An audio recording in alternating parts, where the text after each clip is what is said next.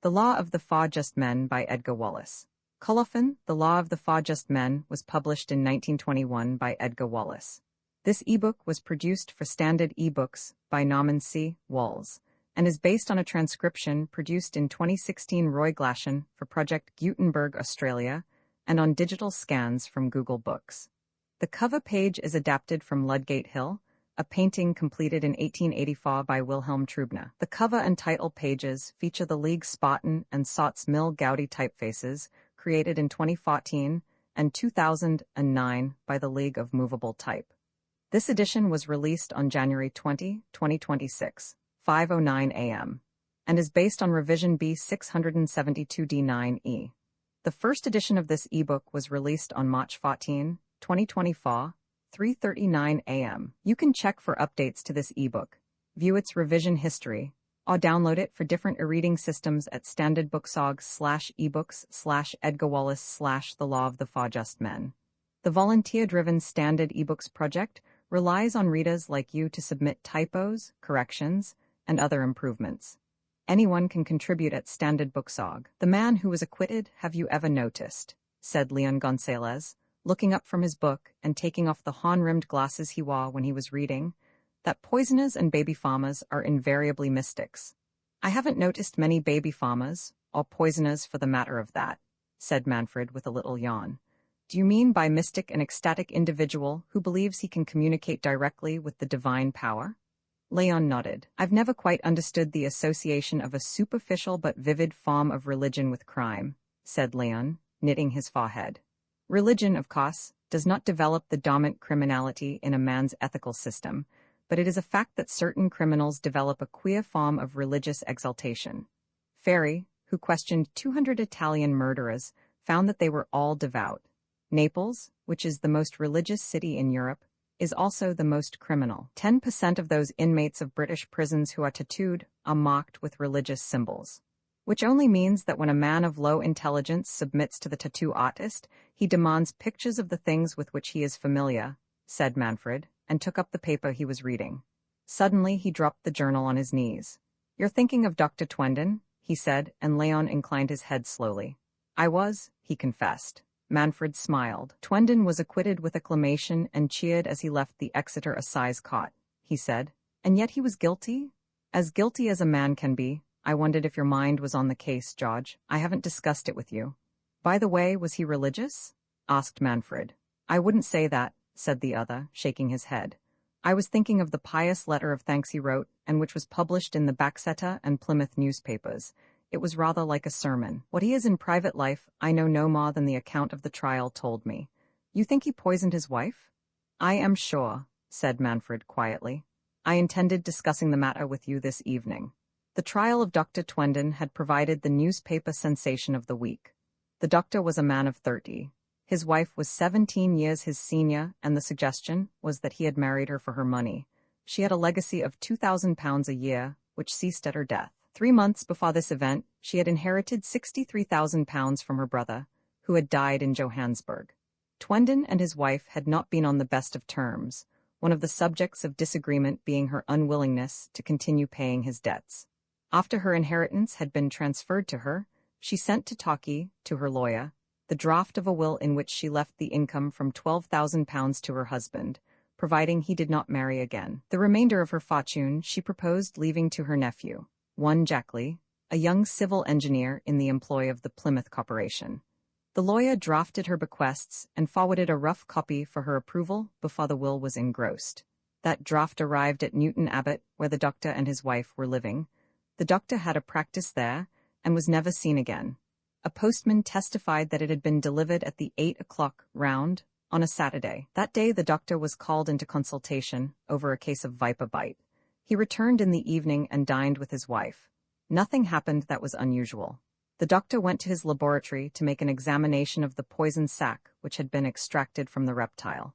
In the morning, Mrs. Twenden was very ill, showed symptoms which could be likened to blood poisoning, and died the same night. It was found that in her arm was a small puncture such as might be made by a hypodermic needle. Such a needle as, of course, the doctor possessed. He had in fact 10. Suspicion fell upon him immediately. He had not summoned any further assistance besides that which he could give, until all hope of saving the unfortunate woman had gone. It was afterwards proved that the poison from which the woman had died was snake venom. In his favor was the fact that no trace of the poison was found in either of the 3 syringes or the 10 needles in his possession. It was his practice, and this the servants and another doctor who had ordered the treatment testified, to give his wife a subcutaneous injection of a new serum for her rheumatism. This he performed twice a week, and on the Saturday the treatment was due. He was tried and acquitted. Between the hour of his arrest and his release, he had acquired the popularity which accumulates about the personality of successful politicians and good-looking murderers, and he had been carried from the Sessions House shoulder high through a mob of cheering admirers, who had discovered nothing admirable in his character, and were not even aware of his existence, till the iron hand of the law closed upon his arm. Possibly the enthusiasm of the crowd was fanned to its high temperature by the announcement the accused man had made in the dock. He had defended himself. Whether I am convicted or acquitted, not 1 penny of my dear wife's money will I touch. I intend disposing of this accursed fortune to the poor of the country. I, for my part, shall leave this land for a distant shore, and in a strange land, amidst strangers, I will cherish the memory of my dear wife, my partner and my friend. Here the doctor broke down. A distant shore, said Manfred, recalling the prisoner's passionate words. You can do a lot with £63,000 on a distant shore. The eyes of Leon danced with suppressed merriment. It grieves me, George, to hear such cynicism. Have you forgotten that the poor of Devonshire are even now planning how the money will be spent? Manfred made a noise of contempt and resumed his reading, but his companion had not finished with the subject. I should like to meet Twendon, he said reflectively. Would you care to go to Newton Abbot, George? The town itself is not particularly beautiful, but we are within half an hour's run of our old home at Babbacombe. This time George Manfred put away his paper definitely. It was a particularly wicked crime, he said gravely. I think I agree with you, Leon. I have been thinking of the matter all the morning, and it seems to call for some redress. But, he hesitated, it also calls for some proof. Unless we can secure evidence which did not come before the court, we cannot act on suspicion. Leon nodded. But if we prove it, he said softly, I promise you, Manfred, a most wonderful scheme. That afternoon he called upon his friend, Mr. Fair of Scotland Yard, and when the commissioner heard his request, he was less surprised than amused. I was wondering how long it would be before you wanted to see our prisons, senor, he said. I can arrange that with the commissioners. What prison would you like to see? I wish to see a typical county prison, said Leon. What about Baxeta? Baxeta, said the other in surprise. That's rather a long way from London. It doesn't differ very materially from Wandsworth, which is a few miles from this building, or Pentonville, which is our headquarters prison. I prefer Baxeta, said Leon. The fact is I am going to the Devonshire coast, and I could fill in my time profitably with this inspection. The order was forthcoming on the next day. It was a printed note authorizing the governor of H.M.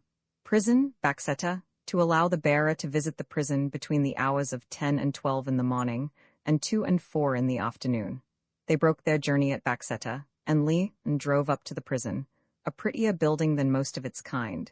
He was received by the deputy governor and a tall, good-looking chief warder, an ex-guardsman who showed him round the 3 wings and through the restricted grounds of the jail. Leon rejoined his companion on the railway station just in time to catch the Plymouth Express, which would carry them to Newton Abbot. A thoroughly satisfactory visit, said Leon. In fact, it is the most amazingly convenient prison I have ever been in. Convenient to get into or convenient to get away from? Asked Manfred. Both, said Leon. They had not engaged rooms at either of the hotels. Leon had decided, if it was possible, to get lodgings near to the scene of the tragedy, and in this he was successful. 3 houses removed from the corner house, where Dr. Twendon was in residence, he discovered furnished lodgings were to let. A kindly, rosy-faced Devonshire woman was the landlady, and they were the only tenants, her husband being a gunner on one of His Majesty's ships, and he was at sea. She showed them a bright sitting room and 2 bedrooms on the same floor. Manfred ordered tea, and when the door closed on the woman, he turned to behold Leon standing by the window, gazing intently at the palm of his left hand, which was enclosed, as was the other, in a grey silk glove. Manfred laughed. I don't usually make comments on our attire, my dear Leon, he said, and remembering your continental origin, it is remarkable that you commit so few errors in dress, from an Englishman's point of view, he added. It's queer, isn't it, said Leon, still looking at his palm. But I've never seen you wearing silk gloves before, Manfred went on curiously. In Spain it is not unusual to wear cotton gloves or even silk. The finest silk, murmured Leon, and I cannot bend my hand in it. Is that why you've been carrying it in your pocket? Said Manfred in surprise, and Gonzalez nodded. I cannot bend my hand in it, he said, because in the palm of my hand is a stiff copper plate, and on that plate is half an inch thickness of plastic clay of a peculiarly fine texture. I see, said Manfred slowly. I love Baxeter prison, said Leon, and the deputy governor is a dear young man. His joy in my surprise and interest when he showed me the cells was delightful to see. He even let me examine the master key of the prison, which naturally he carried, and if, catching and holding his eye, I pressed the business end of the key against the palm of my gloved hand, why it was done in a second, my dear George, and there was nothing left on the key to show him the unfair advantage I had taken. He had taken a pair of folding scissors from his pocket and dexterously had opened them, and was soon cutting away the silk palm of the glove. How wonderful, said I, and that is the master key. And so we went on to see the punishment cell, and the garden, and the little unkempt graves where the dead men lie who have broken the law, and all the time I had to keep my hand in my pocket, for fear I'd knock against something and spoil the impression. Here it is. The underside of the palm had evidently been specially prepared for the silk came off easily, leaving a thin gray slab of slate-colored clay in the center of which was clearly the impression of a key. The little hole at the side is where you dug the point of the key to get the diameter, said Manfred, and Leon nodded. This is the master key of Baxeter jail, my dear Manfred, he said with a smile as he laid it upon the table. With this I could walk in. No, I couldn't. He stopped suddenly and bit his lip. You are colossal, said Manfred admiringly. Aren't I? Said Leon with a wry face. Do you know there is one door we can't open? What is that? The big gates outside. They can only be opened from the inside. He laid his hat carefully over the clay mold when the landlady came in with the tray. Leon sipped his tea, staring vacantly at the lurid wallpaper, and Manfred did nor interrupt his thoughts. Leon Gonzalez had ever been the schemer of the Just Men, and he had developed each particular of his plan as though it were a story he was telling himself. His extraordinary imagination enabled him to foresee every contingency. Manfred had often said that the making of the plan gave Leon as much pleasure as its successful consummation. What a stupid idiot I am, he said at last. I didn't realize that there was no keyhole in the main gate of a prison, except of course Dartmoor. Again he relapsed into silent contemplation of the wall, a silence broken by cryptic mutterings. I send the wire, it must come of course, from London. They would send down if the wire was strong enough. It must be 5 men, no 5 could go into a taxi, 6 if the door of the van is locked, but it won't be. If it fails then I could try the next night. What on earth are you talking about? Asked Manfred good-humoredly. Leon woke with a start from his reverie. We must first prove that this fellow is guilty, he said, and we'll have to start on that job tonight. I wonder if our good landlady has a garden. The good landlady had one. It stretched out for 200 yards at the back of the house, and Leon made a survey and was satisfied. The doctor's place? He asked innocently as the landlady pointed out this object of interest. Not the man who was tried at Baxeter? The very man, said the woman triumphantly. I tell you, it caused a bit of a sensation round here. Do you think he was innocent?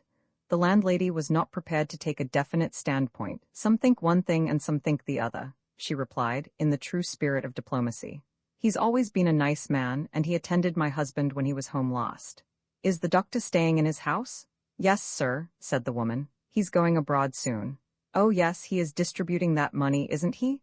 I read something about it in the newspapers. The poor are to benefit, are they not? The landlady sniffed. I hope they get it, she said significantly. Which means that you don't think they will, smiled Manfred, strolling back from an inspection of her early chrysanthemums. They may, said the cautious landlady, but nothing has happened yet.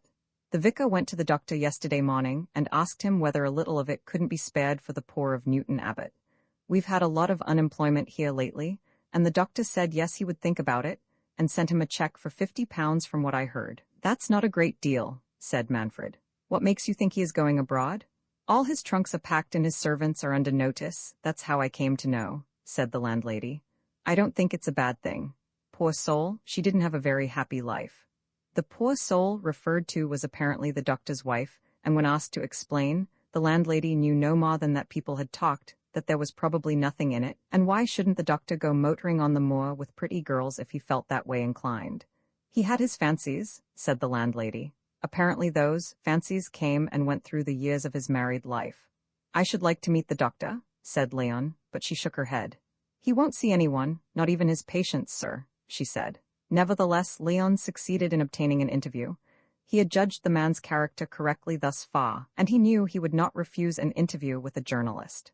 The servant took Leon's name, closing the front door in his face while she went to see the doctor, and when she came back, it was to invite him in. He found the medical gentleman in his study, and the dismantled condition of the room supported Mrs. Martin's statement that he was leaving the town at an early date. He was in fact engaged in destroying old business letters and bills when Leon arrived. Come in, grumbled the doctor. I suppose if I didn't see you, you'd invent something about me. Now what do you want? He was a good-looking young man with regular features, a carefully trimmed black mustache and tiny black side whiskers. Light blue eyes I do not like, said Leon to himself, and I should like to see you without a mustache. I've been sent down from London to ask to what charities you are distributing your wife's money, Dr. Twendon, said Leon, with the brisk and even rude directness of a London reporter. The doctor's lips curled. The least they can do is to give me a chance to make up my mind, he said. The fact is, I've got to go abroad on business, and whilst I'm away, I shall carefully consider the merits of the various charity organizations of Devon to discover which are the most worthy and how the money is to be distributed. Suppose you don't come back again? Asked Leon cruelly. I mean, anything might happen. The ship may sink or the train smash. What happens to the money then? That is entirely my affair, said the doctor stiffly, and closing his eyes, arched his eyebrows for a second as he spoke. I really don't wish to reopen this matter. I've had some very charming letters from the public, but I've had abusive ones too. I had one this morning saying that it was a pity that the four just men were not in existence. The four just men? He smiled contemptuously, as though I should have cared a snap of my fingers for that kind of cattle. Leon smiled too. Perhaps it would be more convenient if I saw you tonight, he suggested. The doctor shook his head. I'm to be the guest of honor of a few friends of mine, he said, with a queer air of importance, and I shan't be back until 11:30 at the earliest. Where is the dinner to be held? That might make an interesting item of news, said Leon. It's to be held at the Lion Hotel. You can say that Sir John Murden is in the chair, and that Lord Tusborough has promised to attend. I can give you the list of the people who will be there. The dinner engagement is a genuine one, thought Leon with satisfaction. The list was forthcoming, and pocketing the paper with due reverence, Gonzalez bowed himself out. From his bedroom window that evening he watched the doctor, splendidly arrayed, enter a taxi and drive away. A quarter of an hour later the servant, whom Leon had seen, came out pulling on her gloves. Gonzalez watched her for a good quarter of an hour, during which time she stood at the corner of the street. She was obviously waiting for something or somebody. What it was he saw. The talkie bus passed by, stopped, and she mounted it. After dinner he had a talk with the landlady and brought the conversation back to the doctor's house. I suppose it requires a lot of servants to keep a big house like that going. He's only got one now. Sir, Millie Brown, who lives in Talkie. She is leaving on Saturday. The cook left last week. The doctor has all his meals at the hotel. He left Manfred to talk to the landlady, and Manfred could be very entertaining.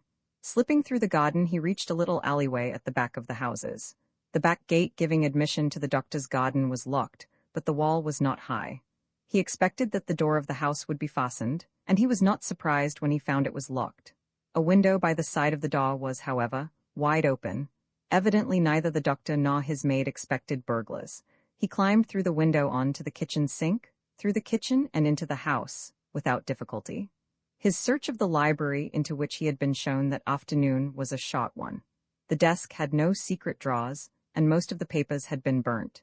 The ashes overflowed the grate on to the tiled hearth. The little laboratory, which had evidently been a creamery when the house was in former occupation, yielded nothing, nor did any of the rooms. He had not expected that in this one search he would make a discovery, remembering that the police had probably ransacked the house after the doctor's arrest and had practically been in occupation ever since.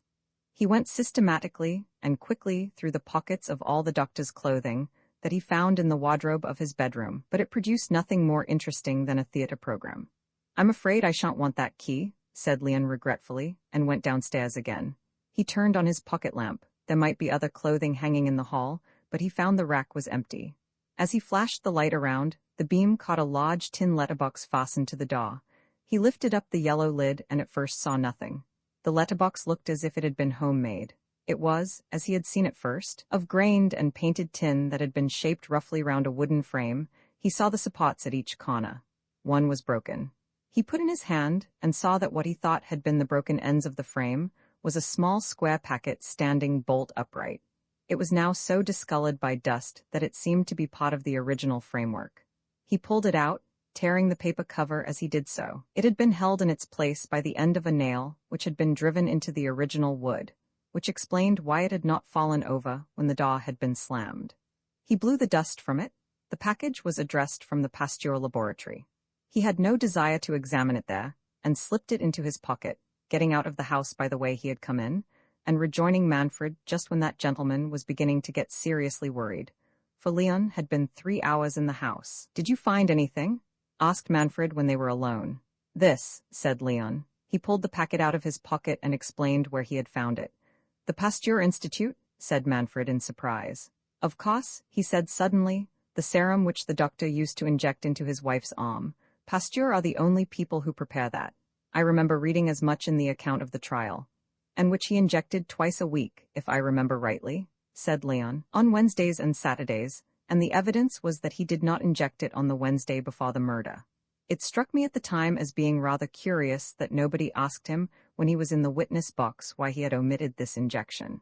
He cut along the paper and pulled it apart. Inside was an oblong wooden box, about which was wrapped a letter. It bore the heading of the laboratory, directions, and was in French. "Sir," it began, "we dispatch to you immediately the serum number 47 which you desire, and we regret that through the fault of a subordinate, this was not sent you last week. We received your telegram today that you are entirely without serum, and we will endeavor to expedite the delivery of this." "Entirely without serum," repeated Gonzalez. He took up the wrapping paper and examined the stamp. "Paris, the 14th September, he said, "and here's the receiving stamp. Newton Abbot, the 16th September, 7 a.m. He frowned. "This was pushed through the letterbox on the morning of the 16th, he said slowly. "Mrs. Twendon was injected on the evening of the 15th.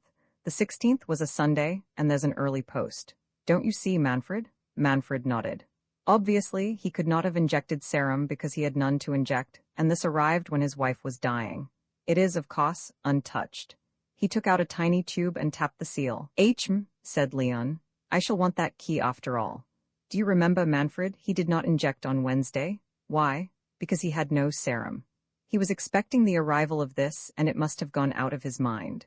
Probably we shall discover that the postman knocked and getting no answer on the Sunday morning, pushed the little package through the letterbox, where by accident it must have fallen into the corner where I discovered it." He put down the paper and drew a long breath. "And now I think I will get to work on that key," he said. 2 days later Manfred came in with news. "Where is my friend?" Mrs. Martin, the landlady, smiled largely. "The gentleman is working in the greenhouse, sir. I thought he was joking the other day when he asked if he could put up a vise on the potting bench, but, Lord, he's been busy ever since. He's inventing a new carburetor," said Manfred, devoutly hoping that the lady had no knowledge of the internal combustion engine. "He's working hard, too, sir. He came out to get a breath of air just now, and I never saw a gentleman perspire so. He seems to be working with that file all the day." "You mustn't interrupt him," began Manfred. "I shouldn't dream of doing it," said the landlady indignantly. Manfred made his way to the garden, and his friend, who saw him coming, the greenhouse made an ideal workshop for Leon, for he could watch his landlady's approach and conceal the key he had been filing for 3 days, walked to meet him. "He is leaving today, or rather tonight," said Manfred. "He's going to Plymouth, there he will catch the Holland-American boat to New York." "Tonight?" said Leon in surprise. "That cuts me rather fine. By what train?" "That I don't know," said Manfred. "You're sure?" Manfred nodded. "He's giving it out that he's leaving tomorrow and is slipping away tonight. I don't think he wants people to know of his departure. I discovered it through an indiscretion of the worthy doctor's. I was in the post office when he was sending a wire. He had his pocketbook open on the counter, and I saw some labels peeping out. I knew they were steamship labels, and I glimpsed the printed word Rotterdam, looked up the newspapers, and saw that the Rotterdam was leaving tomorrow. When I heard that he had told people that he was leaving Newton Abbot tomorrow, I was certain." "That's all to the good," said Leon. George, we're going to achieve the crowning deed of our lives. I say we, but I'm afraid I must do this alone, though you have a very important role to play." He chuckled softly and rubbed his hands. Like every other clever criminal, he has made one of the most stupid of blunders. He has inherited his wife's money under an old will, which left him all her possessions, with the exception of £2,000 which she had on deposit at the bank, and this went to her nephew, the Plymouth engineer. In his greed, Twendon is pretty certain to have forgotten this legacy. He's got all the money in a Torquay bank. It was transferred from Newton Abbot a few days ago, and was the talk of the town. Go to Plymouth, interview young Jackley, see his lawyer, if he has one, or any lawyer if he hasn't, and if the £2,000 has not been paid, get him to apply for a warrant for Twendon's arrest. He is an absconding trustee under those circumstances, and the justices will grant the warrant if they know the man is leaving by the Rotterdam tomorrow. "If you were an ordinary man, Leon," said Manfred, "I should think that your revenge was a little inadequate." "It will not be that," said Leon quietly. At 9:30, Dr. Twendon, with his coat collar turned up and the brim of a felt hat hiding the upper part of his face, was entering a first-class carriage at Newton Abbot, when the local detective sergeant whom he knew tapped him on the shoulder. "I want you, doctor." "Why, sergeant?" demanded the doctor, suddenly white. "I have a warrant for your arrest," said the officer. When the charge was read over to the man at the police station, he raved like a lunatic. "I'll give you the money now. I must go tonight. I'm leaving for America tomorrow." "So I gather," said the inspector dryly. "That is why you're arrested, doctor." And they locked him in the cells for the night. The next morning he was brought before the justices. Evidence was taken, the young nephew from Plymouth made his statement, and the justices conferred. "There is prima facie evidence here of intention to defraud, Dr. Twendon," said the chairman at last. "You are arrested with a very large sum of money and letters of credit in your possession, and it seems clear that it was your intention to leave the country. Under those circumstances, we have no other course to follow, but commit you to take your trial at the forthcoming session." "But I can have bail. I insist upon that," said the doctor furiously. "There will be no bail," was the sharp reply, and that afternoon he was removed by taxicab to Baxeter prison. The sessions were for the following week, and the doctor again fumed in that very prison from which he had emerged, if not with credit, at least without disaster. On the second day of his incarceration, the governor of Baxeter jail received a message. 6 star men transferred to you will arrive at Baxeter station 10:15. Arrange for prison van to meet. It was signed, "Imprison," which is the telegraphic address of the prison commissioner. It happened that just about then, there had been a mutiny in one of the London prisons, and the deputy governor, beyond expressing his surprise as to the lateness of the hour, arranged for the prison van to be at Baxeter station yard to meet the batch of transfers. The 10:15 from London drew into the station, and the warders waiting on the platform walked slowly down the train looking for a carriage with drawn blinds. But there were no prisoners on the train, and there was no other train due until 4 o'clock in the morning. "They must have missed it," said one of the warders. "All right, Jerry," this to the driver. He slammed the door of the Black Maria, which had been left open, and the van lumbered out of the station yard. Slowly up the slope and through the black prison gates. The van turned through another gate to the left, a gate set at right angles to the first, and stopped before the open doors of a brick shed isolated from the prison. The driver grumbled as he descended and unharnessed his horses. "I shan't put the van in the shed tonight," he said. "Perhaps you'll get some of the prisoners to do it tomorrow." "That will be all right," said the warder, anxious to get away. The horses went clopping from the place of servitude, there was a snap of locks as the gates were closed, and then silence. So far all was well from one man's point of view. A roaring southwester was blowing down from Dartmoor round the angles of the prison and wailing through the dark, deserted yard. Suddenly there was a gentle crack, and the door of the Black Maria opened. Leon had discovered that his key could not open yet another door. He had slipped into the prison van when the warders were searching the train, and had found some difficulty in getting out again. No men were coming from London, as he knew, but he was desperately in need of that Black Maria. It had piloted him to the very spot he wished to go. He listened. There was no sound save the wind, and he walked cautiously to a little glass-covered building and plied his master key. The lock turned, and he was inside a small recess where the prisoners were photographed. Through another door, and he was in a storeroom. Beyond that lay the prison wards. He had questioned wisely and knew where the remand cells were to be found. A patrol would pass soon, he thought, looking at his watch, and he waited till he heard footsteps go by the door. The patrol would now be traversing a wing at right angles to the ward, and he opened the door and stepped into the deserted hall. He heard the feet of the patrol man receding and went softly up a flight of iron stairs to the floor above and along the cell doors. Presently he saw the man he wanted. His key went noiselessly into the cell door and turned. Dr. Twendon blinked up at him from his wooden bed. "Get up," whispered Gonzalez, and turn round. Numbly the doctor obeyed. Leon strapped his hands behind him and took him by the arm, stopping to lock the cell door. Out through the storeroom into the little glass place, then before the doctor knew what had happened, he slipped a large silk handkerchief over his mouth. "Can you hear me?" The man nodded. "Can you feel that?" That was a something sharp that stabbed his left arm. He tried to wriggle his arm away. "You will recognize the value of a hypodermic syringe, you better than any," said the voice of Gonzalez in his ear. "You murdered an innocent woman, and you evaded the law. A few days ago you spoke of the 4 just men. I am one of them." The man stared into the darkness at a face he could not see. "The law missed you, but we have not missed you. Can you understand?" The head nodded more slowly now. Leon released his grip of the man's arm and felt him slipping to the floor. There he lay, whilst Gonzalez went into the shed, pulled up the 2 traps that hung straightly in the pit until they clicked together, and slipped the end of the rope he had wound round his waist over the beam. Then he went back to the unconscious man. In the morning, when the Waters came to the coach house, which was also the execution shed, they saw a taut rope. The track was open, and a man was at the end of the rope, very still. A man who had escaped the gallows of the law, but had died at the hands of justice. The man who was happy on a pleasant evening in early summer. Leon Gonzalez descended from the top of a motor omnibus at Piccadilly Circus and, walking briskly down the Haymarket, turned into Jermyn Street, apparently oblivious of the fact that somebody was following on his heels. Manfred looked up from his writing as his friend came in, and nodded smilingly as Leon took off his light overcoat and made his way to the window overlooking the street. "What are you searching for so anxiously, Leon?" he asked. "Jean Prothero of 75 Barside Buildings, Lambeth," said Leon, not taking his eyes from the street below. "Ah, there he is, the industrious fellow.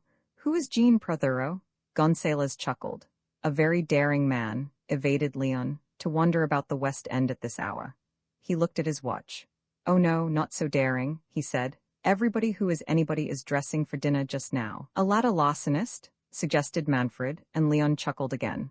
"Nothing so vulgar," he said. "By ladder larcenist, I presume you mean the type of petty thief who puts a ladder against a bedroom window whilst the family are busy at dinner downstairs and makes off with the odd scraps of jewelry he can find?" Manfred nodded. "That is the official description of this type of criminal," he agreed. Leon shook his head. "No, Mr. Prothero is interesting," he said. "Interesting for quite another reason. In the first place, he is a bald-headed criminal, or potential criminal, and as you know, my dear George, criminals are rarely bald. They are cross-haired, and they are thin-haired. They have such personal eccentricities as parting their hair on the wrong side, but they are seldom bald. The dome of Mr. Prothero's head is wholly innocent of hair of any kind. He's the second mate of a tramp steamer engaged in the fruit trade between the Canary Islands and Southampton. He has a very pretty girl for a wife and, curiously enough, a ladder larcenist for a brother-in-law, and I have excited his suspicion quite unwittingly. Incidentally," he added as though it were a careless afterthought, "he knows that I am one of the 4 just men." Manfred was silent. Then, "How does he know that?" he asked quietly. Leon had taken off his coat and had slipped his arms into a faded alpaca jacket. He did not reply until he had rolled and lit an untidy Spanish cigarette. "Years ago, when there was a hue and cry after that pernicious organization, whose name I have mentioned, an organization which, in its humble way, endeavored to right the injustice of the world, and to mete out to evildoers the punishment which the ponderous machinery of the law could not inflict, you were arrested, my dear George, and consigned to Chelmsford jail. From there, you made a miraculous escape, and on reaching the coast you and I and Powicott were taken aboard the yacht of our excellent friend the Prince of the Asturias, who honored us by acting as the 4th of our combination." Manfred nodded. "On that ship was Mr. Jean Prothero," said Leon. "How he came to be on the yacht of His Serene Highness I will explain at a later stage, but assuredly he was there. I never forget faces, George, but unfortunately I am not singular in this respect. Mr. Prothero remembered me, and seeing me in Barside Buildings." "What were you doing in Barside Buildings?" asked Manfred with a faint smile. "In Barside Buildings," replied Leon impressively, Are two men unknown to one another, both criminals and both colorblind. Manfred put down his pen and turned, prepared for a lecture on criminal statistics, for he had noticed the enthusiasm in Gonzalez's voice. By means of these two men, said Leon joyously, I am able to refute the perfectly absurd theories, which both Mantegazza and Schemel have expounded, namely, that criminals are never colorblind. The truth is, my dear George, both these men have been engaged in crime since their early youth. Both have served terms of imprisonment, and what is more important, their fathers were colorblind and criminals. Well, what about Mr. Prothero? Said Manfred, tactfully interrupting what promised to be an exhaustive disquisition upon optical defects in relation to congenital lawlessness. One of my subjects is Prothero's brother-in-law, or rather, half-brother to Mrs. Prothero, her own father having been a blameless carpenter, and lives in the flat overhead. These flats are just tiny dwelling places consisting of 2 rooms and a kitchen. The builders of Lambeth tenements do not allow for the luxury of a bathroom. In this way, I came to meet Mrs. Prothero, whilst overcoming the reluctance of her brother to talk about himself. And you met Prothero too, I presume, said Manfred patiently. No, I didn't meet him, except by accident. He passed on the stairs and I saw him give me a swift glance. His face was in the shadow and I did not recognize him until our second meeting, which was today. He followed me home. As a matter of fact, he added, I have an idea that he followed me yesterday and only came today to confirm my place of residence. You're a rum fellow, said Manfred. Maybe I'll be rummer, smiled Leon. Everything depends now, he said thoughtfully, upon whether Prothero thinks that I recognized him. If he does, Leon shrugged his shoulders. Not for the first time have I fenced with death and overcome him, he said lightly. Manfred was not deceived by the flippancy of his friend's tone. As bad as that, eh? He said, and more dangerous for him, I think, he added quietly. I do not like the idea of killing a man because he has recognized us.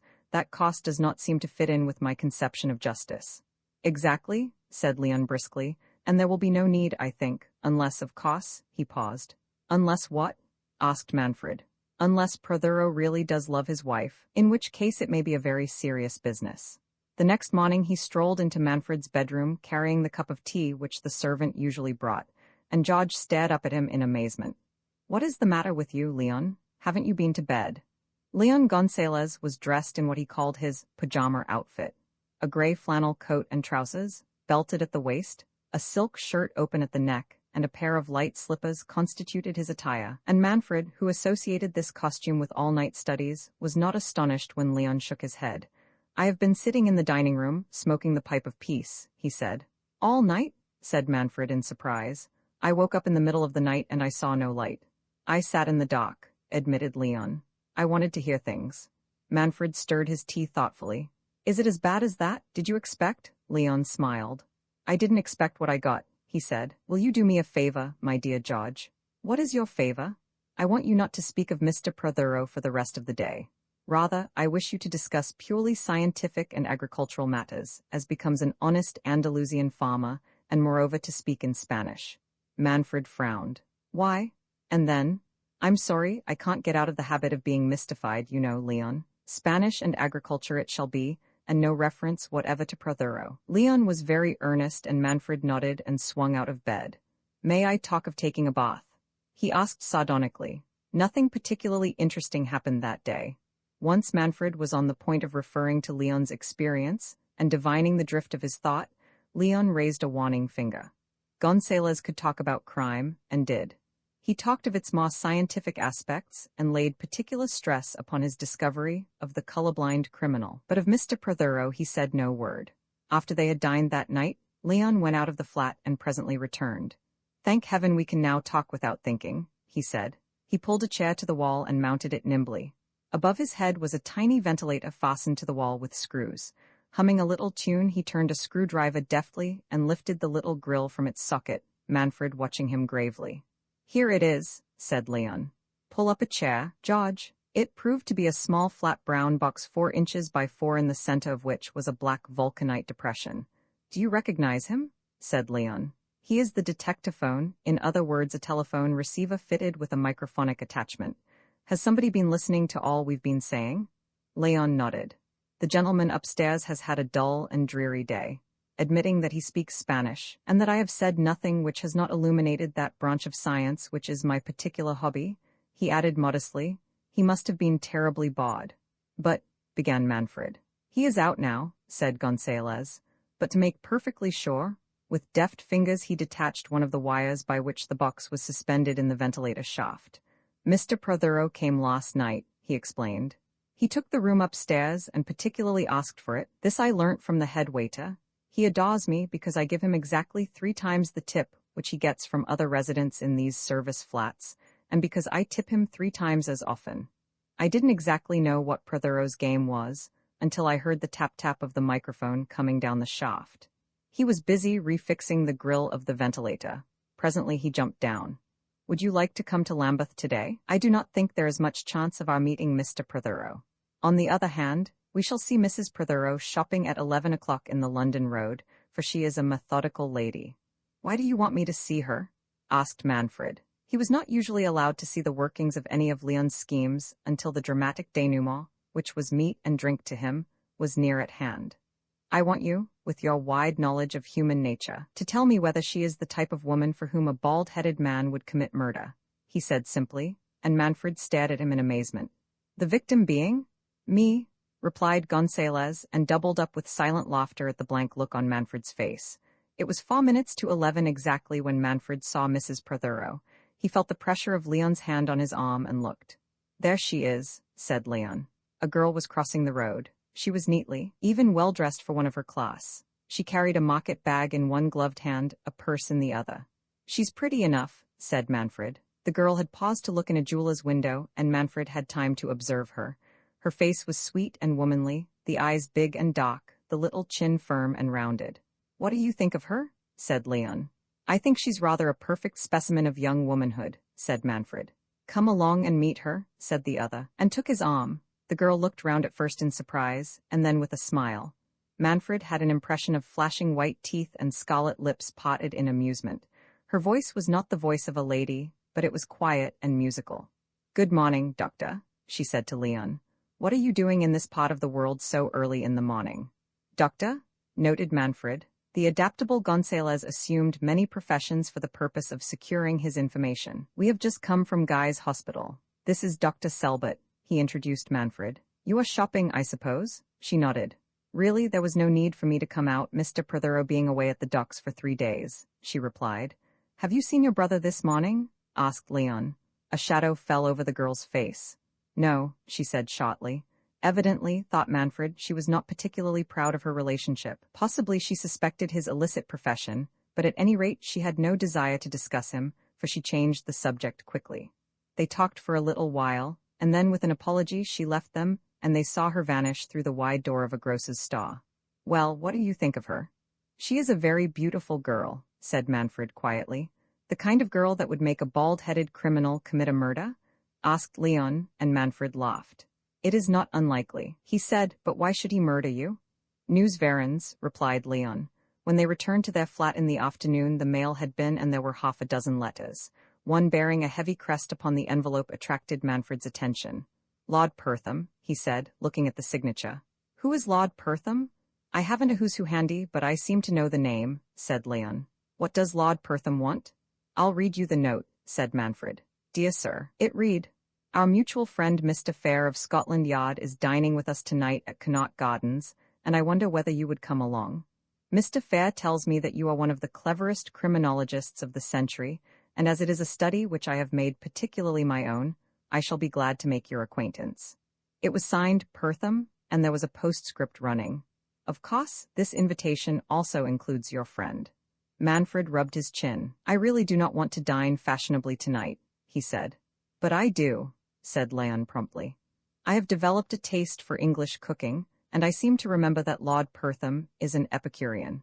Promptly at the hour of 8, they presented themselves at the big house standing at the corner of Connaught Gardens, and were admitted by a footman who took their hats and coats, and showed them into a large and gloomy drawing-room. A man was standing with his back to the fire, a tall man of 50 with a mane of grey hair that gave him an almost leonine appearance. He came quickly to meet them. Which is Mr. Fuentes? He asked, speaking in English. I am Señor Fuentes, replied Manfred with a smile, but it is my friend who is the criminologist. Delighted to meet you both, but I have an apology to make to you, he said, speaking hurriedly. By some mischance, the stupidity of one of my men, the letter addressed to Fair was not posted. I only discovered it half an hour ago. I hope you don't mind. Manfred murmured something conventional, and then the door opened to admit a lady. I want to present you to her ladyship, said Lord Pertham.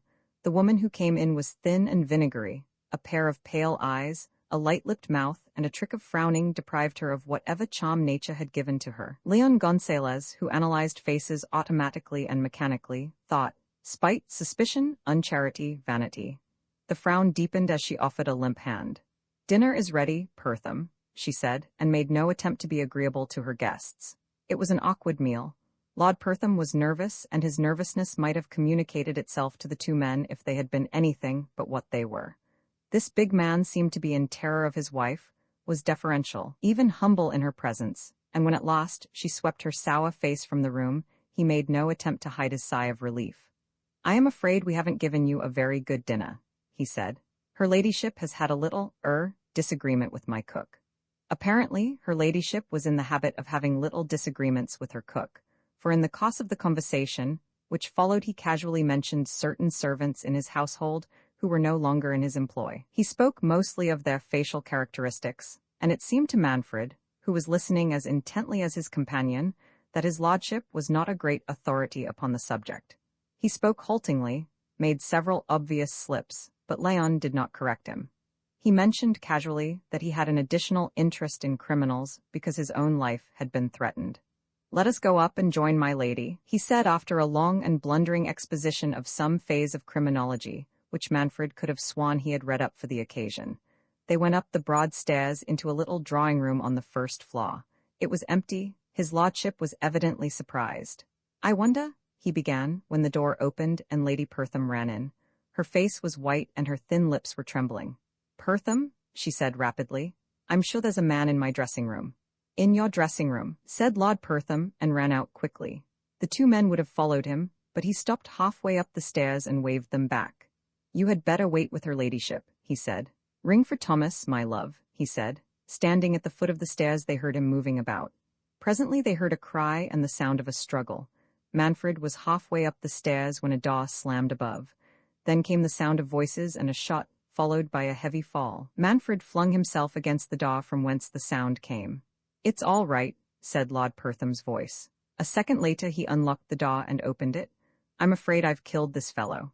The smoking revolver was still in his hand. In the middle of the floor lay a poorly dressed man, and his blood stained the pearl-gray carpet. Gonzalez walked quickly to the body and turned it over. At the first sight he knew that the man was dead. He looked long and earnestly in his face, and Lord Pertham said, Do you know him? I think so, said Gonzalez quietly. He is my color-blind criminal, for he had recognized the brother of Mrs. Prothero. They walked home to their lodgings that night, leaving Lord Pertham closeted with a detective inspector and Lady Pertham in hysterics.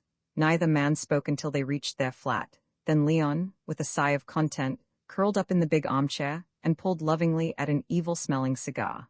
Leon, he took no notice. Leon shifted his head round and met George's eye. Did anything about that shooting tonight strike you as peculiar? Several things, said Leon. Such as the oddness of the fate that took Slippery Bill, that was the name of my burglar, to Lord Pertham's house.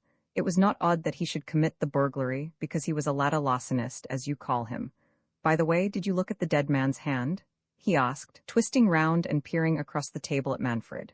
No, I didn't, said the other in surprise. What a pity, you would have thought it still more peculiar. What are the things you were thinking of? I was wondering why Lord Pertham carried a revolver. He must have had it in his pocket at dinner. That is easily explained, said Gonzalez. Don't you remember his telling us that his life had been threatened in anonymous letters? Manfred nodded. I had forgotten that, he said. But who locked the door? The burglar, of course, said Leon and smiled. And by that smile Manfred knew that he was prevaricating. And talking of locked doors, he went into his room and returned with two little instruments that looked like the gongs of electric bells, except that there was a prong sticking up from each. He locked the sitting-room door and placed one of these articles on the floor, sticking the spike into the bottom of the door so that it was impossible to open without exercising pressure upon the bell. He tried it, and there was a shrill peal. That's all right, he said, and turned to examine the windows. Are you expecting burglars? I am rather, said Leon, and really I cannot afford to lose my sleep. Not satisfied with the fastening of the window, he pushed in a little wedge and performed the same office to the second of the windows looking upon the street. Another door, leading to Manfred's room from the passage without, he treated as he had served the first. In the middle of the night there was a frantic ring from one of the bells. Manfred leapt out of bed and switched on the light. His own door was fast and he raced into the sitting room, but Gonzalez was there before him examining the little sentinel by the door. The door had been unlocked. He kicked away the alarm with his slippered foot. Come in, Lord Pertham, he said. Let's talk this matter over. There was a momentary silence, then the sound of a slippered foot, and a man came in. He was fully dressed and hatless, and Manfred, seeing the bald head, gasped. Sit down and make yourself at home, and let me relieve you of that lethal weapon you have in your pocket, because this matter can be arranged very amicably, said Leon. It was undoubtedly Lord Pertham, though the great mop of hair had vanished, and Manfred could only stare as Leon's left hand slipped into the pocket of the midnight visitor and drew forth a revolver which he placed carefully on the mantel-shelf. Lord Pertham sank into a chair and covered his face with his hands. For a while the silence was unbroken. You may remember the Honorable George Fienside, began Leon, and Manfred started. Fienside? Why, he was on the prince's yacht. He was on the prince's yacht, agreed Gonzalez, and we thoroughly believed that he did not associate us with escaping malefactors, but apparently he knew us for the four just men.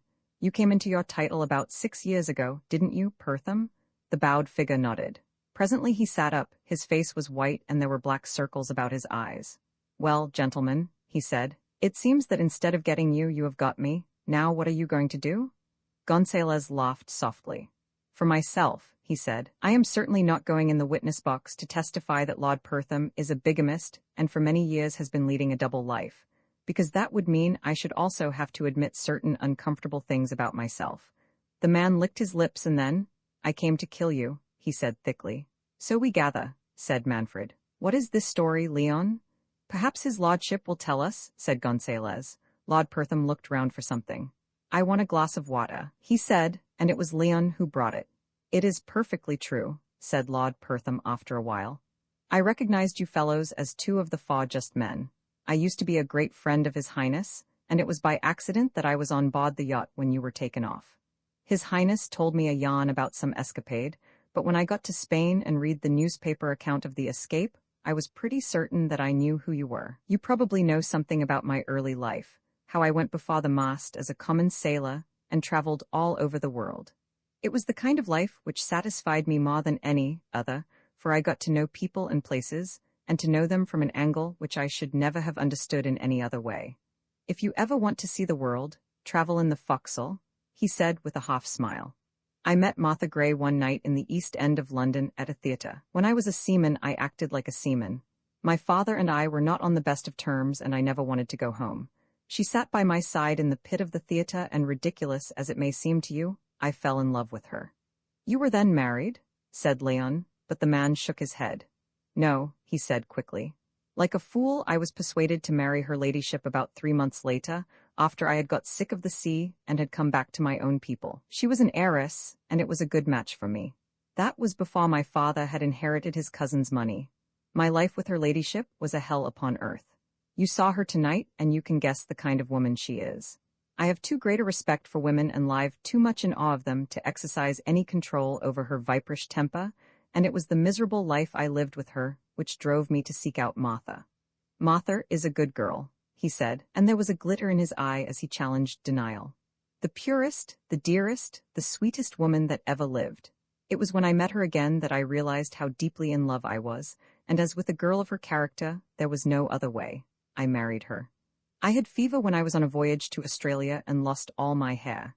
That was long before I met Martha.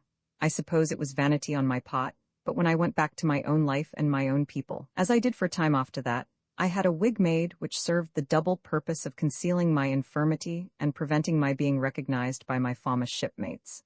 As the little hair I had gone gray, I had the wig grayed too, had it made large and poetical. He smiled sadly, to make my disguise more complete. Martha didn't mind my bald head. God bless her, he said softly. And my life with her has been a complete and unbroken period of happiness. I have to leave her at times to manage my own affairs, and in those times I pretend to be at sea, just as I used to pretend to her ladyship that business affairs called me to America to explain my absence from her. The man you shot was Martha's half-brother, of course, said Gonzalez, and Lord Pertham nodded. It was just ill luck which brought him to my house, he said. Sheer bad luck. In the struggle my wig came off, he recognized me and I shot him, he said simply. I shot him deliberately and in cold blood, not only because he threatened to wreck my happiness, but because for years he has terrorized his sister and has been living on her poor earnings. Gonzalez nodded. I saw gray hair in his hands and I guessed what had happened, he said. Now what are you going to do? Asked the Earl of Pertham. Leon was smoking now. What are you going to do? He asked in retort. Perhaps you would like me to tell you? I should, said the man earnestly. You are going to take your bigamous wife abroad just as soon as this inquest is over, and you are going to wait a reasonable time and then persuade your wife to get a divorce. After which you will marry your Mrs. Prothero in your own name, said Gonzalez. Leon, said Manfred after Fiancide had gone back to the room above, the room he had taken in the hope of discovering how much Gonzalez knew. I think you are a thoroughly unmoral person. Suppose Lady Pertham does not divorce his lordship? Leon laughed. There is really no need for her to divorce Lord Pertham, he said, for his lordship told us a little lie. He married his Martha first, deserted her and went back to her. I happen to know this because I have already examined both registers, and I know there was a Mrs. Prothero before there was a Lady Pertham. You're a wonderful fellow, Leon, said Manfred admiringly. I am, admitted Leon Gonzalez. The man who was plucked on Sunday night Marthouse Club is always crowded with the smartest of the smart people who remain in town over the weekend. Marthouse Club is a place of shaded lights, of white napery, of glittering silver and glass, of exotic flowers, the tables set about the walls framing a parallelogram of shining flaw. Young men and women, and older folks too, can be very happy in Marthouse Club, at a price. It is not the size of the note which Louis, the head waiter, initials, nor the amazing cost of wine, nor the half-a-crown strawberries, that breaks a man. John Eden could have footed the bill for all he ate or drank or smoked in Marthouse, and in truth the club was as innocent as it was gay. A pack of cards had never been found within its portals. Louis knew every face and the history behind the face, and could have told within a few pounds just what was the bank balance of every habitué. He did not know John Eden, who was the newest of members, but he guessed shrewdly. John Eden had danced with a strange girl, which was unusual at Marthouse, for you bring your own dancing partner, and never under any circumstances solicit a dance with a stranger. But Welby was there. Jack knew him slightly, though he had not seen him for years. Welby was the mirror of fashion and apparently a person of some importance. When he came across to him, Jack felt rather like a country cousin. He had been 8 years in South Africa, and he felt rather out of it, but Welby was kindness itself, and then and there insisted upon introducing him to Maggie Vane. A beautiful girl, beautifully gowned, magnificently jeweled. Her pearl necklace cost £20,000.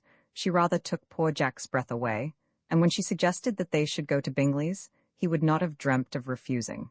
As he passed out through the lobby, Louis, the head waiter, with an apology, brushed a little bit of fluff from his dress coat, and said in a voice, inaudible, save to Jack, don't go to Bingley's, which was of course a preposterous piece of impertinence, and Jack glared at him.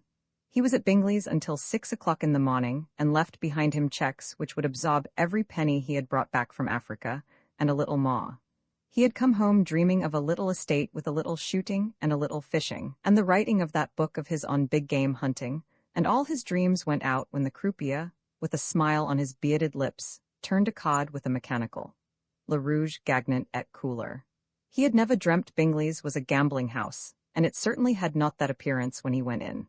It was only when this divine girl introduced him to the inner room, where they played Trentet Quarante, and he saw how high the stakes were running, that he began to feel nervous. He sat by her side at the table and staked modestly and won, and continued to win until he increased his stakes. They were very obliging at Bingley's. They accepted checks and, indeed, had check forms ready to be filled in. Jack Eden came back to the flat he had taken in Jermyn Street, which was immediately above that occupied by Manfred and Leon Gonzalez, and wrote a letter to his brother in India. Manfred heard the shot and woke up. He came out into the sitting room in his pajamas to find Leon already there, looking at the ceiling, the whitewash of which was discolored by a tiny red patch which was growing larger. Manfred went out onto the landing and found the proprietor of the flats in his shirt and trousers, for he had heard the shot from his basement apartment. "I thought it was in your room, sir," he said. "It must be in Mr. Eden's apartment." Going up the stairs, he explained that Mr. Eden was a new arrival in the country. The door of his flat was locked, but the proprietor produced a key which opened it. The lights were burning in the sitting room, and one glance told Manfred the story. A huddled figure was lying across the table, from which the blood was dripping and forming a pool on the floor. Gonzalez handled the man scientifically. "He is not dead," he said. "I doubt if the bullet has touched any vital organ." The man had shot himself in the breast. From the direction of the wound, Gonzalez was fairly sure that the injuries were minor. He applied a first-aid dressing, and together they lifted him onto a sofa. Then, when the wound was dressed, Gonzalez looked round and saw the telltale letter. "Pinna," he said, holding the letter up, "I take it that you do not want to advertise the fact that somebody attempted to commit suicide in one of your flats." "That is the last thing in the world I want," said the flat proprietor fervently. "Then I'm going to put this letter in my pocket. Will you telephone to the hospital and say there has been an accident? Don't talk about suicide. The gentleman has recently come back from South Africa. He was packing his pistol, and it exploded." The man nodded and left the room hurriedly. Gonzalez went to where Eden was lying, and it was at that moment the young man's eyes opened. He looked from Manfred to Gonzalez with a puzzled frown. "My friend," said Leon, in a gentle voice as he leant over the wounded man, "you have had an accident, you understand? You are not fatally injured. In fact, I think your injury is a very slight one. The ambulance will come for you and you will go to a hospital, and I will visit you daily." "Who are you?" whispered the man. "I am a neighbor of yours," smiled Leon. "The letter?" Eden gasped the words and Leon nodded. "I have it in my pocket," he said, "and I will restore it to you when you are recovered. You understand that you have had an accident?" Eden nodded. A quarter of an hour later, the hospital ambulance rolled up to the door, and the would-be suicide was taken away. "Now," said Leon, when they were back in their own room, "we will discover what all this is about," and very calmly he slid open the envelope and read. "What is it?" asked Manfred. "Our young friend came back from South Africa with £7,000, which he had accumulated in 8 years of hard work. He lost it in less than 8 hours at a gambling house, which he does not specify. He has not only lost all the money he has but more, and apparently has given checks to meet his debts." Leon scratched his chin. "That necessitates a further examination of his room. I wonder if the admirable Mr. Pinner will object?" The admirable Mr. Pinner was quite willing that Leon should anticipate the inevitable visit of the police. The search was made, and Leon found a checkbook for which he had been looking, tucked away in the inside pocket of Jack Eden's dress suit, and brought it down to his room. "No names," he said disappointedly. "Just cash on every counterfoil. All, I should imagine, to the same person. He banks with the Third National Bank of South Africa, which has an office in Throgmorton Street." He carefully copied the numbers of the checks. There were 10 in all. "First of all," he said, "as soon as the post office is open, we will send a telegram to the bank stopping the payment of these. Of course he can be sued, but a gambling debt is not recoverable at law, and before that happens, we shall see many developments." The first development came the next afternoon. Leon had given instructions that anybody who called for Mr. Eden was to be shown up to him, and at 3 o'clock came a very smartly dressed young man who aspirated his H's with suspicious emphasis. "Is this Mr. Eden's flat? Is this Mr. Eden's flat?" "No, it isn't," said Gonzalez. "It is the flat of myself and my friend who are acting for Mr. Eden." The visitor frowned suspiciously at Leon. "Acting for him?" he said. "Well, you can perhaps give me a little information about some checks that have been stopped. My governor went to get a special clearance this morning, and the bank refused payment. Does Mr. Eden know all about this?" "Who is your governor?" asked Leon pleasantly. "Mr. Mortimer Byrne." "And his address?" The young man gave it. Mr. Mortimer Byrne was apparently a bill discounter, and had cashed the checks for a number of people who did not want to pass them through their banks. The young man was very emphatic as to the checks being the property of a large number of people, and they all came to Mr. Byrne. "What a singular coincidence," agreed Leon. "I'd rather see Mr. Eden, if you don't mind," said the emissary of Mr. Mortimer Byrne, and his tone was unpleasant. "You cannot see him because he has met with an accident," said Leon. "But I will see your Mr. Byrne." He found Mr. Byrne in a very tiny office in Glasshouse Street. The gentleman's business was not specified either on the door plate or on the painted window, but Leon smelt moneylender the moment he went into his office. The outer office was unoccupied when he entered. It was a tiny dusty cupboard of a place with just room enough to put a diminutive table, and the space was further curtailed by a wooden partition, head-high, which served to exclude the unfortunate person who occupied the room from drafts and immediate observation. A door marked private led to Mr. Burns' Holy of Holies, and from this room came the sound of loud voices. Gonzalez listened. "Come without telephoning, hey? She always comes in the morning, haven't I told you 100 times?" roared one voice. "She doesn't know me," grumbled the other. "She's only got to see your hair." It was at that moment that the young man who called at German Street came out of the room. Gonzalez had a momentary glimpse of two men. One was short and stout, the other was tall, but it was his bright red hair that caught Leon's eye. And then Mr. Burns' clock went back to the room and the voices ceased. When Gonzalez was ushered into the office, only the proprietor of the establishment was visible. Byrne was a stout, bald man, immensely affable. He told Leon the same story as his clock had told. "Now, what is Eden going to do about these checks?" asked Byrne at last. "I don't think he's going to meet them," said Leon gently. "You see, they are gambling debts." "They are checks," interrupted Byrne, "and a check is a check whether it's for a gambling debt or a sack of potatoes." "Is that the law?" asked Leon. "And if it is, will you write me a letter to that effect, in which case you will be paid?" "Certainly I will," said Mr. Byrne. "If that's all you want, I'll write it now." "Proceed," said Leon, but Mr. Byrne did not write the letter. Instead he talked about his lawyers, grew virtuously indignant on the unsportsmanlike character of people who repudiated debts of honor, how he came to be satisfied that the checks represented gambling losses. He did not explain, and ended the interview a little apoplectically. And all the time, Leon was speculating upon the identity of the third man he had seen, and who had evidently left the room through one of the 3 doors which opened from the office. Leon went down the narrow stairs into the street, and as he stepped onto the pavement, a little car drove up and a girl descended. She did not look at him, but brushing past ran up the stairs. She was alone, and had driven her own luxurious coupe. Gonzalez, who was interested, waited till she came out, which was not for 20 minutes, and she was obviously distressed. Leon was curious and interested. He went straight onto the hospital where they had taken Eden, and found the young man sufficiently recovered to be able to talk. His first words betrayed his anxiety and his contrition. "I say, what did you do with that letter?" "I was a fool to, destroyed it," said Leon, which was true. "Now, my young friend, you've got to tell me something. Where was the gambling house to which you went?"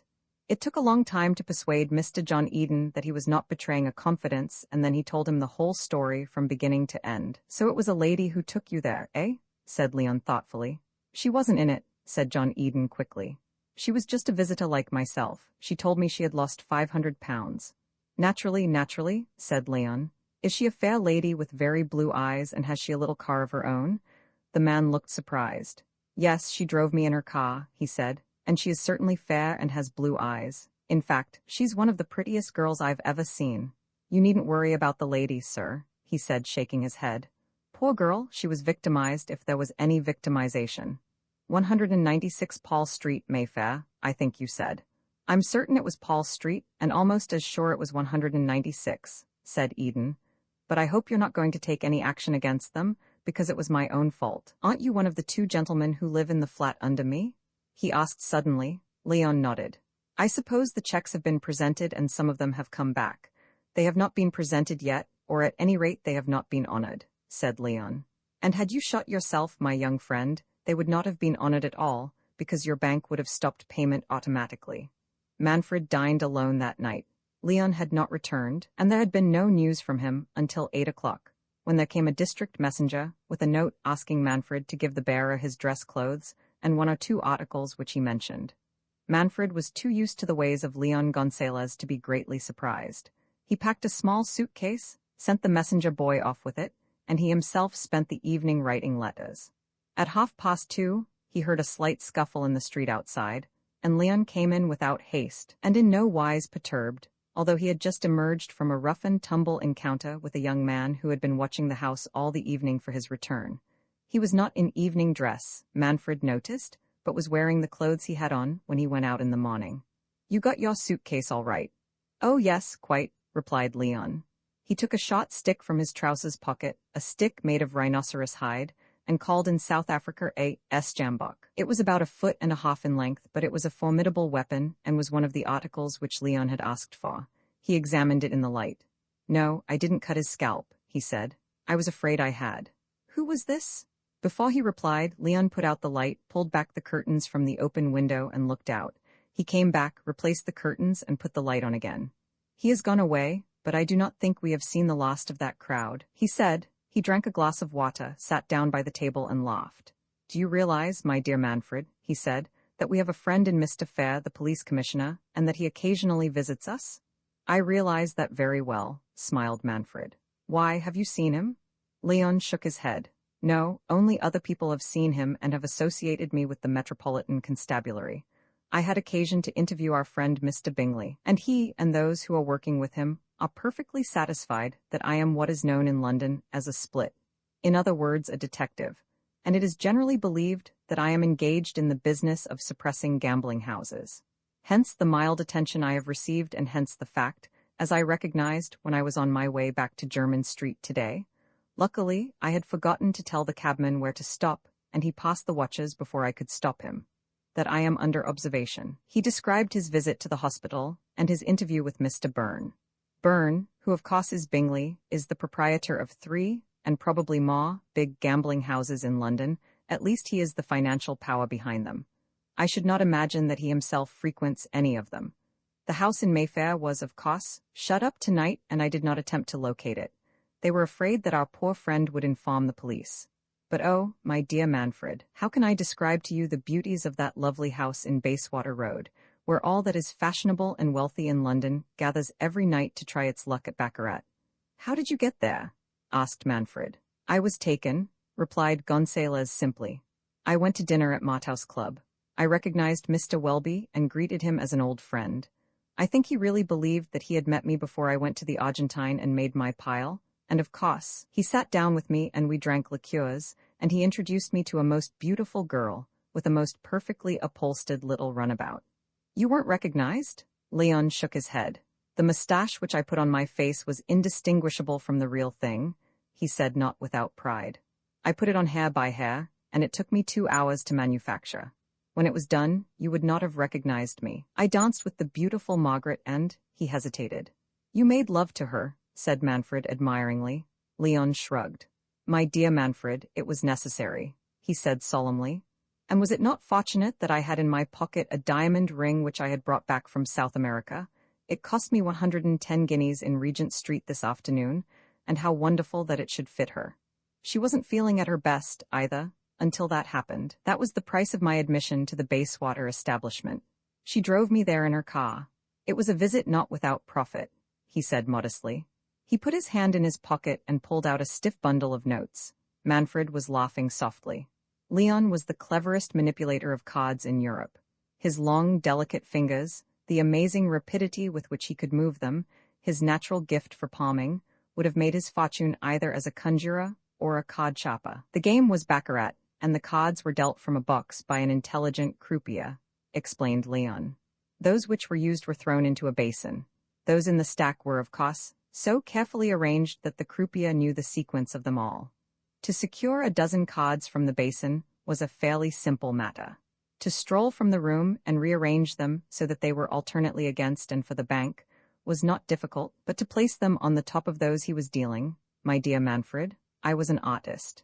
Leon did not explain what form his artistry took, nor how he directed the attention of croupier and company away from the deck for that fraction of a second necessary. The croupier seldom took his hands from the cards, but the results of his enterprise were to be found in the thick stack of notes which lay on the table.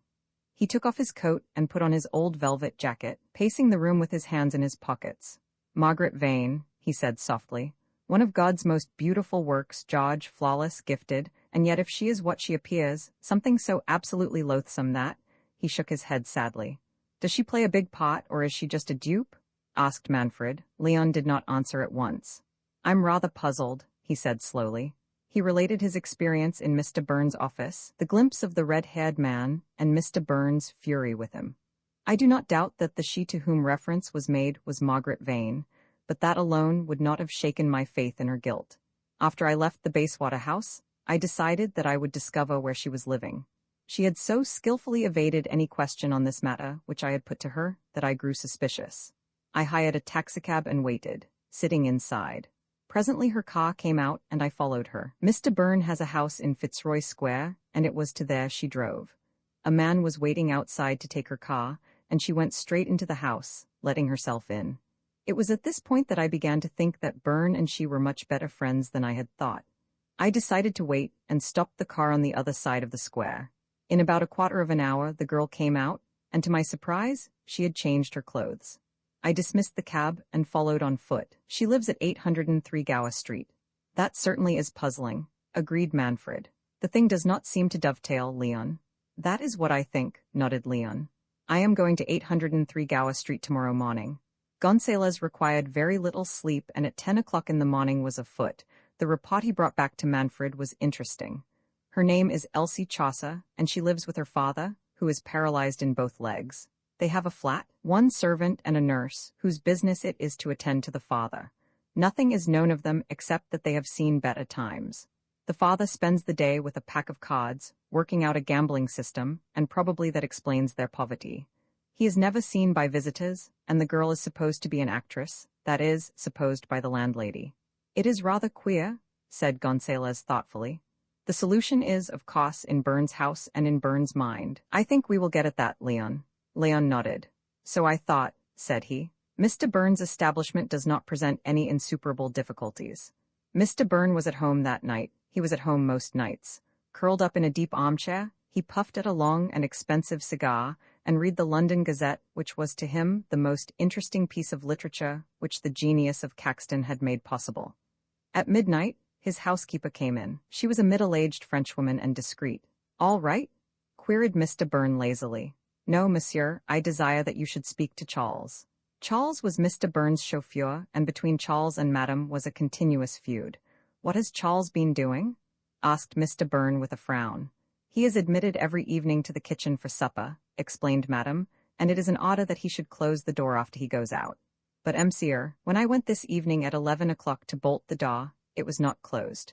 If I had not put on the lights and with my own eyes have seen it, the door would have been open, and we might have been murdered in our beds.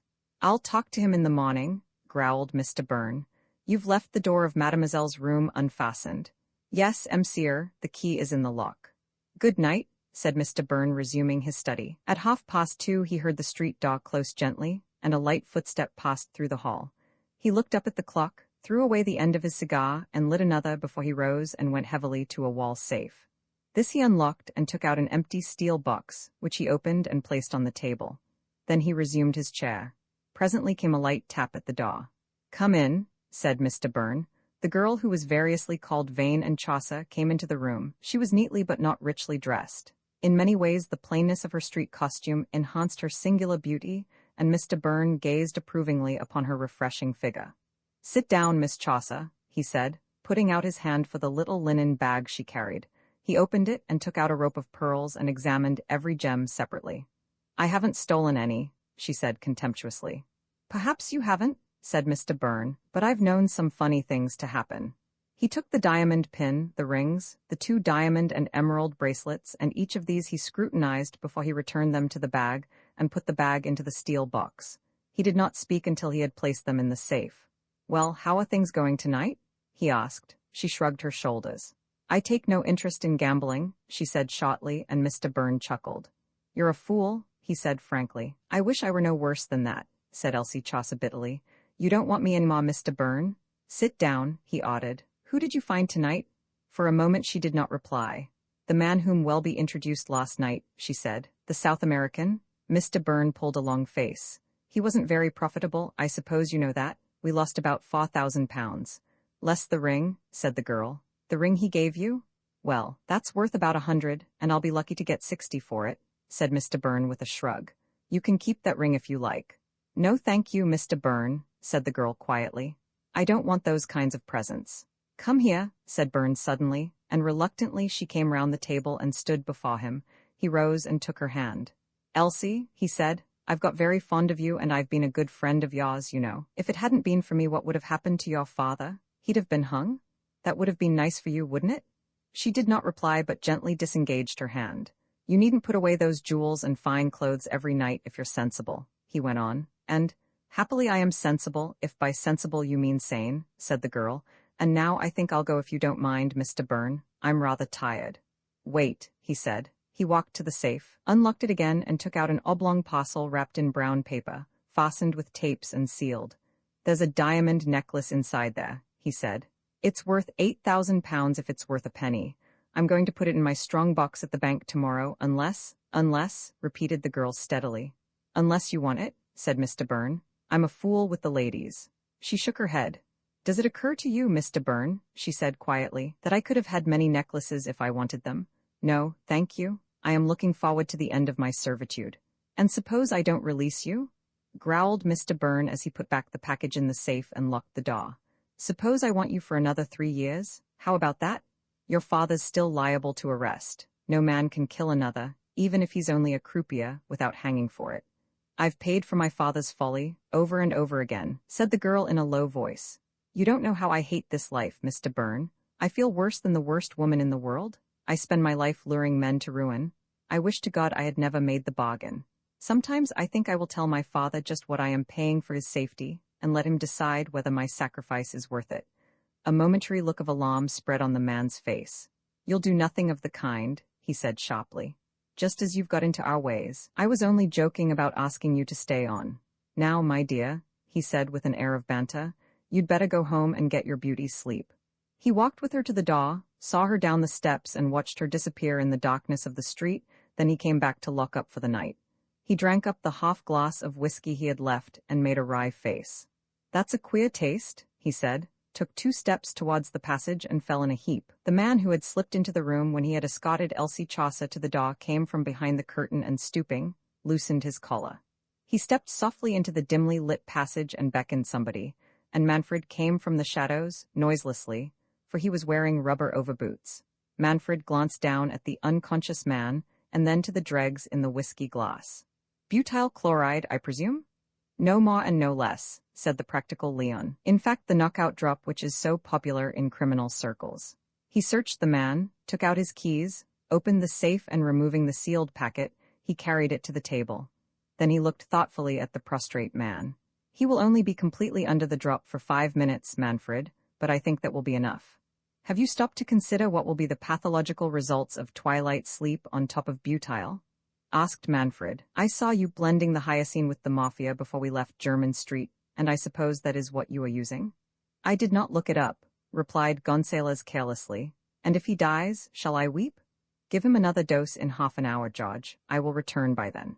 He took from his pocket a small black case and opened it.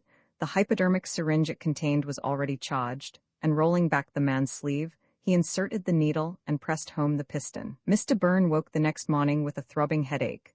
He had no recollection of how he had got to bed, yet evidently he had undressed himself, for he was clad in his violet pajamas.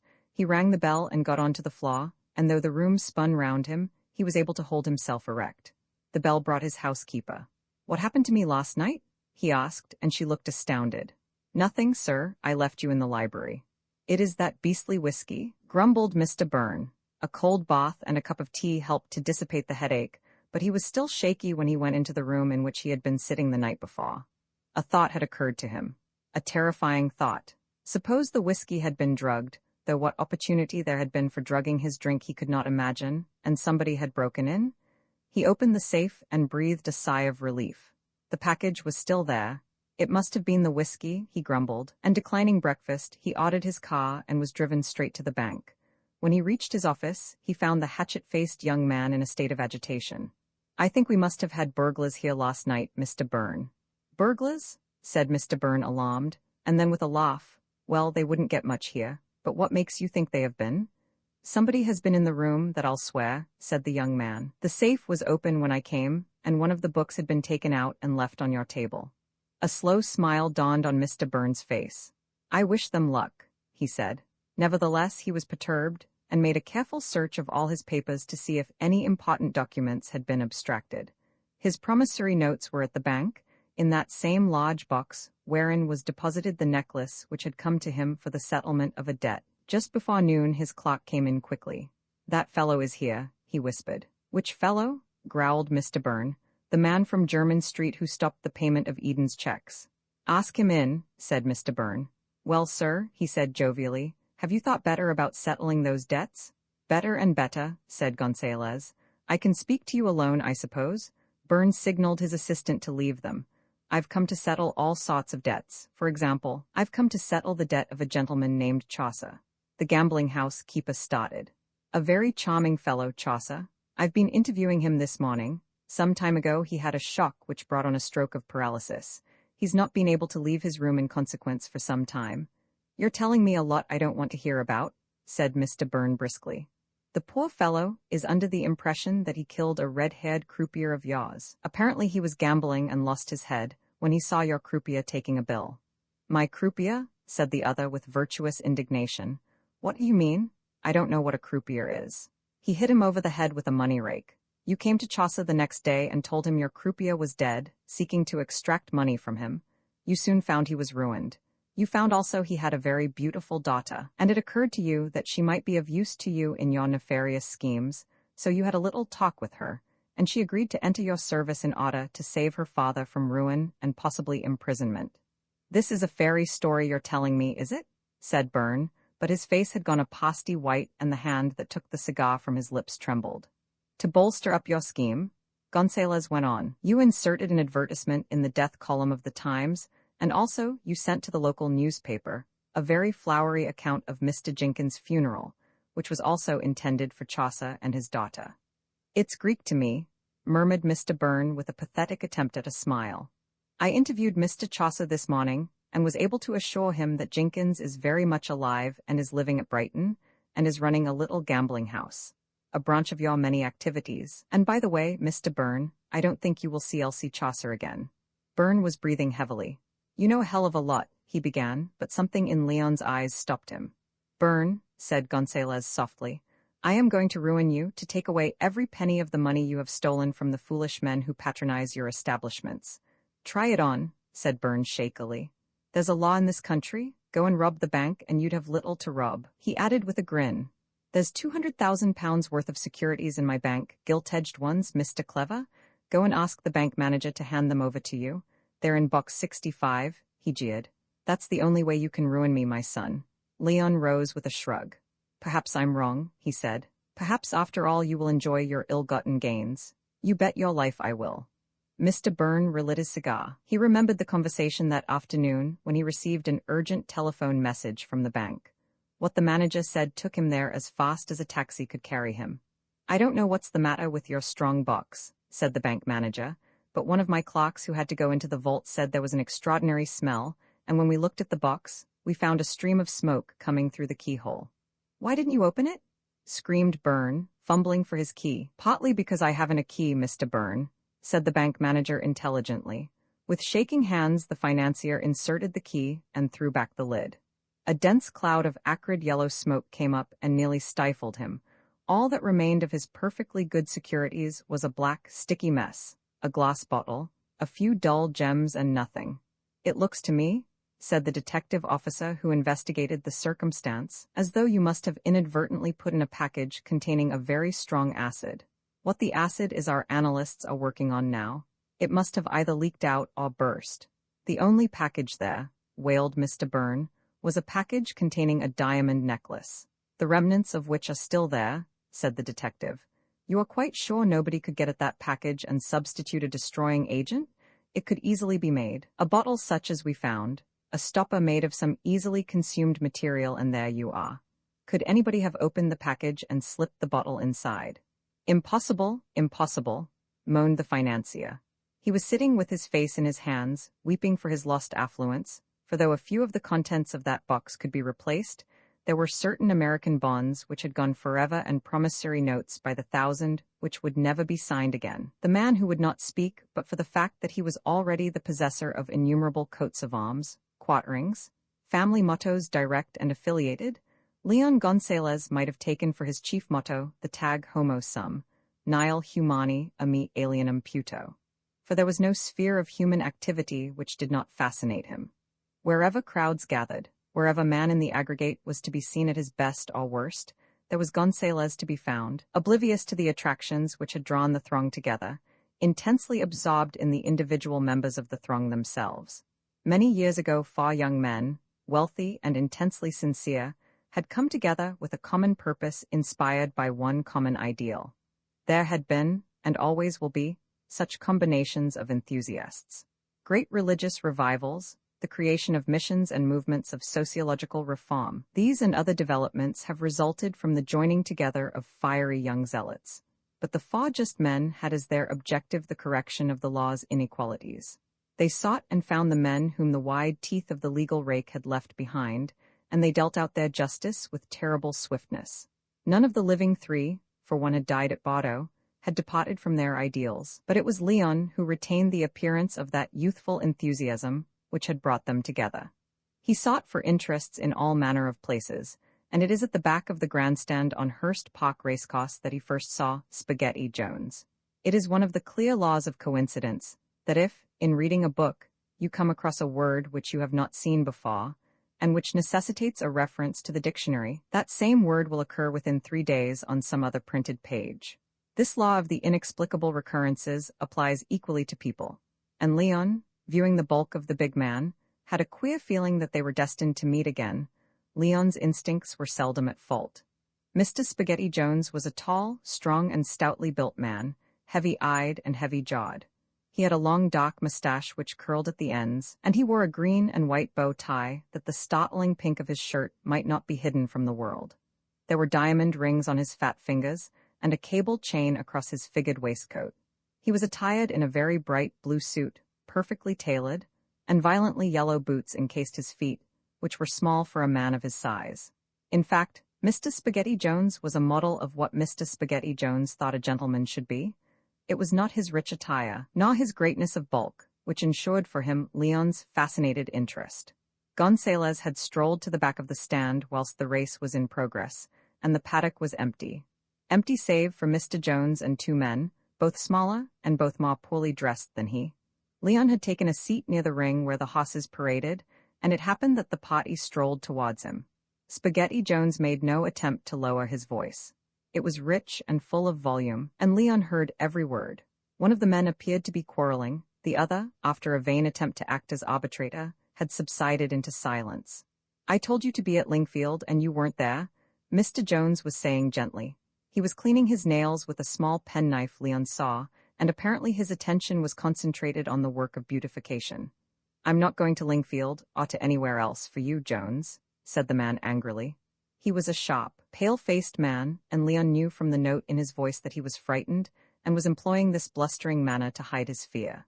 "Oh, you're not going to Lingfield or anywhere else, aren't you?" repeated Spaghetti Jones. He pushed his hat to the back of his head and raised his eyes momentarily, and then resumed his manicuring. "I've had enough of you and your crowd," the man went on. "We're blooming slaves, that's what we are. I can make more money running alone. Now do you see?" "I see," said Jones. "But Tom, I want you to be at Sandown next Thursday. Meet me in the ring." I won't, roared the other, red of face. "I've finished with you and all your crowd."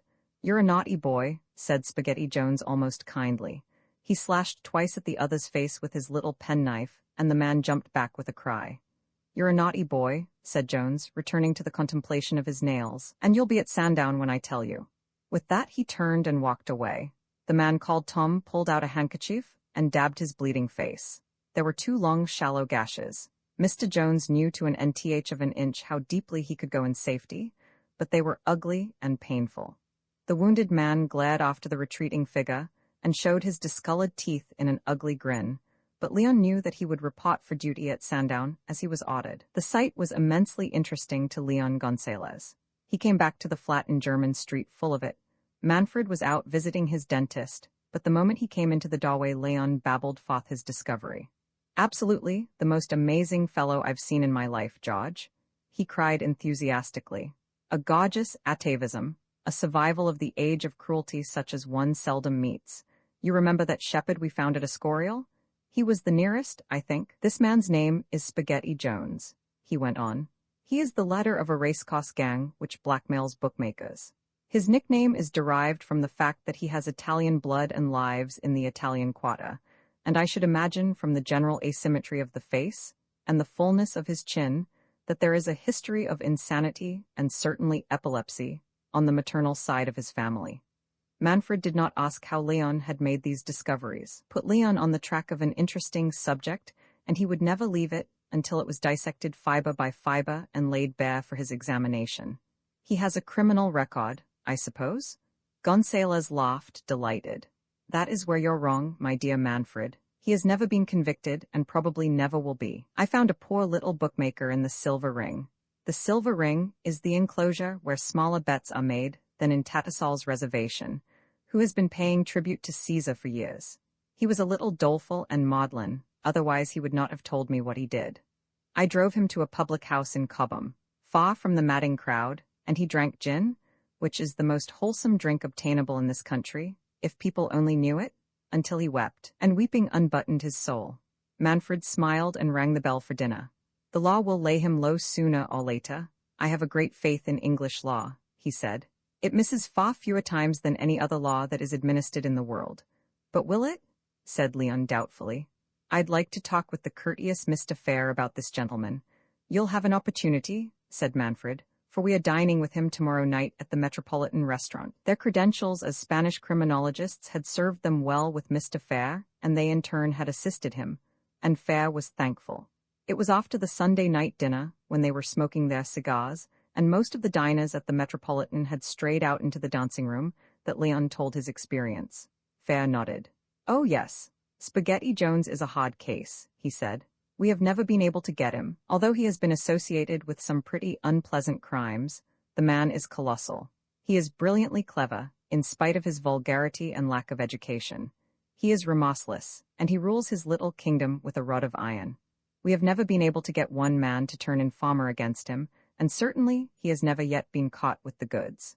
He flicked the ash of his cigar into his saucer, and looked a long time thoughtfully at the gray heap. In America, the Italians have a Black Hand organization. I suppose you know that? It is a system of blackmail, the operations of which, happily, we have not seen in this country.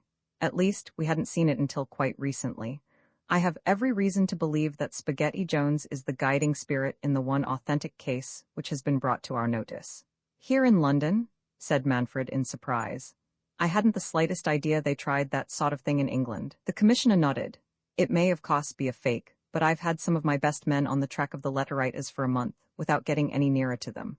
I was only wondering this morning, as I was dressing, whether I could not interest you gentlemen in a case where I confess we are a little at sea.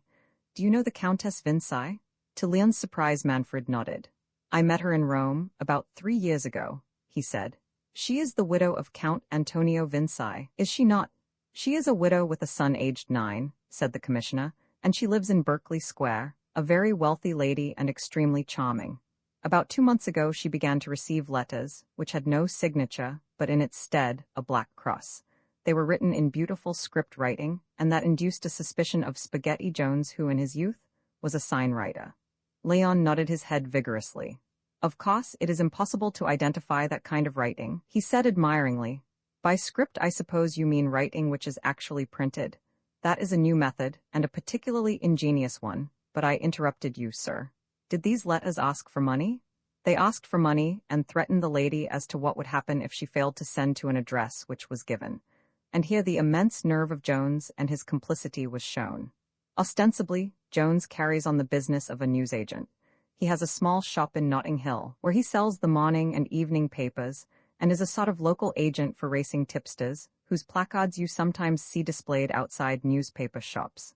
In addition, the shop is used as an accommodation address, which means, said Manfred, that people who do not want their letters addressed to their houses can have them sent there. The commissioner nodded. They charge 2p a letter. These accommodation addresses should, of course, be made illegal, because they open the way to all sorts of frauds. The cleverness of the move is apparent. Jones receives the letter, ostensibly on behalf of some client. The letter is in his hands. He can open it or leave it unopened so that if the police call, as we did on one occasion, there is the epistle intact. Unless we prevent it reaching his shop, we are powerless to keep the letter under observation. As a matter of fact, the name of the man to whom the money was to be sent, according to the letter which the Countess received, was H. Frascati, care of John Jones. Jones, of course, received the answer to the Countess's letter, put the envelope with dozens of other letters which were waiting to be claimed, and when our man went in the evening, after having kept observation of the shop all day, he was told that the letter had been called for, and as, obviously, he could not search everybody who went in and out of the shop in the course of the day, it was impossible to prove the man's guilt. A wonderful scheme, said the admiring Gonzales. Did the Countess send money? She sent £200 very foolishly, said Fair with a shake of his head, and then when the next demand came she informed the police. A trap letter was made up and sent to Jones's address, with the result as I have told you. She received a further note demanding immediate payment and threatening her and her boy, and a further trap letter was sent. This was last Thursday, and from a house on the opposite side of the road 2 of our officers kept observation, using field glasses, which gave them a view of the interior of the shop. No letter was handed over during the day by Jones, so in the evening we raided the premises, and there was that letter on the shelf with the others, unopened, and we looked extremely foolish, said the commissioner with a smile. He thought a while. Would you like to meet the Countess Vinci? He asked. Very much indeed, said Gonzales quickly, and looked at his watch. Not tonight, smiled the commissioner. I will fix an interview for you tomorrow afternoon. Possibly you 2 ingenious gentlemen may think of something which has escaped our dull British wits. On their way back to Jermyn Street that night, Leon Gonzales broke the silence with a startling question. I wonder where one could get an empty house with a large bathroom and a very large bath. He asked thoughtfully. Why ever? Began Manfred, and then laughed. I'm getting old, I think, Leon, he said as they turned into the flat. There was a time when the amazing workings of your mind did not in any way surprise me. What other characteristics must this ideal home of yours possess? Leon scientifically twirled his hat across the room that it fell neatly upon a peg of the hat rack. How is that for dexterity, George? He asked in self-admiration. The house? Oh well, it ought to be a little isolated, standing by itself in its own grounds, if possible. Well away from the road, and the road not often frequented. I should prefer that it was concealed from observation by bushes or trees. It sounds as if you're contemplating a hideous crime, said Manfred good-humoredly. Not I, corrected Leon quickly, but I think our friend Jones is a real nasty fellow. He heaved a big sigh. I'd give anything for his head measurements, he said inconsequently. Their interview with the Countess Vinci was a pleasant one. She was a tall, pretty woman of 34, the grande dame to her fingertips.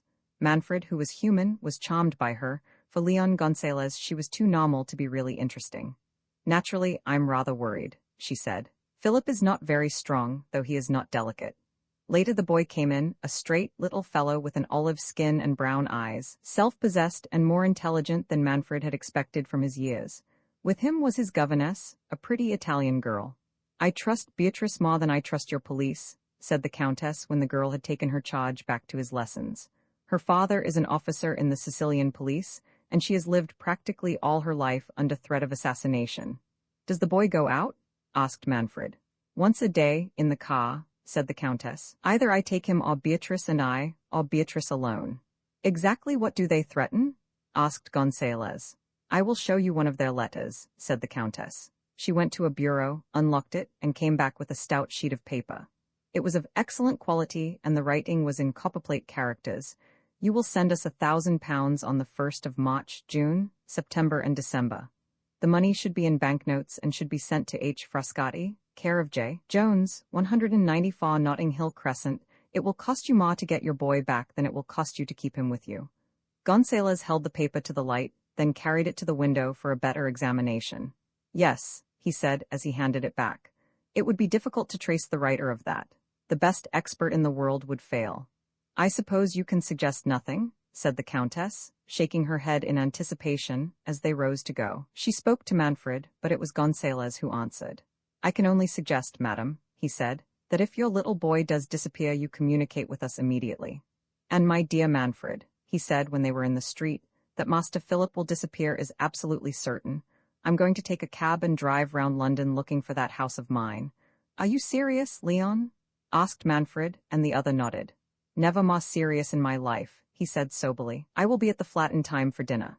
It was nearly 8 o'clock, an hour after dinner time, when he came running up the stairs of the Jermyn Street establishment and burst into the room. I have got, he began, and then saw Manfred's face. Have they taken him? Manfred nodded. I had a telephone message an hour ago, he said. Leon whistled. So soon, he was speaking to himself, and then, how did it happen? Fair has been here. He left just before you came, said Manfred. The abduction was carried out with ridiculous ease. Soon after we left, the governess took the boy out in the car, and they followed their usual route, which is across Hampstead Heath to the country beyond. It is their practice to go a few miles beyond the heath in the direction of Beacon's Hill, and then to turn back. Following the same route every day was, of course, sheer lunacy, said Leon. Pardon me. The car always turns at the same point, said Manfred, and that is the fact which the abductors had learnt. The road is not especially wide, and to turn the big rolls requires a little maneuvering. The chauffeur was engaged in bringing the car round when a man rode up on a bicycle. A pistol was put under the chauffeur's nose, and at the same time 2 men, appearing from nowhere, pulled open the door of the car, snatched away the revolver which the governess carried, and carried the screaming boy down the road to another car, which the driver of the Vinci car had seen standing by the side of the road, but which apparently had not aroused his suspicion. The men's faces, were they seen? Manfred shook his head. The gentleman who held up the chauffeur wore one of those cheap theatrical beards which you can buy for a shilling at any toy shop, and in addition a pair of motor goggles. Both the other men seemed to be similarly disguised. I was just going to the Countess when you came. If you'll have your dinner. Leon, I want no dinner, said Leon promptly. Commissioner Fair was at the house in Berkeley Square when they called, and he was endeavoring vainly to calm the distracted mother. He hailed the arrival of the 2 men with relief. Where is the letter? Said Leon immediately he entered the room. What letter? The letter they have sent stating their terms. It hasn't arrived yet, said the other in a low voice. Do you think that you can calm the Countess? She is on the verge of hysteria. She was lying on a sofa deathly white, her eyes closed, and 2 maidservants were endeavoring to rouse her. She opened her eyes at Manfred's voice and looked up. Oh, my boy, she sobbed and clasped his hands in both of hers. You will get him back, please. I will give anything. You cannot name a sum that I will not pay. It was then that the butler came into the room bearing a letter on a salver. She sprang up, but would have fallen had not Manfred's arm steadied her. It is from them, she cried wildly and tore open the envelope with trembling fingers. The message was a longer one. Your son is in a place which is known only to the writer. The room is barred and locked and contains food and water sufficient to last for 4 days. None but the writer knows where he is or can find him. For the sum of £25,000 his hiding place will be sent to the Countess, and if that sum is not forthcoming, he will be left to starve. I must send the money immediately, cried the distraught lady. Immediately, do you understand, my boy? 4 days, murmured Leon, and his eyes were bright. Why, it couldn't be better? Only Manfred heard him. Madam, said Mr. Fair gravely, if you send £25,000, what assurance have you that the boy will be restored? You are a very rich woman. Is it not likely that this man, when he gets your money, will make a further demand upon you? Besides which, interrupted Leon, it would be a waste of money. I will undertake to restore your boy in 2 days. Perhaps in 1, it depends very much upon whether Spaghetti Jones sat up late last night. Mr. Spaghetti Jones was nicknamed partly because of his association with the sons and daughters of Italy, and partly because, though a hearty feeder, he invariably finished his dinner, however many courses he might have consumed, with the Italian national dish. He had dined well at his favorite restaurant in Soho, sitting aloof from the commonplace diners, and receiving the obsequious services of the restaurant proprietor with a complacency which suggested that it was no more than his right. He employed a toothpick openly, and then paying his bill, he sauntered majestically forth and hailed a taxicab. He was on the point of entering it when 2 men closed in, one on each side of him. Jones, said one sharply. That's my name, said Mr. Jones. I am Inspector Jethro from Scotland Yard, and I shall take you into custody on a charge of abducting Count Philip Vinci. Mr. Jones stared at him. Many attempts had been made to bring him to the inhospitable shelter which His Majesty's prisons afford, and they had all failed. You have made a bloomer, haven't you? He chuckled, confident in the efficiency of his plans. Get into that cab, said the man shortly, and Mr. Jones was too clever and experienced a juggler with the law to offer any resistance. Nobody would betray him. Nobody could discover the boy. He had not exaggerated in that respect. The arrest meant no more than a visit to the station, a few words with the inspector, and at the worst a night's detention. One of his captors had not entered the cab until he had a long colloquy with the driver, and Mr. Jones, seeing through the window the passing of a £5 note, wondered what mad fit of generosity had overtaken the police force. They drove rapidly through the West End, down Whitehall, and to Mr. Jones's surprise, did not turn into Scotland Yard, but continued over Westminster Bridge. "Where are you taking me?" he asked. The man who sat opposite him, the smaller man who had spoken to the cabman, leant forward and pushed something into Mr. Jones's ample waistcoat, and glancing down, he saw the long black barrel of an automatic pistol, and he felt a momentary sickness. "Don't talk yet," said the man. Try as he did, Jones could not see the face of either detective. Passing, however, under the direct rays of an electric lamp, he had a shock. The face of the man opposite to him was covered by a thin white veil which revealed only the vaguest outlines of a face. And then he began to think rapidly. But the solutions to his difficulties came back to that black and shining pistol in the other's hands, on through New Cross, Lewisham, and at last the cab began the slow descent of Blackheath Hill. Mr. Jones recognized the locality as one in which he had operated from time to time with fair success. The cab reached the Heath Road, and the man who was sitting by his side opened the window and leant out, talking to the driver. Suddenly the car turned through the gateway of a garden and stopped before the uninviting door of a gaunt, deserted house. "Before you get out," said the man with the pistol, "I want you to understand that if you talk or shout or make any statement to the driver of this cab, I shall shoot you through the stomach. It will take you about 3 days to die, and you will suffer pains which I do not think your gross mind can imagine." Mr. Jones mounted the steps to the front door and passed meekly and in silence into the house. The night was chilly and he shivered as he entered the comfortless dwelling. One of the men switched on an electric lamp, by the light of which he locked the door. Then he put the light out, and they found their way up the dusty stairs with the assistance of a pocket lamp which Leon Gonzalez flashed before him. "Here's your little home," said Leon pleasantly, and opening the door, turned a switch. It was a big bathroom. Evidently, Leon had found his ideal, thought Manfred, for the room was unusually large, so large that a bed could be placed in one corner, and had been so placed by Mr. Gonzalez. George Manfred saw that his friend had had a very busy day. The bed was a comfortable one, and with its white sheets and soft pillows looked particularly inviting. In the bath, which was broad and deep, a heavy Windsor chair had been placed, and from one of the taps hung a length of rubber hosing. These things Mr. Jones noticed, and also marked the fact that the window had been covered with blankets to exclude the light. "Put out your hands," said Leon sharply, and before Spaghetti Jones realized what was happening, a pair of handcuffs had been snapped on his wrists, a belt had been deftly buckled through the connecting links and drawn between his legs. "Sit down on that bed. I want you to see how comfortable it is," said Leon humorously. "I don't know what you think you're doing," said Mr. Jones in a sudden outburst of rage, "but by God you'll know all about it. Take that veil off your face and let me see you." "I'd rather you didn't," said Leon gently. "If you saw my face I should be obliged to kill you, and that I have no desire to do. Sit down." Mr. Jones obeyed wonderingly, and his wonder increased when Leon began to strip his patent shoes and silk socks, and to roll up the legs of his trousers. "What is the game?" asked the man fearfully. "Get onto that chair." Gonzalez pointed to the chair in the bath. "It is an easy Windsor chair." "Look here," began Jones fearfully. "Get in," snapped Leon, and the big fellow obeyed. "Are you comfortable?" asked Leon politely. The man glowered at him. "You'll be uncomfortable before I'm through with you," he said. "How do you like the look of that bed?" asked Leon. "It looks rather cozy, eh?" Spaghetti Jones did not answer, and Gonzalez tapped him lightly on the shoulder. "Now, my gross friend, will you tell me where you have hidden Philip Vinci?" "Oh, that is it?" grinned Mr. Jones. "Well, you can go on asking." He glared down at his bare feet and then from one to the other of the two men. "I don't know anything about Philip Vinci," he said. "Who is he? Where have you hidden Philip Vinci? You don't suppose if I knew where he was I'd tell you, do you?" sneered Jones. "If you know, you certainly will tell me," answered Leon quietly, "but I fancy it is going to be a long job. Perhaps in 36 hours' time. George, will you take the first watch?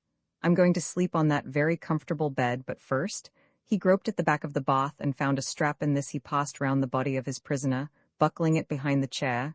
"To prevent you falling off," he said pleasantly. He lay down on the bed and in a few minutes was fast asleep. Leon had that gift of sleeping at will, which has ever been the property of great commanders. Jones looked from the sleeper to the veiled man who lounged in an easy chair facing him. 2 eyes were cut in the veil, and the watcher had a book on his knee and was reading. "How long is this going on?" he demanded. "For a day or two," said Manfred calmly. Are you very much bored? Would you like to read? Mr. Jones growled something unpleasant and did not accept the offer. He could only think and speculate upon what their intentions were. He had expected violence, but apparently no violence was intended. They were merely keeping him prisoner till he spoke. But he would show them. He began to feel tired. Suddenly his head drooped forward till his chin touched his breast. "Wake up," said Manfred shortly. He awoke with a start. "You're not supposed to sleep," explained Manfred. "Ain't I?" growled the prisoner. "Well, I'm going to sleep." And he settled himself more easily in the chair. He was beginning to doze when he experienced an acute discomfort and drew up his feet with a yell. The veiled man was directing a stream of ice-cold water upon his unprotected feet, and Mr. Jones was now thoroughly awake. An hour later he was nodding again, and again the tiny hosepipe was directed to his feet, and again Manfred produced a towel and dried them as carefully as though Mr. Jones were an invalid. At 6 o'clock in the morning, red-eyed and glaring, he watched Manfred rouse the sleeping Leon and take his place on the bed. Again and again nature drew the big man's chin down to his chest, and again the icy stream played maddeningly upon him, and he woke with a scream. "Let me sleep, let me sleep," he cried in helpless rage, tugging at the strap. He was half mad with weariness, his eyes were like lead. "Where is Philip Vincy?" demanded the inexorable Leon. "This is torture, damn you," screamed the man. "No worse for you than for the boy locked up in a room with 4 days' supply of food. No worse than slitting a man's face with a penknife, my primitive friend, but perhaps you do not think it is a serious matter to terrify a little child."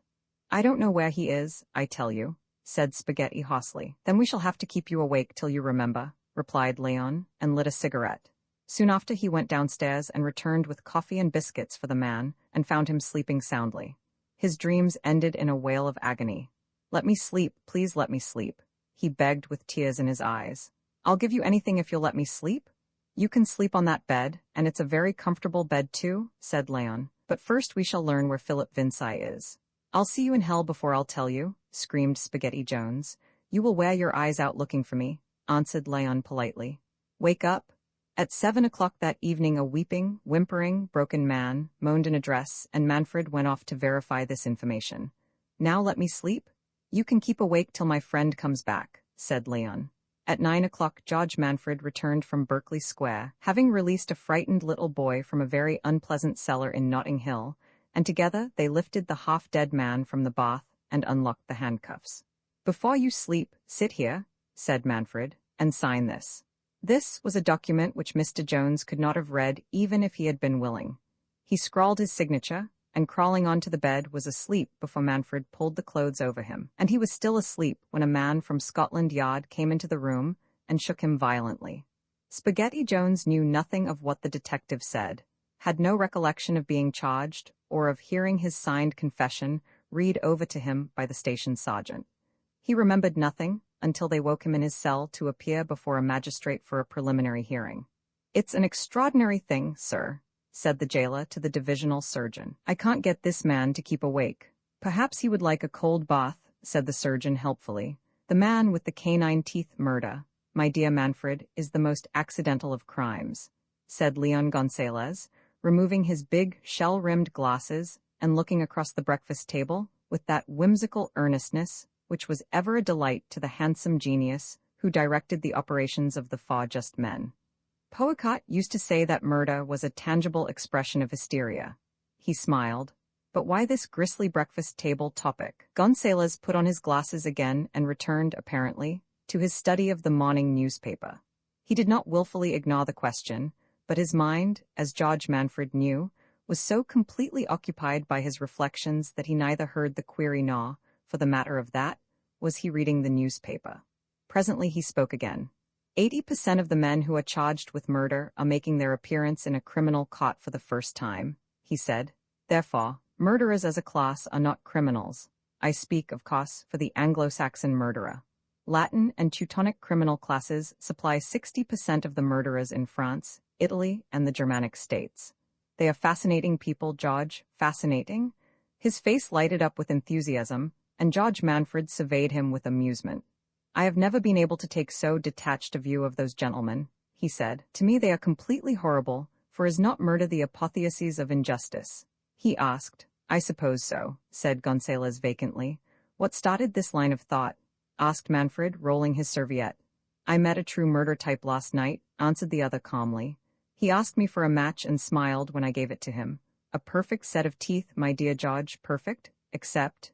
The canine teeth were unusually large and long, the eyes deep-set and amazingly level, the face anamorphic, which latter fact is not necessarily criminal. Sounds rather an ogre to me, said Manfred. On the contrary, Gonzalez hastened to correct the impression, he was quite good-looking.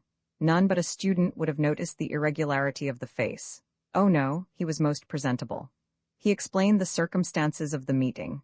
He had been to a concert the night before, not that he loved music, but because he wished to study the effect of music upon certain types of people.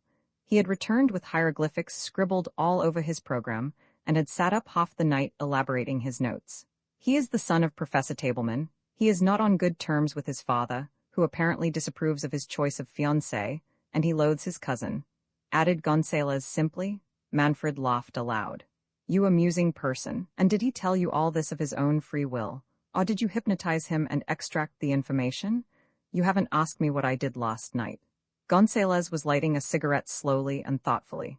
He is nearly 2 meters, to be exact, 6 feet 2 inches, in height, powerfully built, with shoulders like that. He held the cigarette in one hand and the burning match in the other to indicate the breadth of the young man. He has big, strong hands and plays football for the United Hospitals. I beg your pardon, Manfred, where were you last night? At Scotland Yard, said Manfred, but if he expected to produce a sensation he was to be disappointed. Probably knowing his Leon, he anticipated no such result. An interesting building, said Gonzalez. The architect should have turned the western facade southward, though its furtive entrances are in keeping with its character. You had no difficulty in making friends? None. My work in connection with the Spanish Criminal Code and my monograph on dactyology secured me admission to the chief. Manfred was known in London as Señor Fuentes, an eminent writer on criminology, and in their roles of Spanish scientists, both men bore the most compelling of credentials from the Spanish Minister of Justice. Manfred had made his home in Spain for many years. Gonzalez was a native of that country, and the third of the famous four. There had not been a fourth for 20 years. Poicat, the stout and gentle, seldom left his big garden in Cordova. To him Leon Gonzalez referred when he spoke. You must write and tell our dear friend Poicat, he said. He will be interested. I had a letter from him this morning. 2 new litters of little pigs have come to bless his establishment, and his orange trees are in blossom. He chuckled to himself, and then suddenly became serious. They took you to their bosom, these policemen? Manfred nodded. They were very kind and charming. We are lunching with one of the assistant commissioners, Mr. Reginald Fair, tomorrow. British police methods have improved tremendously since we were in London before Leon. The fingerprint department is a model of efficiency, and their new men are remarkably clever. They will hang us yet, said the cheerful Leon. I think not, replied his companion. The lunch at the Ritz-Carlton was, for Gonzalez especially, a most pleasant function.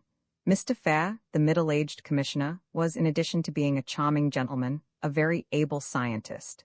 The views and observations of Morrow, Lombroso, Fea, Mantegazzer, and Ellis flew from one side of the table to the other.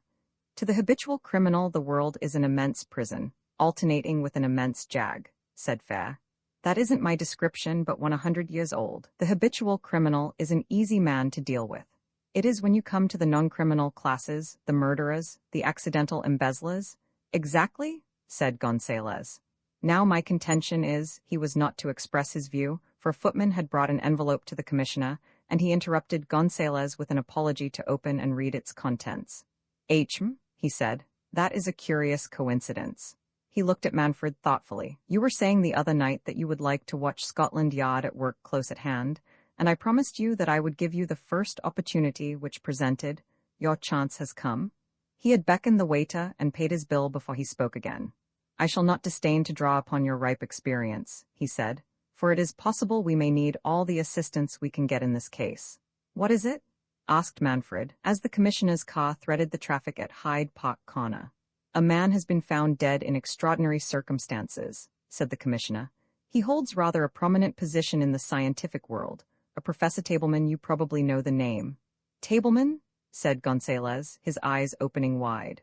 Well, that is extraordinary. You were talking of coincidences, Mr. Fair. Now I will tell you of another. He related his meeting with the son of the professor on the previous night. Personally, Gonzalez went on, I look upon all coincidences as part of normal intercourse. It is a coincidence that, if you receive a bill requiring payment, you receive 2 or more during the day, and that if you receive a check by the first post, be sure you will receive a check by your second or third post. Someday I shall devote my mind to the investigation of that phenomenon. Professor Tableman lives in Chelsea. Some years ago he purchased his house from an artist and had the roomy studio converted into a laboratory. He was a lecturer in physics and chemistry at the Bloomsbury University, explained Fair, though he need not have done so, for Manfred recalled the name, and he was also a man of considerable means. I knew the professor and dined with him about a month ago, said Fair. He had had some trouble with his son. Tableman was an arbitrary, unyielding old man, one of those types of Christians who worship the historical figures of the Old Testament, but never seem to get to the second book. They arrived at the house, a handsome modern structure in one of the streets abutting upon King's Road, and apparently the news of the tragedy had not leaked out, for the usual crowd of morbid loungers had not gathered. A detective was waiting for them, and conducted the commissioner along a covered passageway running by the side of the house, and up a flight of steps directly into the studio. There was nothing unusual about the room save that it was very light, for one of the walls was a huge window, and the sloping roof was also of glass. Broad benches ran the length of 2 walls, and a big table occupied the center of the room, all these being covered with scientific apparatus, whilst 2 long shelves above the benches were filled with bottles and jars, apparently containing chemicals. A sad-faced, good-looking young man rose from a chair as they entered. I am John Munsey, he said, the professor's nephew. You remember me, Mr. Fair? I used to assist my uncle in his experiments. Fair nodded. His eyes were occupied with the figure that lay upon the ground between table and bench. I have not moved the professor, said the young man in a low voice. The detectives who came moved him slightly to assist the doctor in making his examination, but he has been left practically where he fell. The body was that of an old man, tall and spare, and on the grey face was an unmistakable look of agony and terror. It looks like a case of strangling, said Fair. Has any rope or cord been found? No, sir, replied the young man. That was the view which the detectives reached, and we made a very thorough search of the laboratory. Gonzalez was kneeling by the body, looking with dispassionate interest at the lean neck. About the throat was a band of blue about 4 inches deep, and he thought at first that it was a material bandage of some diaphanous stuff, but on close inspection he saw that it was merely the discoloration of the skin. Then his keen eye rose to the table, near where the professor fell. What is that? He asked. He pointed to a small green bottle by the side of which was an empty glass. It is a bottle of crème de menthe, said the youth. My uncle took a glass usually before retiring. May I? Asked Leon, and Fair nodded. Gonzalez picked up the glass and smelt it, then held it to the light. This glass was not used for liqueur last night, so he was killed before he drank, the commissioner said. I'd like to hear the whole story from you, Mr. Munsey. You sleep on the premises, I presume? After giving a few instructions to the detectives, the commissioner followed the young man into a room which was evidently the late professor's library. I have been my uncle's assistant and secretary for 3 years, he said, and we have always been on the most affectionate terms. It was my uncle's practice to spend the morning in his library, the whole of the afternoon either in his laboratory or at his office at the university, and he invariably spent the hours between dinner and bedtime working at his experiments. Did he dine at home? Asked Fair. Invariably, replied Mr. Munsey, unless he had an evening lecture or there was a meeting of one of the societies with which he was connected, and in that case he dined at the Royal Society's Club in St. James's Street. My uncle, as you probably know, Mr. Fair, has had a serious disagreement with his son, Stephen Tableman, and my cousin and very good friend. I have done my best to reconcile them, and when, 12 months ago, my uncle sent for me in this very room and told me that he had altered his will and left the whole of his property to me, and had cut his son entirely from his inheritance, I was greatly distressed. I went immediately to Stephen and begged him to lose no time in reconciling himself with the old man. Stephen just laughed and said he didn't care about the professor's money, and that, sooner than give up Miss Faber, it was about his engagement that the quarrel occurred. He would cheerfully live on the small sum of money which his mother left him. I came back and saw the professor and begged him to restore Stephen to his will. I admit, he half smiled, that I expected and would appreciate a small legacy.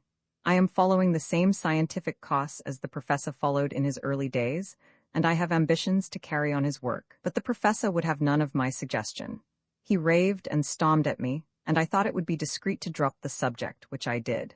Nevertheless, I lost no opportunity of putting in a word for Stephen, and last week, when the professor was in an unusually amiable frame of mind, I raised the whole question again, and he agreed to see Stephen. They met in the laboratory. I was not present, but I believe that there was a terrible row. When I came in, Stephen had gone, and Mr. Tableman was livid with rage. Apparently, he had again insisted upon Stephen giving up his fiancée, and Stephen had refused point blank. "How did Stephen arrive at the laboratory?" asked Gonzalez. "May I ask that question, Mr. Fair?" The commissioner nodded. "He entered by the side passage. Very few people who come to the house on purely scientific business enter the house. Then access to the laboratory is possible at all hours, until the very last thing at night when the gate is locked," said the young man. "You see, Uncle used to take a little constitutional before going to bed, and he preferred using that entrance." "Was the gate locked last night?" John Munsey shook his head. "No," he said quietly. "That was one of the first things I investigated. The gate was unfastened and ajar. It is not so much of a gate as an iron grill, as you probably observed." "Go on," nodded Mr. Fair. "Well, the professor gradually cooled down, and for 2 or 3 days he was very thoughtful, and I thought a little sad. On Monday, what is today? Thursday? Yes, it was on Monday, he said to me, 'John, let's have a little talk about Steve. Do you think I have treated him very badly?' 'I think you were rather unreasonable, Uncle,' I said. 'Perhaps I was,' he replied. 'She must be a very fine girl for Stephen to risk poverty for her sake.' That was the opportunity I had been praying for, and I think I urged Stephen's case with an eloquence which he would have commended. The upshot of it was that the old man weakened and sent a wire to Stephen, asking him to see him last night. It must have been a struggle for the professor to have got over his objection to Miss Faber. He was a fanatic on the question of heredity." "Heredity?" interrupted Manfred quickly. "What was wrong with Miss Faber?" "I don't know," shrugged the other, "but the professor had heard rumors that her father had died in an inebriate's home. I believe those rumors were baseless." "What happened last night?" asked Fair. "I understand that Stephen came," said Munsey. "I kept carefully out of the way. In fact, I spent my time in my room, writing off some arrears of correspondence. I came downstairs about 11:30, but the professor had not returned. Looking from this window, you can see the wall of the laboratory, and as the lights were still on, I thought the professor's conversation had been protracted, and, hoping that the best results might come from this interview, I went to bed. It was earlier than I go as a rule, but it was quite usual for me to go to bed, even without saying good night to the professor. I was awakened at 8 in the morning by the housekeeper, who told me that the professor was not in his room. Here again, this was not an unusual circumstance. Sometimes the professor would work very late in the laboratory, and then throw himself into an armchair and go off to sleep. It was a habit of which I had remonstrated as plainly as I dared, but he was not a man who bore criticism with equanimity. I got into my dressing gown and my slippers, and went along to the laboratory, which is reached, as you know, by the way we came here. It was then that I discovered him on the floor, and he was quite dead." "Was the door of the laboratory open?" asked Gonzalez. "It was ajar." "And the gate also was ajar?" Munsey nodded. "You heard no sound of quarreling?" "None. There was a knock and Munsey walked to the door. 'It is Stephen,' he said, and a second later Stephen Tableman, escorted by 2 detectives, came into the room. His big face was pale, and when he greeted his cousin with a little smile, Manfred saw the extraordinary canines, big and cruel-looking. The other teeth were of normal size, but these pointed fangs were notably abnormal. Stephen Tableman was a young giant, and, observing those great hands of his, Manfred bit his lip thoughtfully. "You have heard the sad news, Mr. Tableman?" "Yes, sir," said Stephen in a shaking voice. "Can I see my father?" "In a little time," said Fair, and his voice was hard. "I want you to tell me when you saw your father last." "I saw him alive last night," said Stephen Tableman quickly. "I came by appointment to the laboratory, and we had a long talk." "How long were you there with him?" "About 2 hours, as near as I can guess." "Was the conversation of a friendly character?" "Very," said Stephen emphatically. "For the first time since over a year ago." He hesitated. "We discussed a certain subject rationally. The subject being your fiancée, Miss Faber?" Stephen looked at the interrogator steadily. "That was the subject, Mr. Fair," he replied quietly. "Did you discuss any other matters?" Stephen hesitated. "We discussed money," he said. "My father cut off his allowance, and I have been rather short, In fact, I have been overdrawn at my bank and he promised to make that right and also spoke about the future. About his will? Yes, sir, he spoke about altering his will. He looked across at Muncie and again he smiled. My cousin has been a most persistent advocate, and I can't thank him half enough for his loyalty to me in those dark times, he said. When you left the laboratory, did you go out by the side entrance? Stephen nodded. And did you close the door behind you? My father closed the door, he said. I distinctly remember hearing the click of the lock as I was going up the alley. Can the door be opened from outside? Yes, said Stephen. There is a lock which has only one key, and that is in my father's possession. I think I am right, John? John Muncie nodded. So that, if he closed the door behind you, it could only be opened again by somebody in the laboratory, himself, for example. Stephen looked puzzled. I don't quite understand the meaning of this inquiry, he said. The detective told me that my father had been found dead. What was the cause? I think he was strangled, said Fair quietly, and the young man took a step back. Strangled, he whispered, but he hadn't an enemy in the world. That we shall discover. Fair's voice was dry and businesslike. You can go now, Mr. Tableman. After a moment's hesitation, the big fellow swung across the room through a door in the direction of the laboratory. He came back after an absence of a quarter of an hour, and his face was deathly white. Horrible, horrible, he muttered. My poor father? You are on the way to being a doctor, Mr. Tableman. I believe you are at the Middlesex Hospital, said Fair. Do you agree with me that your father was strangled? The other nodded. It looks that way, he said, speaking with difficulty. I couldn't conduct an examination as if he had been somebody else, but it looks that way. The two men walked back to their lodgings. Manfred thought best when his muscles were most active. Their walk was in silence, each being busy with his own thoughts. You observed the canines? Asked Leon with quiet triumph after a while. I observed to his obvious distress, said Manfred, and Leon chuckled. It is evident that you have not read friend Mantegazza's admirable monograph on the physiology of pain, he said smugly. Leon was delightfully smug at times, nor examined his most admirable tables on the synonyms of expression, or otherwise you would be aware that the expression of sorrow is indistinguishable from the expression of remorse. Manfred looked down at his friend with that quiet smile of his. Anybody who did not know you, Leon, would say that you were convinced that Professor Tableman was strangled by his son. After a heated quarrel, said Gonzalez complacently, when young Tableman had gone, you inspected the laboratory. Did you discover anything? Nothing more than I expected to find, said Gonzalez. There were the usual air apparatus, the inevitable liquid air still, the ever-to-be-expected electric crucibles. The inspection was superfluous, I admit, for I knew exactly how the murder was committed. For murder it was, the moment I came into the laboratory and saw the thermos flask and the pad of cotton wool. Suddenly he frowned and stopped dead. Santa Miranda? He ejaculated. Gonzalez always swore by this non-existent saint. I had forgotten? He looked up and down the street. There is a place from whence we can telephone, he said. Will you come with me, or shall I leave you here? I am consumed with curiosity, said Manfred. They went into the shop and Gonzalez gave a number. Manfred did not ask him how he knew it, because he too had read the number which was written on the telephone disc that stood on the late professor's table. Is that you, Mr. Muncie? Asked Gonzalez. It is I. You remember I have just come from you? Yes, I thought you would recognize my voice. I want to ask you where are the professor's spectacles. There was a moment's silence. The professor's spectacles? Said Muncie's voice. Why, they are with him, aren't they? They were not on the body or near it, said Gonzalez. Will you see if they are in his room? I'll hold the line. He waited, humming a little aria from El Perro Chico, a light opera which had its day in Madrid 15 years before, and presently he directed his attention again to the instrument. In his bedroom, were they? Thank you very much. He hung up the receiver.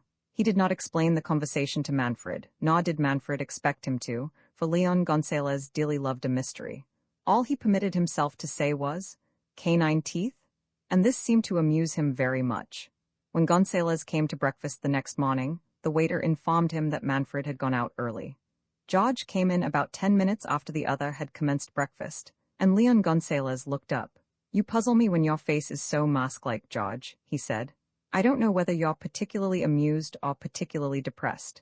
A little of the one and a little of the other, said Manfred, sitting down to breakfast. I have been to Fleet Street to examine the files of the spotting press. The spotting press? Repeated Gonzalez, staring at him, and Manfred nodded. Incidentally, I met Fair. No trace of poison has been found in the body, and no other sign of violence. They are arresting Stephen Tableman today. I was afraid of that, said Gonzalez gravely. But why the spotting press, George? Manfred did not answer the question, but went on. Fair is quite certain that the murder was committed by Stephen Tableman. His theory is that there was a quarrel, and that the young man lost his temper and choked his father. Apparently, the examination of the body proved that extraordinary violence must have been used. Every blood vessel in the neck is congested. Fair also told me that at first the doctor suspected poison, but there is no sign of any drug to be discovered, and the doctors say that the drug that would cause that death with such symptoms is unknown. It makes it worse for Stephen Tableman, because for the past few months he has been concentrating his studies upon obscure poisons. Gonzalez stretched back in his chair, his hands in his pockets. Well, whether he committed that murder or not, he said after a while, he is certain to commit a murder sooner or later. I remember once a doctor in Barcelona who had such teeth. He was a devout Christian, a popular man, a bachelor, and had plenty of money, and there seemed no reason in the world why he should murder anybody, and yet he did. He murdered another doctor who threatened to expose some error he made in an operation. I tell you, George, with teeth like that? He paused and frowned thoughtfully. My dear George, he said, I am going to ask Fair if he will allow me the privilege of spending a few hours alone in Professor Tableman's laboratory. Why on earth? Began Manfred, and checked himself. Why, of course, you have a reason, Leon. As a rule, I find no difficulty in solving such mysteries as these, but in this case I am puzzled, though I have confidence that you have already unraveled what mystery there is. There are certain features about the business which are particularly baffling. Why should the old man be wearing thick gloves? Gonzalez sprang to his feet, his eyes blazing. What a fool, he almost shouted. I didn't see those, are you sure, George? He asked eagerly. He had thick gloves, are you certain? Manfred nodded, smiling his surprise at the other's perturbation. That's it? Gonzalez snapped his fingers. I knew there was some error in my calculations. Thick woolen gloves, weren't they? He became suddenly thoughtful. Now, I wonder how the devil he induced the old man to put him on. He said half to himself. The request to Mr. Fair was granted, and the two men went together to the laboratory. John Munsey was waiting for them. I discovered those spectacles by my uncle's bedside, he said as soon as he saw them.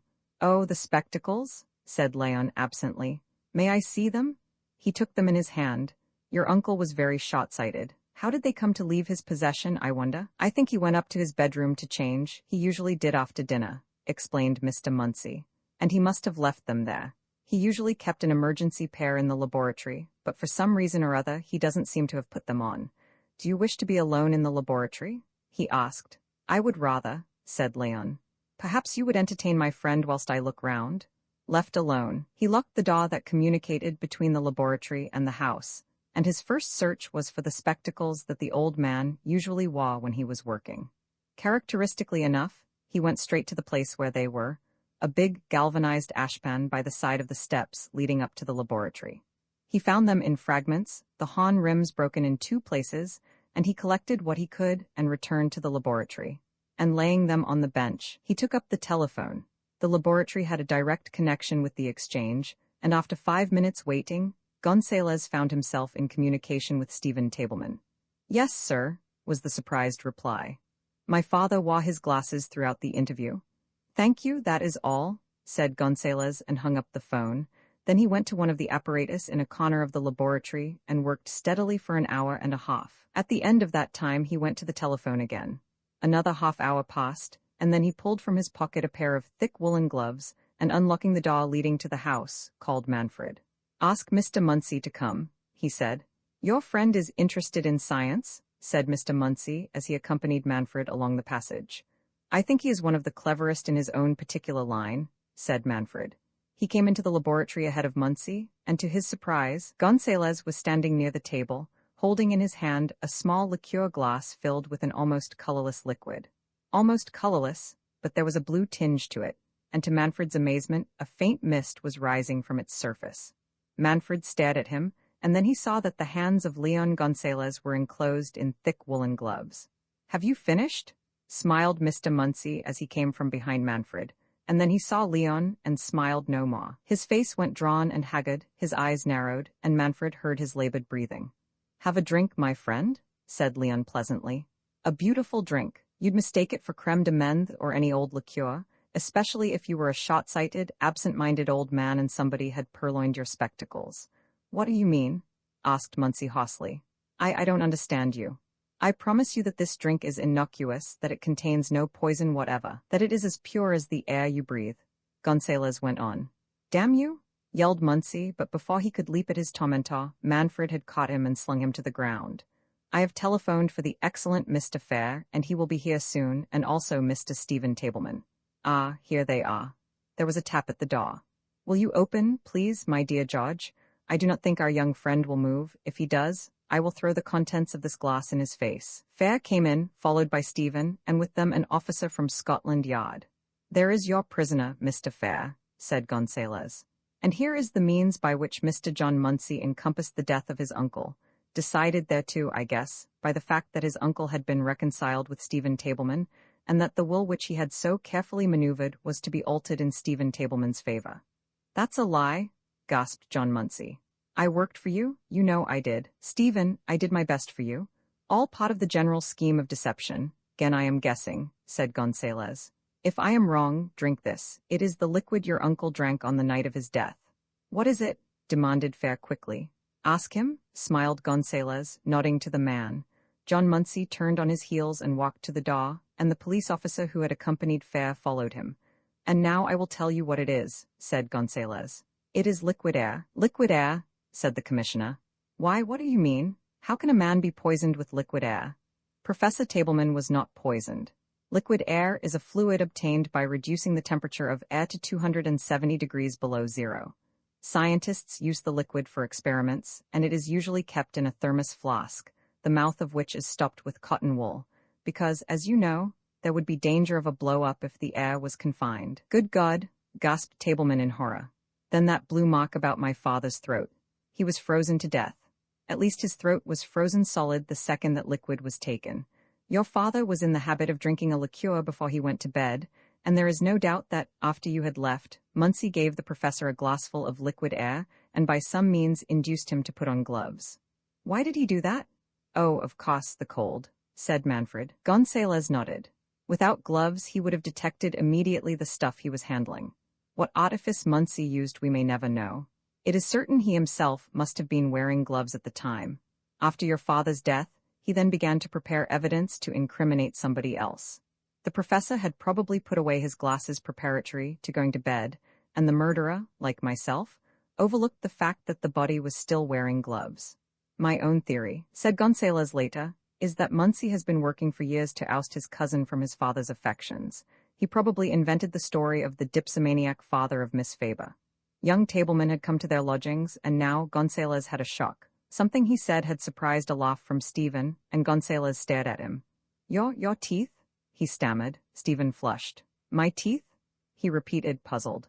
You had 2 enormous canines when I saw you last, said Gonzalez. You remember, Manfred? He said, and he was really agitated.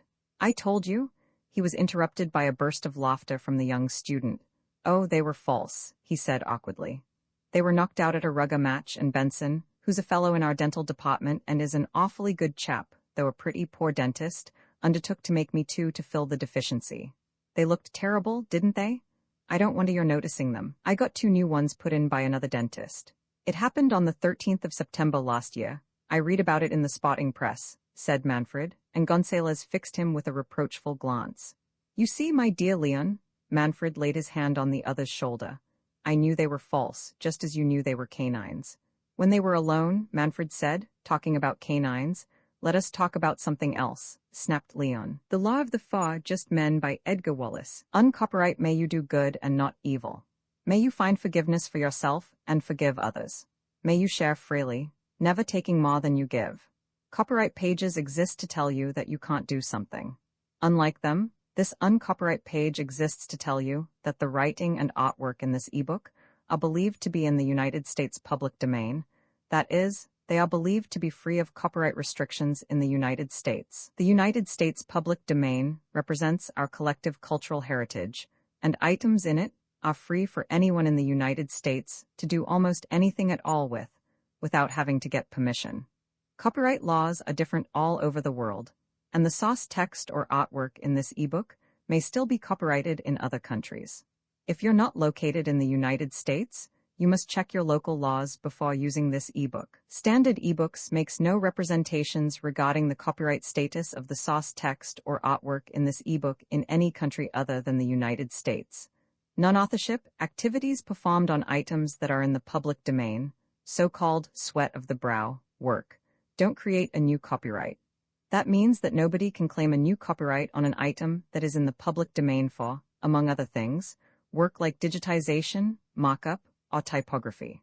Regardless, the contributors to this ebook released their contributions under the terms in the CC 01.0 Universal Public Domain dedication, thus dedicating to the worldwide public domain all of the work they've done on this ebook, including but not limited to metadata, the title page, imprint, colophon, this uncopyright, and any changes or enhancements to, or markup on, the original text and artwork. This dedication doesn't change the copyright status of the source text or artwork. We make this dedication in the interest of enriching our global cultural heritage, to promote free and libre culture around the world, and to give back to the unrestricted culture that has given all of us so much. Table of Contents Landmarks. To Jeffrey Bernard, The Law of the Four Just Men, imprint this ebook is the product of many hours of hard work by volunteers for standard ebooks, and builds on the hard work of other literature lovers made possible by the public domain.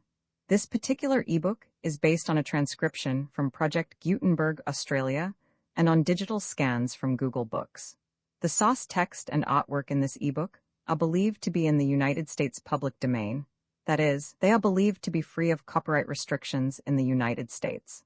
They may still be copyrighted in other countries, so users located outside of the United States must check their local laws before using this ebook. The creators of, and contributors to, this ebook dedicate their contributions to the worldwide public domain via the terms in the CC 01.0 Universal Public Domain dedication. For full license information, see the uncopyright at the end of this ebook. Standard eBooks is a volunteer-driven project that produces ebook editions of public domain literature using modern typography, technology, and editorial standards, and distributes them free of cost.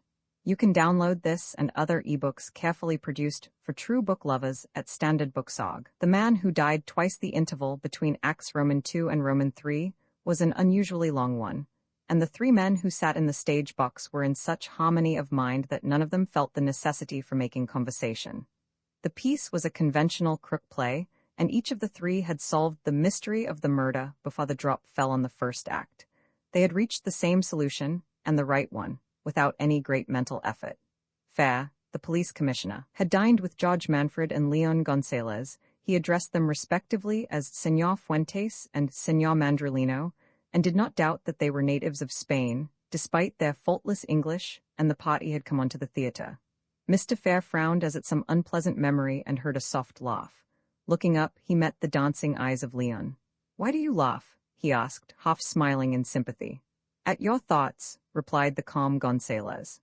"At my thoughts," repeated the other, startled. "Yes," Leon nodded. "You were thinking of the Four Just Men." "Extraordinary," exclaimed Fair. "It is perfectly true. What is it, telepathy?" Gonzalez shook his head. As to Manfred, he was gazing abstractedly into the stalls. "No, it was not telepathy," said Leon. "It was your facial expression. But I haven't mentioned those rascals, how?" "Facial expression," said Leon, reveling in his pet topic, especially an expression of the emotions, comes into the category of primitive instincts. They are not willed. For example, when a billiard player strikes a ball, he throws and twists his body after the ball. You must have seen the contortions of a player who has missed his shot by a narrow margin. A man using scissors works his jaw. A rower moves his lips with every stroke of the oar. These are what we call automatisms. Animals have these characteristics. A hungry dog approaching meat pricks his ears in the direction of his meal. Is there a particular act of automatism produced by the thought of the Four Just Men? Asked the commissioner, smiling. Leon nodded. It would take long to describe, but I will not deceive you. I less read than guessed your thoughts by following them. The last line in the last act we saw was uttered by a ridiculous stage parson who says, "Justice? There is a justice beyond the law?" And I saw you frown. And then you looked across the stalls and nodded to the editor of the megaphone. And I remembered that you had written an article on the Four Just Men for that journal. A little biography on poor Falmouth who died the other day, corrected Fair. Yes, I see. You were right, of course. I was thinking of them and their pretensions to act as judges and executioners when the law fails to punish the guilty, or rather the guilty succeed in avoiding conviction. Manfred turned suddenly. Leon, he spoke in Spanish, in which language the three had been conversing off and on during the evening. View the cavalier with the diamond in his shirt. What do you make of him? The question was in English. Leon raised his powerful opera glasses and surveyed the man whom his friend had indicated. I should like to hear him speak, he said after a while. See how delicate his face is and how powerful are his jaws, almost prognathic, for the upper maxillar is distinctly arrested. Regard him, senor, and tell me if you do not agree that his eyes are unusually bright. Manfred took the glasses and looked at the unconscious man. They are swollen? Yes, I see they are bright. What else do you see? The lips are large and a little swollen too, I think, said Manfred. Leon took the glasses and turned to the commissioner. I do not bet, but if I did I would wager 1,000 pesetas that this man speaks with a harsh, cracked voice. Fair looked from his companion to the object of their scrutiny and then back to Leon. You are perfectly right, he said quietly. His name is Balaam and his voice is extraordinarily rough and harsh. What is he? Vicious, replied Gonzalez. My dear friend, that man is vicious, a bad man. Beware of the bright eyes and the cracked voice, senor. They stand for evil. Fair rubbed his nose irritably, a trick of his. If you were anybody else, I should be very rude and say that you knew him or had met him, he said. But after your extraordinary demonstration, the other day, I realize there must be something in physiognomy. He referred to a visit which Leon Gonzalez and Manfred had paid to the Record Department of Scotland Yard. There, with 40 photographs of criminals spread upon the table before him, Gonzalez, taking them in order, had enumerated the crimes with which their names were associated. He only made 4 errors, and even they were very excusable. Yes, Gregory Balaam is a pretty bad lot, said the commissioner thoughtfully. He has never been through our hands, but that is the luck of the game. He's as shrewd as the devil, and it hurts me to see him with a nice girl like Jenny Magia. The girl who is sitting with him? Asked Manfred, interested. An actress, murmured Gonzalez. You observe, my dear George, how she turns her head first to the left and then to the right at intervals, though there is no attraction in either direction. She has the habit of being seen. It is not vanity, it is merely a peculiar symptom of her profession. What is his favorite vanity? Asked Manfred, and the commissioner smiled. You know our Dickens, eh? He asked, for he thought of Manfred as a Spaniard. Well, it would be difficult to tell you what Gregory Balaam does to earn his respectable income, he said more seriously. I think he is connected with a moneylender's business and runs a few profitable sidelines. Such as? Suggested Manfred. Mr. Fair was not, apparently, anxious to commit himself. I'll tell you in the strictest confidence, he said. We believe, and have good cause to believe, that he has a hop joint which is frequented by wealthy people. Did you read last week about the man, John Bidworth, who shot a nursemaid in Kensington Gardens and then shot himself? Manfred nodded. He was quite a well-connected person, wasn't he? He asked. He was very well connected, replied Fair emphatically. So well connected that we did not want to bring his people into the case at all. He died the next day in hospital, and the surgeons tell us that he was undoubtedly under the influence of some Indian drug, and that in his few moments of consciousness, he as much as told the surgeon in charge of the case that he had been on a jag the night before, and had finished up in what he called an opium house, and remembered nothing further till he woke up in the hospital. He died without knowing that he had committed this atrocious crime. There is no doubt that under the maddening influence of the drug he shot the first person he saw. Was it Mr. Balaam's opium house? Asked Gonzalez, interested. The curtain rose at that moment, and conversation went on in a whisper. We don't know. In his delirium he mentioned Balaam's name. We have tried our best to find out. He has been watched. Places at which he has stayed any length of time have been visited, but we have found nothing to incriminate him. Leon Gonzalez had a favorite hour and a favorite meal at which he was at his brightest. That hour was at 9 o'clock in the morning, and the meal was breakfast. He put down his paper the next morning and asked, What is crime? Professor, said Manfred solemnly, I will tell you. It is the departure from the set rules which govern human society. You are conventional, said Gonzalez. My dear George, you are always conventional at 9 o'clock in the morning. Now, had I asked you at midnight, you would have told me that it is any act which willfully offends and discomfits your neighbor. If I desired to give it an arrow, and what they call in this country, a legal interpretation I would add, contrary to the law. There must be 10,000 crimes committed for every one detected. People associated crime only with those offenses which are committed by a certain type of illiterate or semi-illiterate lunatic or half-lunatic, glibly dubbed a criminal. Now, here is a villainous crime, a monumental crime. He is a man who is destroying the souls of youth and breaking hearts ruthlessly. Here is one who is dragging down men and women from the upward road and debasing them in their own eyes, slaying ambition and all beauty of soul and mind in order that he should live in a certain comfort, wearing a clean dress shirt every evening of his life, and drinking expensive and unnecessary wines with his expensive and indigestible dinner. "Where is this man?" asked Manfred. "He lives at 993 German Street. In fact, he is a neighbor," said Leon. "You're speaking of Mr. Ballum?" "I'm speaking of Mr. Ballum," said Gonzalez gravely. "Tonight I am going to be a foreign artist with large rolls of money in my pockets and an irresistible desire to be amused. I do not doubt that sooner or later Mr. Ballum and I will gravitate together. Do I look like a detective, George?" he asked abruptly. "You look more like a successful pianist," said George, and Gonzalez sniffed. "You can even be offensive at 9 o'clock in the morning," he said. "There are two risks which criminals face. With due respect to the opinions of Leon Gonzalez, this word criminal is employed by the narrator in the pursuit of easy wealth. There is the risk of detection and punishment, which applies to the big as well as to the little delinquent. There is the risk of losing large sums of money invested for the purpose of securing even larger sums. The criminal who puts money in his business runs the least risk of detection. That is why only the poor and foolish come stumbling up the stairs which lead to the dock at the Old Bailey, and that is why the big men, who would be indignant at the very suggestion that they were in the category of lawbreakers, seldom or never make their little bow to the judge. Mr. Gregory Ballum stood for and represented certain moneyed interests which had purchased at auction 3 houses in Montague Street, Portland Place. They were 3 houses which occupied an island site. The first of these was let out in offices, the ground floor being occupied by a lawyer, the first floor by a wine and spirit merchant, the second being a very plain suite dedicated to the business hours of Mr. Gregory Ballum. This gentleman also rented the cellar, which by the aid of lime wash and distemper had been converted into, if not a pleasant, at any rate a neat and cleanly storage place. Through this cellar you could reach, amongst other places, a brand new garage, which had been built for one of Mr. Ballum's partners, but in which Mr. Ballum was not interested at all.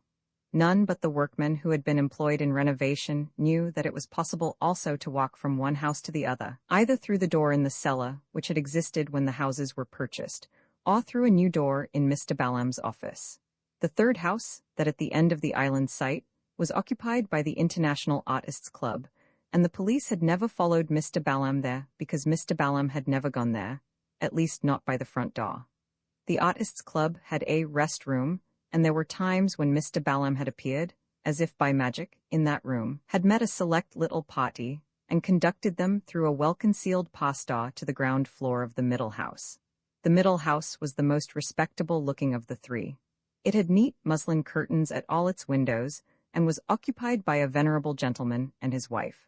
The venerable gentleman made a practice of going out to business every morning at 10 o'clock, his shiny silk hat set jauntily on the side of his head, a furled umbrella under his arm, and a buttonhole in his coat. The police knew him by sight, and local constables touched their helmets to him. In the days gone by, when Mr. Raymond, as he called himself, had a luxurious white beard, and earned an elegant income by writing begging letters and interviewing credulous and sympathetic females, he did not have that name or the reputation which he enjoyed in Montague Street. But now he was clean-shaven, and had the appearance of a retired admiral, and he received £4 a week for going out of the house every morning at 10 o'clock, with his silk hat set at a rakish angle, and his furled umbrella and his neat little boutonniere. He spent most of the day in the Guildhall reading room, and came back at 5 o'clock in the evening as jaunty as ever. And his day's work being ended, he and his hard-faced wife went to their little attic room and played cribbage, and their language was certainly jaunty, but was not venerable. On the first floor, behind triple black velvet curtains, men and women smoked day and night. It was a large room, being 2 rooms which had been converted into one, and it had been decorated under Mr. Ballum's eye. In this room, nothing but opium was smoked. If you had a fancy for hashish, you indulged yourself in a basement apartment. Sometimes Mr. Balam himself came to take a whiff of the dream herb, but he usually reserved these visits for such occasions as the introduction of a new and profitable client. The pipe had no ill effect upon Mr. Balam. That was his boast. He boasted now to a new client, a rich Spanish artist who had been picked up by one of his jackals and piloted to the International Artists Club. "Nor on me," said the newcomer, waving away a yellow-faced Chinaman who ministered to the needs of the smokers. "I always bring my own smoke." Balam leant forward curiously as the man took a silver box from his pocket and produced therefrom a green and sticky-looking pill. "What is that?" asked Balam curiously. "It is a mixture of my own, cannabis indica, opium, and a little Turkish tobacco mixed. It is even milder than opium and the result infinitely more wonderful." "You can't smoke it here," said Balam, shaking his head. "Try the pipe, old man." But the old man, he was really young in spite of his gray hair, was emphatic. "It doesn't matter," he said. "I can smoke at home. I only came out of curiosity," and he rose to go. "Don't be in a hurry," said Balam hastily. "See here, we've got a basement downstairs where the hemp pipes go. The smokers up here don't like the smell. I'll come down and try one with you. Bring your coffee." The basement was empty, and selecting a comfortable divan, Mr. Balam and his guest sat down. "You can light this with a match. You don't want a spirit stove," said the stranger.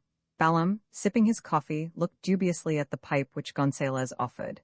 "There was a question I was going to ask you," said Leon. "Does running a show like this keep you awake at nights?" "Don't be silly," said Mr. Balam, lighting his pipe slowly and puffing with evident enjoyment. "This isn't bad stuff at all. Keep me awake at nights? Why should it?" "Well," answered Leon, "lots of people go queer here, don't they? I mean, it ruins people smoking this kind of stuff." "That's their lookout," said Mr. Balam comfortably. "They get a lot of fun. There's only one life and you've got to die once." "Some men die twice," said Leon soberly. "Some men who under the influence of a noxious drug go fanti and wake to find themselves murderers. There's a drug in the East which the natives call bal. It turns men into raving lunatics." "Well, that doesn't interest me," said Balam impatiently. "We must hurry up with this smoke. I've a lady coming to see me. Must keep an appointment, old man," he laughed. "On the contrary, the introduction of this drug into a pipe interests you very much," said Leon. "And in spite of Miss Magia's appointment?" The other started. "What the hell are you talking about?" he asked crossly. "In spite of that appointment, I must break the news to you that the drug which turns men into senseless beasts is more potent than any you serve in this den." "What's it to do with me?" snarled Balam. "It interests you a great deal," said Leon coolly, "because you are at this moment smoking a double dose." With a howl of rage, Balam sprang to his feet, and what happened after that he could not remember. Only something seemed to split in his head, and a blinding light flashed before his eyes, and then a whole century of time went past, 100 years of moving time, and an eternity of flashing lights, of thunderous noises, of whispering voices, of ceaseless troubled movement. Sometimes he knew he was talking and listened eagerly to hear what he himself had to say. Sometimes people spoke to him and mocked him, and he had a consciousness that he was being chased by somebody. How long this went on he could not judge. In his half-bemused condition he tried to reckon time, but found he had no standard of measurement. It seemed years after that he opened his eyes with a groan and put his hand to his aching head. He was lying in bed. It was a hard bed, and the pillow was even harder. He stared up at the whitewashed ceiling and looked round at the plain, distempered walls. Then he peered over the side of the bed and saw that the floor as of concrete. 2 lights were burning, one above a table and one in a corner of the room where a man was sitting reading a newspaper. He was a curious-looking man, and Balam blinked at him. "I am dreaming," he said aloud, and the man looked up. "Hello, do you want to get up?" Balam did not reply. He was still staring, his mouth agape. The man was in uniform, in a dark, tight-fitting uniform. He wore a cap on his head and a badge. Round his waist was a shiny black belt, and then Balam read the letters on the shoulder strap of the tunic. "AW," he repeated, dazed. "AW. What did AW stand for?" And then the truth flashed on him. Assistant water. He glared round the room. There was one window, heavily barred and covered with thick glass. On the wall was pasted a sheet of printed paper. He staggered out of bed and read, still open-mouthed. Regulations for His Majesty's prisons. He looked down at himself. He had evidently gone to bed with his breeches and stockings on, and his breeches were of coarse yellow material and branded with faded black arrows. He was in prison? How long had he been there? "Are you going to behave today?" asked the water curtly. "We don't want any more of those scenes you gave us yesterday." How long have I been here? Croaked Balaam. You know how long you've been here. You've been here 3 weeks yesterday. 3 weeks? Gasped Balaam. What is the charge? Now don't come that game with me, Balaam, said the water, not unkindly. You know I'm not allowed to have conversations with you. Go back and sleep. Sometimes I think you are as mad as you profess to be. Have I been bad? Asked Balaam. Bad? The water jerked up his head. I wasn't in the cot with you, but they say you behaved in the dock like a man demented, and when the judge was passing sentence of death. My God, shrieked Balaam and fell back on the bed, white and haggard. Sentenced to death? He could hardly form the words. What have I done? You killed a young lady, you know that, said the water. I'm surprised at you, trying to come it over me after the good friend I've been to you, Balaam. Why don't you buck up and take your punishment like a man? There was a calendar above the place where the water had been sitting. 12th of April? Read Balaam, and could have shrieked again, for it was the first day of March that he met that mysterious stranger. He remembered it all now.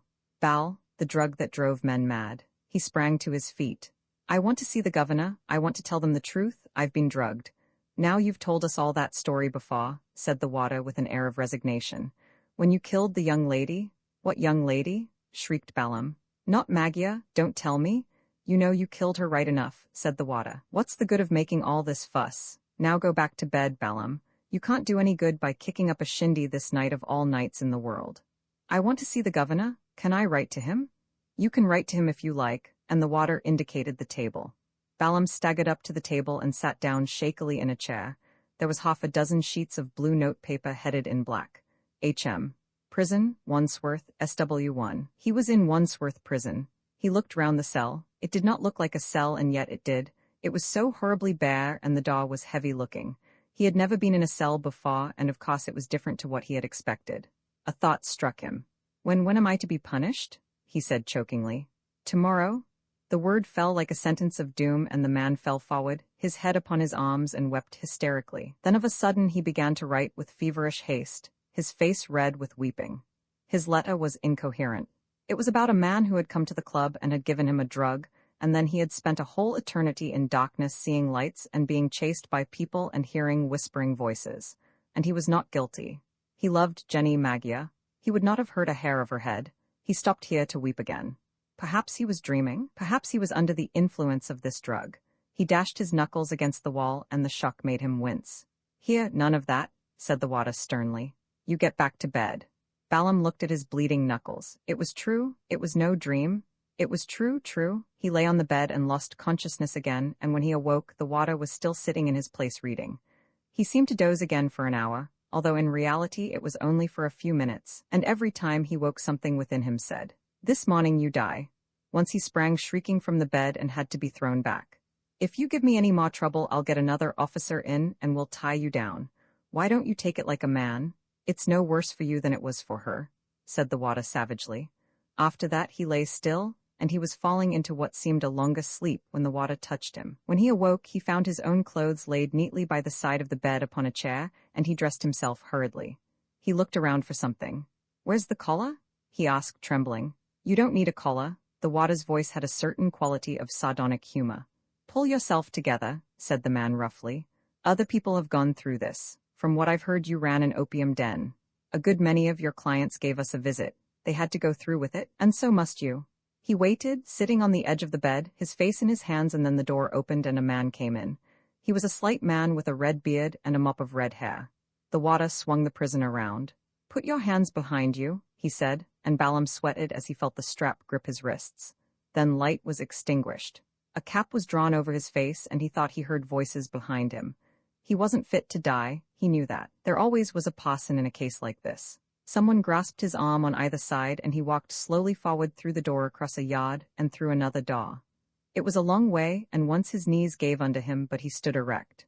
Presently they stopped. "Stand where you are," said a voice, and he found a noose slipped round his neck and waited in agony, minutes, hours it seemed. He took no account of time and could not judge it. Then he heard a heavy step, and somebody caught him by the arm. "What are you doing here, Governor?" said a voice. The bag was pulled from his head. He was in the street. It was night, and he stood under the light of a street lamp. The man regarding him curiously was a policeman. "Got a bit of rope round your neck, too. Somebody tied your hands. What is it, a hold-up case?" said the policeman as he loosened the straps. "Or is it a lock?" demanded the representative of the law. I'm surprised at you, an old gentleman like you with white hair. Gregory Balam's hair had been black less than 7 hours before, when Leon Gonzalez had drugged his coffee and had brought him through the basement exit into the big yard at the back of the club. For here was a nice new garage, as Leon had discovered when he prospected the place, and here they were left uninterrupted to play the comedy of the condemned cell, with blue sheets of prison notepaper put there for the occasion, and a copy of prison regulations, which was donated quite unwittingly by Mr. Fair, Commissioner of Police. The man who hated Amelia Jones. There was a letter that came to Leon Gonzalez, and the stamp bore the image and superscription of Alphonse Roman 13. It was from a placid man who had written his letter in the hour of siesta, when Cordova slept, and he had scribbled all the things which had come into his head as he sat in an orange bower overlooking the lordly Guadalquivir, now in yellow spate. "It is from Powicott," said Leon. "Yes," replied George Manfred, half asleep in a big armchair before the fire. That and a green-shaded reading lamp supplied the illumination to their comfortable German street flat at the moment. "And what," said George, stretching himself, "what does our excellent friend Powicott have to say?" "A blight has come upon his onions," said Leon solemnly, and Manfred chuckled and then was suddenly grave. There was a time when the name of these three, with one who now lay in the Bordeaux cemetery, had stricken terror to the hearts of evildoers. In those days the Fawjust men were a menace to the sleep of many cunning men who had evaded the law, yet had not evaded this ubiquitous organization, which slew ruthlessly in the name of justice. Powicott was growing onions. He sighed and repeated the words aloud. "And why not?" demanded Leon. "Have you read of the Three Musketeers?" "Surely," said Manfred with a smile at the fire. "In what book, may I ask?" demanded Leon. "Why, in the Three Musketeers, of course," replied Manfred in surprise. "Then you did wrong," said Leon Gonzalez promptly.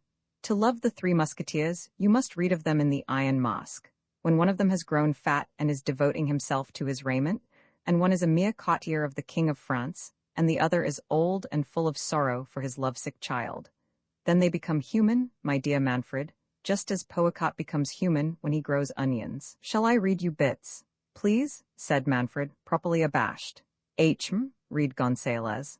"I told you about the onions, George. I have some gorgeous roses. Manfred would love them. Do not take too much heed of this new blood test by which the American doctor professes that he can detect degrees of relationship. The new little pigs are doing exceedingly well. There is one that is exceptionally intelligent and contemplative. I have named him George." George Manfred by the fire squirmed in his chair and chuckled. "This will be a very good year for wine, I am told." Leon read on. "But the oranges are not as plentiful as they were last year. Do you know that the fingerprints of twins are identical? Curiously enough, the fingerprints of twins of the anthropoid ape are dissimilar. I wish you would get information on this subject."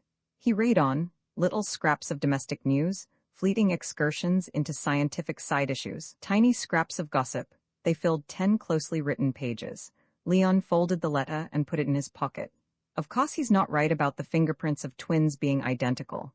That was one of the illusions of the excellent Lombroso. Anyway, the fingerprint system is unsatisfactory." "I never heard it called into question," said George in surprise. "Why isn't it satisfactory?" Leon rolled a cigarette with deft fingers, licked down the paper, and lit the ragged end before he replied. "At Scotland Yard, they have, let us say, 100,000 fingerprints. In Britain, there are 50 million inhabitants. 100,000 is exactly 1/500th of 50 millions. Suppose you were a police officer, and you were called to the Albert Hall, where 500 people were assembled, and told that one of these had in his possession stolen property, and you received permission to search them. Would you be content with searching one and giving a clean bill to the rest?" "Of course not," said Manfred, "but I don't see what you mean." "I mean that until the whole of the country and every country in Europe adopts a system by which every citizen registers his fingerprints, and until all the countries have an opportunity of exchanging those fingerprints and comparing them with their own, it is ridiculous to say that no two prints are alike." "That settles the fingerprint system," said Manfred sotto voce. "Logically it does," said the complacent Leon, "but actually it will not, of course." There was a long silence after this, and then Manfred reached to a case by the side of the fireplace and took down a book. Presently he heard the creak of a chair as Gonzalez rose and the soft pad of a closing door. Manfred looked up at the clock and, as he knew, it was 8:30. In 5 minutes, Leon was back again. He had changed his clothing and, as Manfred had once said before, his disguise was perfect. It was not a disguise in the accepted understanding of the word, for he had not in any way touched his face or changed the color of his hair. Only by his artistry he contrived to appear just as he wished to appear, an extremely poor man. His collar was clean, but frayed. His boots were beautifully polished, but they were old and patched. He did not permit the crudity of a heel worn down, but had fixed 2 circular rubber heels just a little too large for their foundations. "You are an old clock battling with poverty, and striving to the end to be genteel," said Manfred. Gonzalez shook his head. "I am a solicitor who, 20 years ago, was struck off the rolls and ruined because I helped a man to escape the processes of the law. An ever so much more sympathetic role, George. Moreover, it brings people to me for advice. One of these nights you must come down to the public bar of the Cow and Compasses and hear me discourse upon the Married Woman's Property Act." "I never asked you what you were before," said George. "Good hunting, Leon, and my respectful salutations to Amelia Jones." Gonzalez was biting his lips thoughtfully and looking into the fire, and now he nodded. "Poor Amelia Jones?" he said softly. "You're a wonderful fellow," smiled Manfred. "Only you could invest a charwoman of middle age with the glamour of romance." Leon was helping himself into a threadbare overcoat. "There was an English poet once, it was Pope, I think, who said that everybody was romantic who admired a fine thing, or did one. I rather think Amelia Jones has done both." The Cow and Compasses is a small public house in Treat Road, Diptford. The gloomy thoroughfare was well-nigh empty, for it was a grey cold night when Leon turned into the bar. The uninviting weather may have been responsible for the paucity of clients that evening, for there were scarcely half a dozen people on the sanded floor when he made his way to the bar and ordered a claret and soda. One who had been watching for him started up from the deal form on which she had been sitting and subsided again when he walked toward her with glass in hand. "Well, Mrs. Jones," he greeted her. "And how are you this evening?" She was a stout woman with a white, wan face and hands that trembled spasmodically. "I am glad you've come, sir," she said. She held a little glass of port in her hand, but it was barely touched. It was on one desperate night when in an agony of terror and fear this woman had fled from her lonely home to the light and comfort of the public house that Leon had met her. He was at the time pursuing with the greatest caution a fascinating skull, which he had seen on the broad shoulders of a Covent Garden potter. He had tracked the owner to his home and to his place of recreation, and was beginning to work up to his objective, which was to secure the history and the measurements of this unimaginative bearer of fruit, when the stout charwoman had drifted into his orbit. Tonight she evidently had something on her mind of unusual importance, for she made 3 lame beginnings before she plunged into the matter which was agitating her. "Mr. Lucas," this was the name Gonzalez had given to the habitués of the Cow and Compasses, "I want to ask you a great favor. You've been very kind to me, giving me advice about my husband and all that. But this is a big favor, and you're a very busy gentleman, too." She looked at him appealingly, almost pleadingly. "I have plenty of time just now," said Gonzalez. "Would you come with me into the country tomorrow?" she asked. "I want you to see somebody." "Why, surely, Mrs. Jones," said Gonzalez. "Would you be at Paddington Station at 9 o'clock in the morning? I would pay your fare," she went on fervently. "Of course, I shouldn't allow you to go to any expense. I've got a bit of money put by." "As to that," said Leon, "I've made a little money myself today, so don't trouble about the fare. Have you heard from your husband?" "Not from him," she shook her head, "but from another man who has just come out of prison." Her lips trembled and tears were in her eyes. "He'll do it, I know he'll do it," she said with a catch in her voice, "but it's not me that I'm thinking of." Leon opened his eyes. "Not you?" he repeated. He had suspected the third factor, yet he had never been able to fit it in the scheme of this commonplace woman. "No, sir, not me," she said miserably. "You know he hates me, and you know he's going to do me in the moment he gets out, but I haven't told you why." "Where is he now?" asked Leon. "Devizes jail. He's gone there for his discharge. He'll be out in 2 months. And then he'll come straight to you, you think?" She shook her head. "Not he," she said bitterly. "That ain't his way. You don't know him, Mr. Lucas, but nobody does know him like I do. If he'd come straight to me, it'd be all right, but he's not that kind. He's going to kill me, I tell you, and I don't care how soon it comes. He wasn't called Bash Jones for nothing. I'll get it all right." She nodded grimly. "He'll just walk into the room and bash me without a word, and that'll be the end of Amelia Jones. But I don't mind," she repeated. "It's the other that's breaking my heart and has been all the time." He knew it was useless to try to persuade her to tell her troubles, and at closing time, they left the bar together.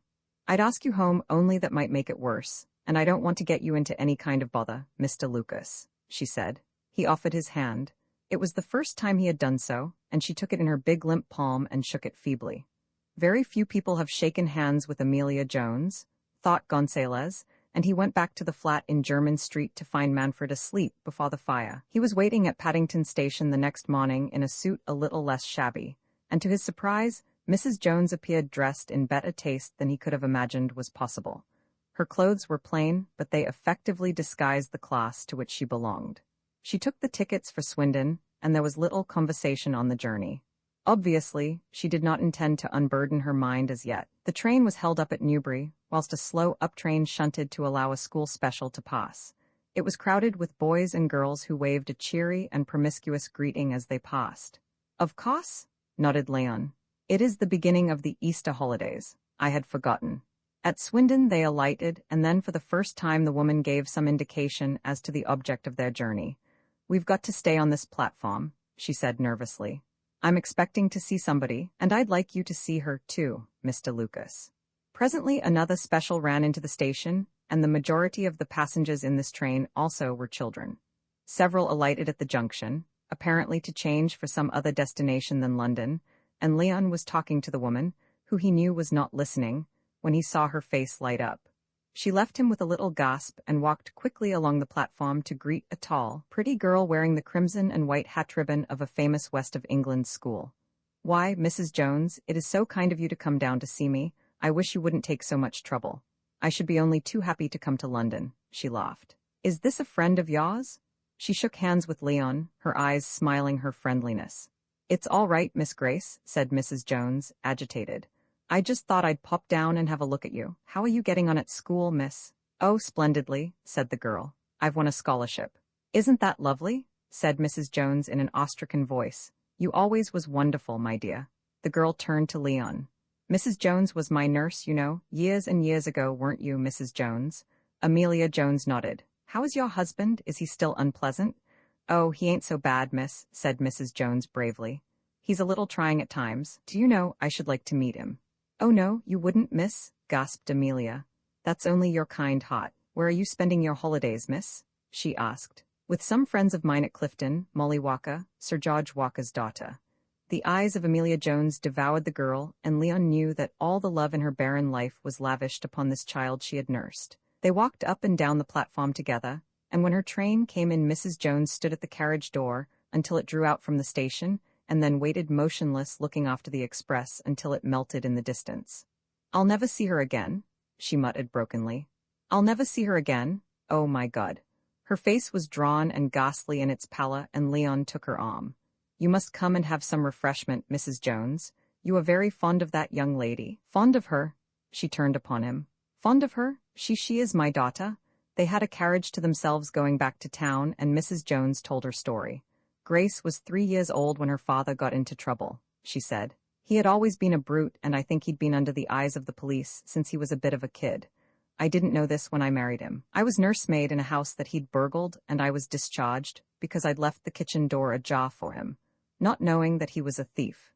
He did one long lagging, and when he came out, he swore he wouldn't go back to prison again, and the next time, if there was any danger of an alarm being raised, he would make it a case of murder. He and another man got into touch with a rich bookmaker on Blackheath. Bash used to do his dirty work for him, but they quarreled, and Bash and his pal burgled the house and got away with nearly £9,000. It was a big race day, and Bash knew there'd be a lot of money in notes that had been taken on the racecourse, and that couldn't be traced. I thought he'd killed this man at first. It wasn't his fault that he hadn't. He walked into the room and bashed him as he lay in bed. That was Bash's way. That's how he got his name. He thought there'd be a lot of inquiries, and gave me the money to look after. I had to put the notes into an old beer jar half full of sand, ram in the cock, and cover the cock and the neck with candle wax so that the water couldn't get through, and then put it in the cistern, which he could reach from one of the upstairs rooms at the back of the house. I was nearly mad with fear, because I thought the gentleman had been killed, but I did as I was told and sunk the jar in the cistern. That night, Bash and his mate were getting away to the north of England when they were arrested at Euston Station. Bash's friend was killed, for he ran across the line in front of an engine, but they caught Bash and the house was searched from end to end. He got 15 years penal servitude, and he would have been out 2 years ago if he hadn't been a bad character in prison. When he was in jail, I had to sit down and think, Mr. Lucas, and my first thought was of my child. I saw the kind of life that she was going to grow up to. The surroundings, the horrible slums, the fear of the police, for I knew that Bash would spend $1 million if he had it in a few weeks. I knew I was free of Bash for at least 12 years and I thought, and at last I made up my mind. It was 12 months after he was in jail that I dared get the money, for the police were still keeping their eye on me as the money had not been found. I won't tell you how I bought grand clothes so that nobody would suspect I was a working woman or how I changed the money. I put it all into shares. I'm not well educated, but I read the newspapers for months, the columns about money. At first I was puzzled and I could make no end to it, but after a while, I got to understand, and it was in an Argentine company that I invested the money, and I got a lawyer in Bermondsey to make a trust of it. She gets the interest every quarter and pays her own bills. I've never touched a penny of it. The next thing was to get my little girl out of the neighborhood, and I sent her away to a home for small children. It broke my heart to part with her, until she was old enough to go into a school. I used to see her regularly, and when, after my first visit, I found she had almost forgotten who I was, I pretended that I'd been her nurse. And that's the story. Gonzalez was silent. Does your husband know? He knows I spent the money, said the woman staring blankly out of the window. He knows that the girl is at a good school. He'll find out. She spoke almost in a whisper. He'll find out. So that was the tragedy? Leon was struck dumb by the beauty of this woman's sacrifice. When he found his voice again, he asked, "Why do you think he will kill you? These kind of people threaten." Bash doesn't threaten as a rule, she interrupted him. It's the questions he's been asking people who know me, people from Diptford who he's met in prison. Asking what I do at nights, what time I go to bed, what I do in the daytime. That's Bash's way. I see, said Leon. Has anybody given him the necessary particulars? He asked. She shook her head. They've done their best for me, she said. They are bad characters and they commit crimes, but there's some good hearts amongst them. They have told him nothing. Are you sure? I'm certain. If they had, he wouldn't be still asking. Why, Toby Brown came up from Devises a month ago and told me Bash was there and was still asking questions about me. He'd told Toby that he'd never do another lagging and that he reckoned he'd be alive up to Midsummer Day if they caught him. Leon went up to his flat that night exalted. What have you been doing with yourself? Asked Manfred. I for my part have been lunching with the excellent Mr. Fair, and I have been moving in a golden haze of glory. Not my own, no, not my own, Manfred. He shook his head, but the glory of Amelia Jones. A wonderful woman, George. For her sake I am going to take a month's holiday, during which time you can go back to Spain and see our beloved Poacot and hear all about the onions. I would like to go back to Madrid for a few days, said Manfred thoughtfully. I find London particularly attractive, but if you really are going to take a holiday, where are you spending it, by the way? In Devises jail, replied Gonzalez cheerfully, and Manfred had such faith in his friend that he offered no comment. Leon Gonzalez left for Devises the next afternoon. He arrived in the town at dusk and staggered unsteadily up the rise toward the marketplace. At 10 o'clock that night, a police constable found him leaning against a wall at the back of the Bear Hotel, singing foolish songs, and ordered him to move away. Whereupon, Leon addressed him in language for which he was at the time, since he was perfectly sober, haughtily ashamed. Therefore he did appear before a bench of magistrates the next morning, charged with being drunk, using abusive language and obstructing the police in the execution of their duty. This is hardly a case which can be met by imposing a fine, said the staid chairman of the bench. Here is a stranger from London who comes into this town and behaves in a most disgusting manner. Is anything known against the man? Nothing, sir, said the jailer regretfully. You will pay a fine of 20 shillings or go to prison for 21 days. I would much rather go to prison than pay, said Leon truthfully. So they committed him to the local jail as he had expected. 21 days later, looking very brown and fit, he burst into the flat and Manfred turned with outstretched hands. I heard you were back, said Leon joyously. I've had a great time. They rather upset my calculations by giving me 3 weeks instead of a month, and I was afraid that I'd get back before you. I came back yesterday, said George, and his eyes strayed to the sideboard. 6 large Spanish onions stood in a row, and Leon Gonzalez doubled up with mirth. It was not until he had changed into more presentable garments that he told of his experience. Bash Jones had undoubtedly homicidal plans. he said. The most extraordinary case of facial anamorphosis I have seen. I worked with him in the tailor's shop. He is coming out next Monday. He welcomed you, I presume, when he discovered you were from Diptford? Said Manfred dryly. Leon nodded. He intends to kill his wife on the 3rd of the month, which is the day after he is released, he said. Why so precise? Asked Manfred in surprise. Because that is the only night she sleeps in the house alone. There are usually 2 young men lodgers who are railwaymen, and these do duty until 3 in the morning on the 3rd of every month. Is this the truth, or are you making it up? Asked Manfred. I did make it up, admitted Gonzalez. But this is the story I told, and he swallowed it eagerly. The young men have no key, so they come in by the kitchen door, which is left unlocked. The kitchen door is reached by a narrow passage which runs the length of Little Mill Street and parallel with the houses. Oh yes, he was frightfully anxious to secure information, and he told me that he would never come back to jail again, except for a short visit. An interesting fellow. I think he had better die, said Leon, with some gravity. Think of the possibilities for misery, George. This unfortunate girl, happy in her friends, well-bred. Would you say that? Smiled Manfred, with bash for a father. Well-bred, I repeat, said Gonzalez firmly. Breeding is merely a quality acquired through lifelong association with gentlefolk. Put the son of a duke in the slums and he'll grow up a peculiar kind of slum child, but a slum child nevertheless. Think of the horror of it. Dragging this child back to the kennels of Diptford, for that will be the meaning of it, supposing this Mr. Bash Jones does not kill his wife. If he kills her, then the grisly truth is out. No, I think we had better settle this Mr. Bash Jones. I agree, said Manfred, puffing thoughtfully at his cigar, and Leon Gonzalez sat down at the table with Browning's poems open before him and read, pausing now and again to look thoughtfully into space as he elaborated the method by which Bash Jones should die. On the afternoon of the 3rd, Mrs. Amelia Jones was called away by telegram. She met Leon Gonzalez at Paddington Station. You have brought your key with you, Mrs. Jones? Yes, sir, said the woman in surprise then. Do you know that my husband is out of prison? I know, said Gonzalez. And because he is free, I want you to go away for a couple of nights. I have some friends in Plymouth. They will probably meet you at the station, and if they do not meet you, you must go to this address. He gave her an address of a boarding house that he had secured from a Plymouth newspaper. Here is some money. I insist upon your taking it. My friends are very anxious to help you. She was in tears when he left her. You are sure you have locked up your house? Said Leon at parting. I've got the key here, sir. She opened her bag, and he noticed that now her hands trembled all the time. Let me see, said Leon, taking the bag in his hand and peering at the interior in his short-sighted way. Yes, there it is. He put in his hand, brought it out apparently empty, and closed the bag again. Goodbye, Mrs. Jones, he said, and don't lose courage. When dark fell, Leon Gonzalez arrived in Little Mill Street, carrying a bulky something in a black cloth bag.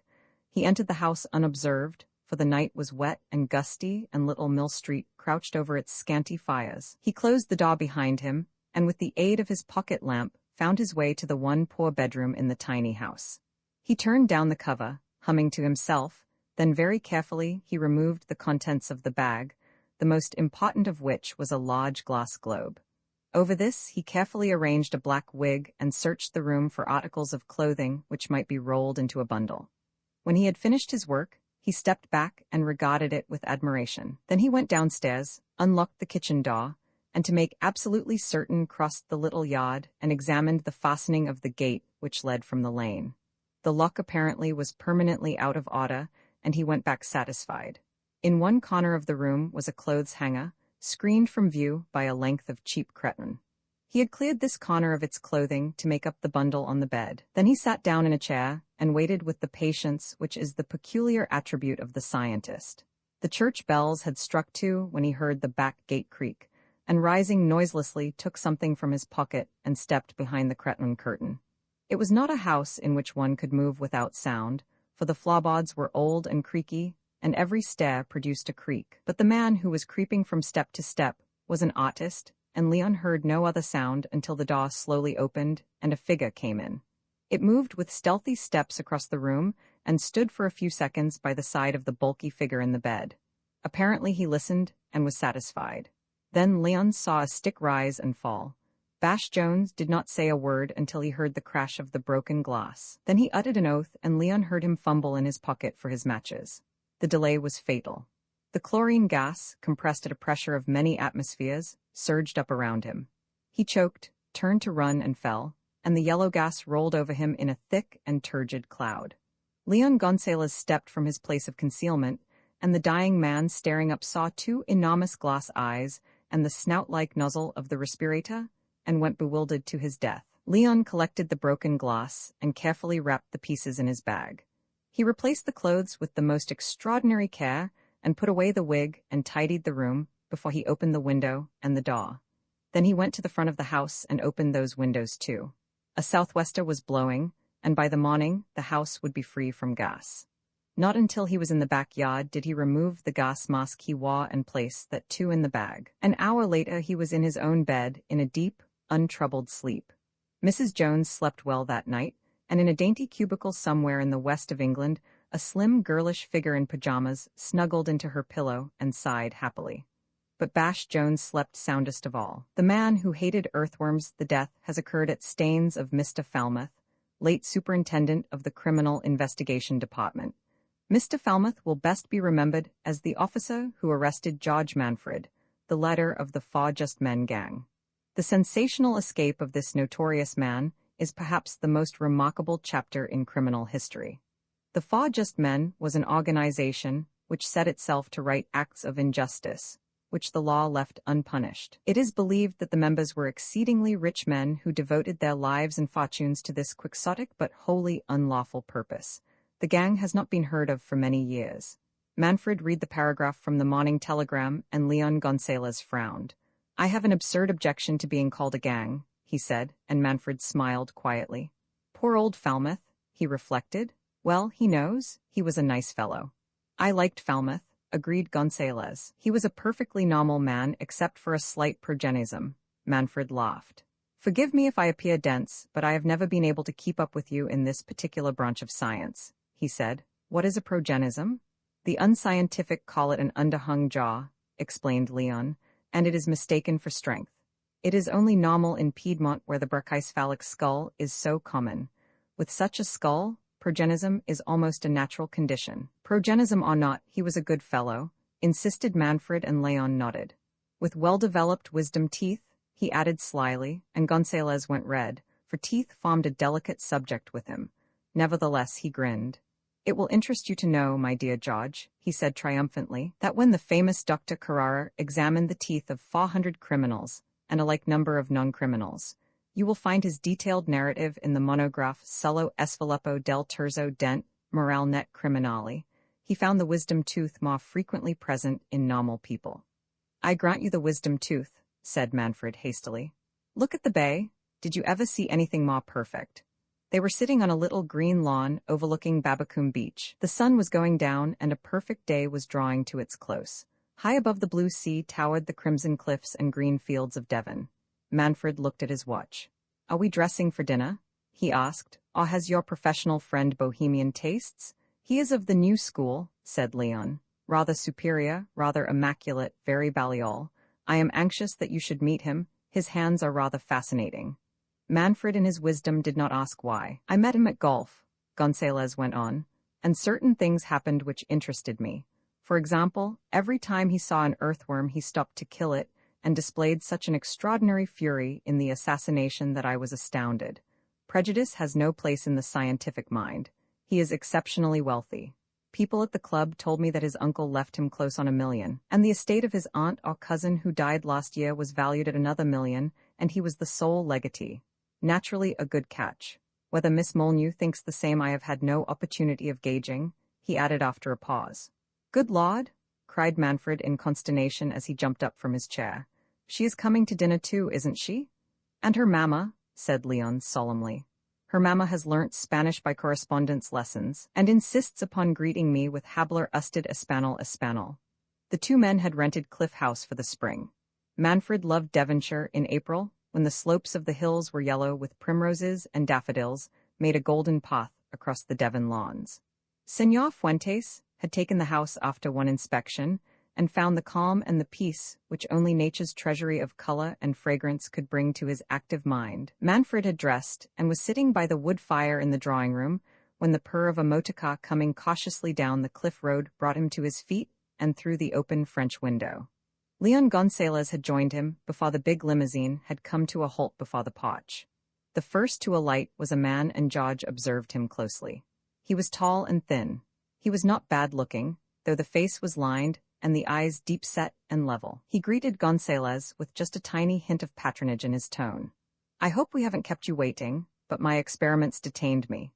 Nothing went right in the laboratory today. You know Miss Molyneux and Mrs. Molyneux?" Manfred was introduced and found himself shaking hands with a grave-eyed girl of singular beauty.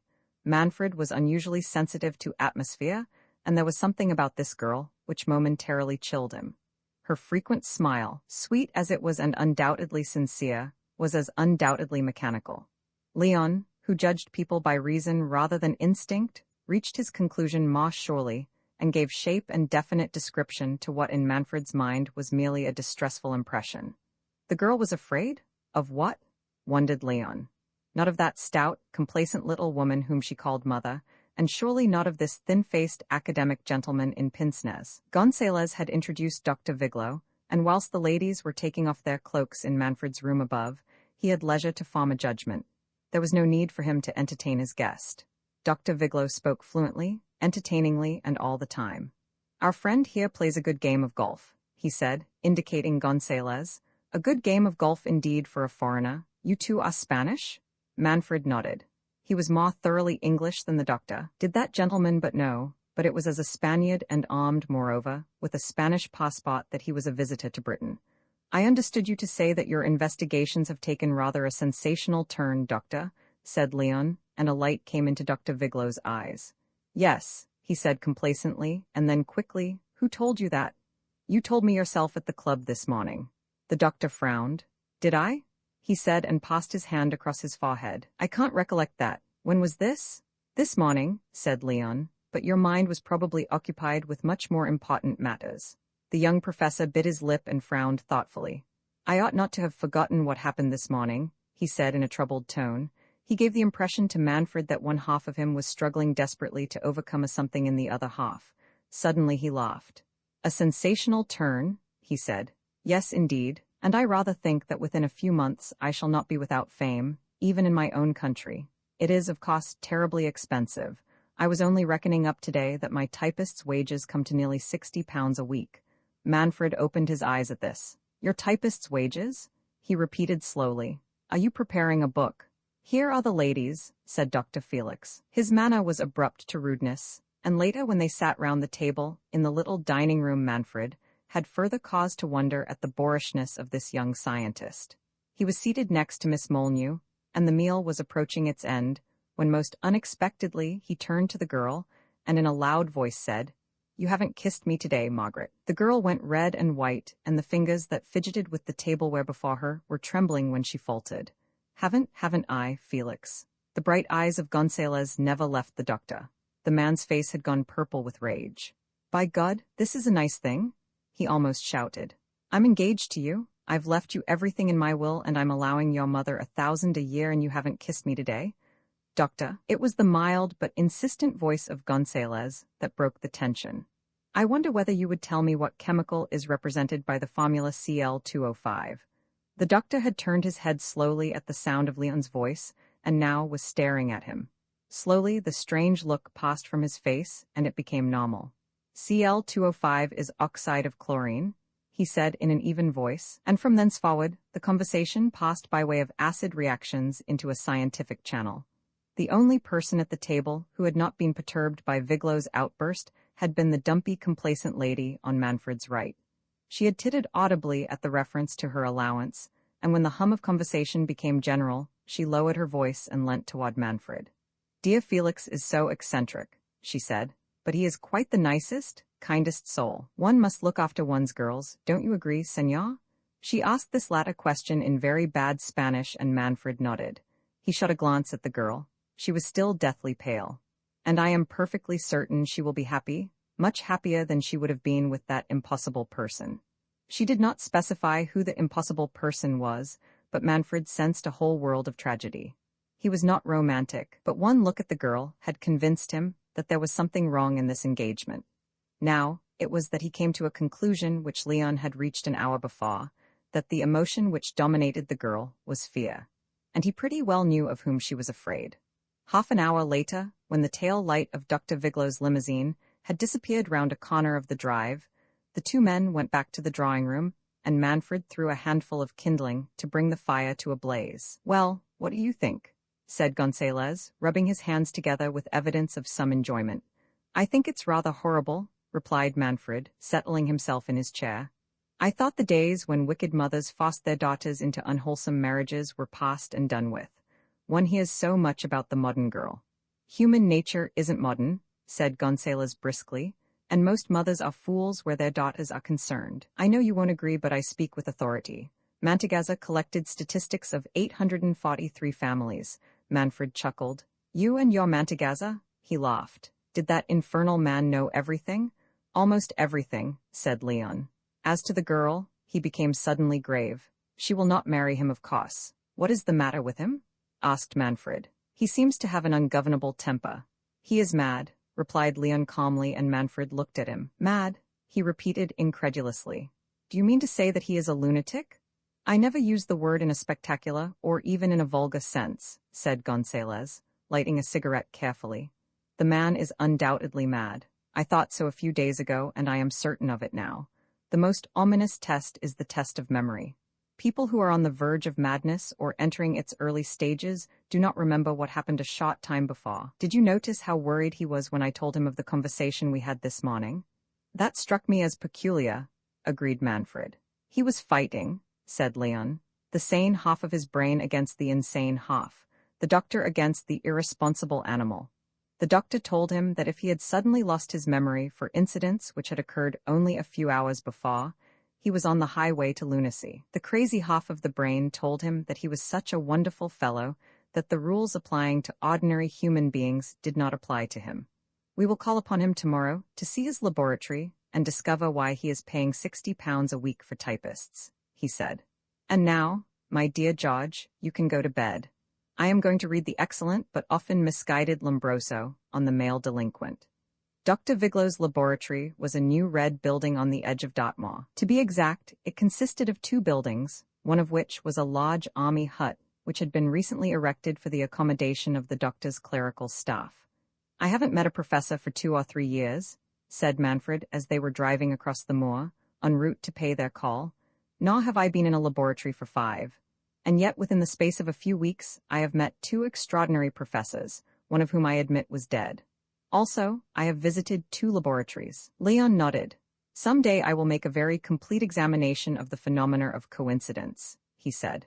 When they reached the laboratory, they found a post office van, backed up against the main entrance, and 3 assistants in white overalls were carrying post bags and depositing them in the van. "He must have a pretty large correspondence," said Manfred in wonder. The doctor, in a long white overall, was standing at the door as they alighted from their car, and greeted them warmly. "Come into my office," he said, and led the way to a large airy room which was singularly free from the paraphernalia which Gonzalez usually associated with such workrooms. "You have a heavy post," said Leon, and the doctor laughed quietly. "They are merely going to the Talkie post office," he said. "I have arranged for them to be dispatched when," he hesitated, "when I am sure. You see," he said, speaking with great earnestness, "a scientist has to be so careful. Every minute after he has announced a discovery, he is tortured with the fear that he has forgotten something, some essential, or has reached a too hasty conclusion. But I think I'm right," he said, speaking half to himself. "I'm sure I'm right, but I must be even more sure." He showed them round the large room, but there was little which Manfred had not seen in the laboratory of the late Professor Tableman. Viglow had greeted them genially, indeed expansively, and yet within 5 minutes of their arrival, he was taciturn, almost silent, and did not volunteer information about any of the instruments in which Leon showed so much interest, unless he was asked. They came back to his room, and again his mood changed, and he became almost gay. "I'll tell you," he said. "By Jove, I'll tell you, and no living soul knows this except myself, or realizes or understands the extraordinary work I have been doing." His face lit up, his eyes sparkled, and it seemed to Manfred that he grew taller in this moment of exaltation.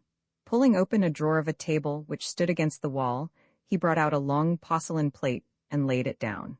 From a wire-netted cupboard on the wall, he took 2 tin boxes and with an expression of disgust which he could not disguise, turned the contents upon the slab. It was apparently a box full of common garden mold, and then Leon saw to his amazement a wriggling little red shape twisting and twining in its acute discomfort.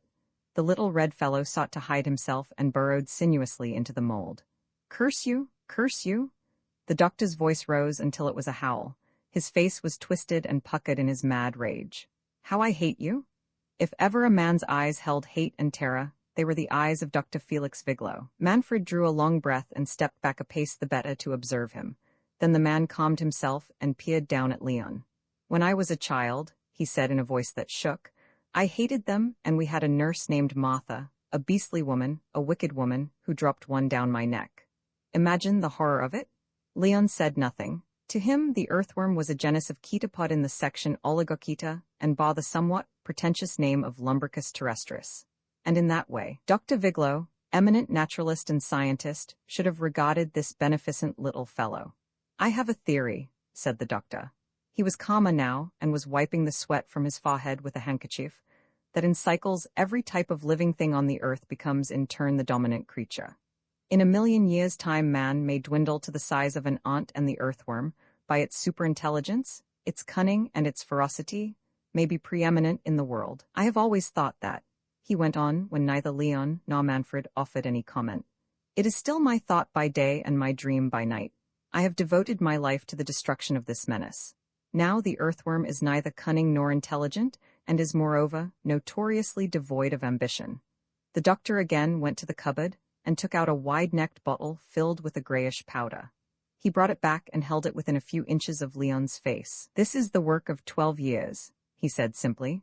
"There is no difficulty in finding a substance which will kill these pests, but this does more." He took a scalpel and, tilting the bottle, brought out a few grains of the powder on the edge of it. This he dissolved in a 20-ounce measure, which he filled with water. He stirred the colorless fluid with a glass rod, then lifting the rod he allowed 3 drops to fall upon the mold wherein the little creature was hidden. A few seconds passed. There was a heaving of the earth where the victim was concealed. "He is dead," said the doctor triumphantly, and scraped away the earth to prove the truth of his words. "And he is not only dead, but that handful of earth is death to any other earthworm that touches it." He rang a bell, and one of his attendants came in. "Clear away that," he said with a shudder, and walked gloomily to his desk. Leon did not speak all the way back to the house. He sat curled up in the corner of the car, his arms lightly folded, his chin on his breast. That night, without a word of explanation, he left the house, declining Manfred's suggestion that he should walk with him, and volunteering no information as to where he was going. Gonzalez walked by the cliff road, across Babacoom Downs, and came to the doctor's house at 9 o'clock that night. The doctor had a large house and maintained a big staff of servants, but amongst his other eccentricities was the choice of a gardener's cottage away from the house as his sleeping place at night. It was only lately that the doctor had chosen this lonely lodging. He had been happy enough in the big old house, which had been his father's, until he had heard voices whispering to him at night and the creak of boards, and had seen shapes vanishing along the dark corridors. And then, in his madness, he had conceived the idea that his servants were conspiring against him, and that he might any night be murdered in his bed. So he had the gardener turned out of his cottage, had refurnished the little house, and there, behind locked doors, he read and thought and slept the nights away. Gonzalez had heard of this peculiarity, and approached the cottage with some caution, for a frightened man is more dangerous than a wicked man. He rapped at the door and heard a step across the flagged floor. "Who is that?" asked a voice. "It is I," said Gonzalez, and gave the name by which he was known. After hesitation, the lock turned and the door opened. Come in," said Viglo testily, and locked the door behind him. "You have come to congratulate me, I am sure. You must come to my wedding too, my friend. It will be a wonderful wedding, for there I shall make a speech and tell the story of my discovery. Will you have a drink? I have nothing here, but I can get it from the house. I have a telephone in my bedroom." Leon shook his head. "I have been rather puzzling out your plan, Doctor," he said, accepting the proffered cigarette, "and I have been trying to connect those postal bags which I saw being loaded at the door of your laboratory with the discovery which you revealed this afternoon." Dr. Viglo's narrow eyes were gleaming with merriment, and he leant back in his chair and crossed his legs, like one preparing for a pleasant recital. "I will tell you," he said. "For months I have been in correspondence with farming associations, both here and on the continent. I have something of a European reputation, he said, with that extraordinary immodesty which Leon had noticed before. In fact, I think that my treatment for phylloxera did more to remove the scourge from the vineyards of Europe than any other preparation. Leon nodded. He knew this to be the truth. So you see, my word is accepted in matters dealing with agriculture. But I found after one or two talks with our own stupid farmers that there is an unusual prejudice against destroying. He did not mention the dreaded name but shivered, and that of course I had to get round. Now that I am satisfied that my preparation is exact, I can release the packets in the post office. In fact, I was just about to telephone to the postmaster telling him that they could go off. They are all stamped and addressed, when you knocked at the door. To whom are they addressed? Asked Leon steadily. To various farmers, some 14,000 in all in various parts of the country and Europe, and each packet has printed instructions in English, French, German, and Spanish. I had to tell them that it was a new kind of fertilizer, or they may not have been as enthusiastic in the furtherance of my experiment as I am. And what are they going to do with these packets when they get them? Asked Leon quietly. They will dissolve them and spray a certain area of their land. I suggested plowed land. They need only treat a limited area of earth, he explained. I think these wretched beasts will carry infection quickly enough. I believe, he leant forward and spoke impressively, that in 6 months there will not be one living in Europe or Asia. They do not know that the poison is intended to kill earthworms? Asked Leon. No, I've told you, snapped the other. Wait, I will telephone the postmaster. He rose quickly to his feet, but Leon was quicker and gripped him arm. My dear friend, he said, you must not do this. Dr. Viglo tried to withdraw his arm. Let me go, he snarled. Are you one of those devils who are trying to torment me? In ordinary circumstances, Leon would have been strong enough to hold the man, but Viglo's strength was extraordinary, and Gonzalez found himself thrust back into the chair.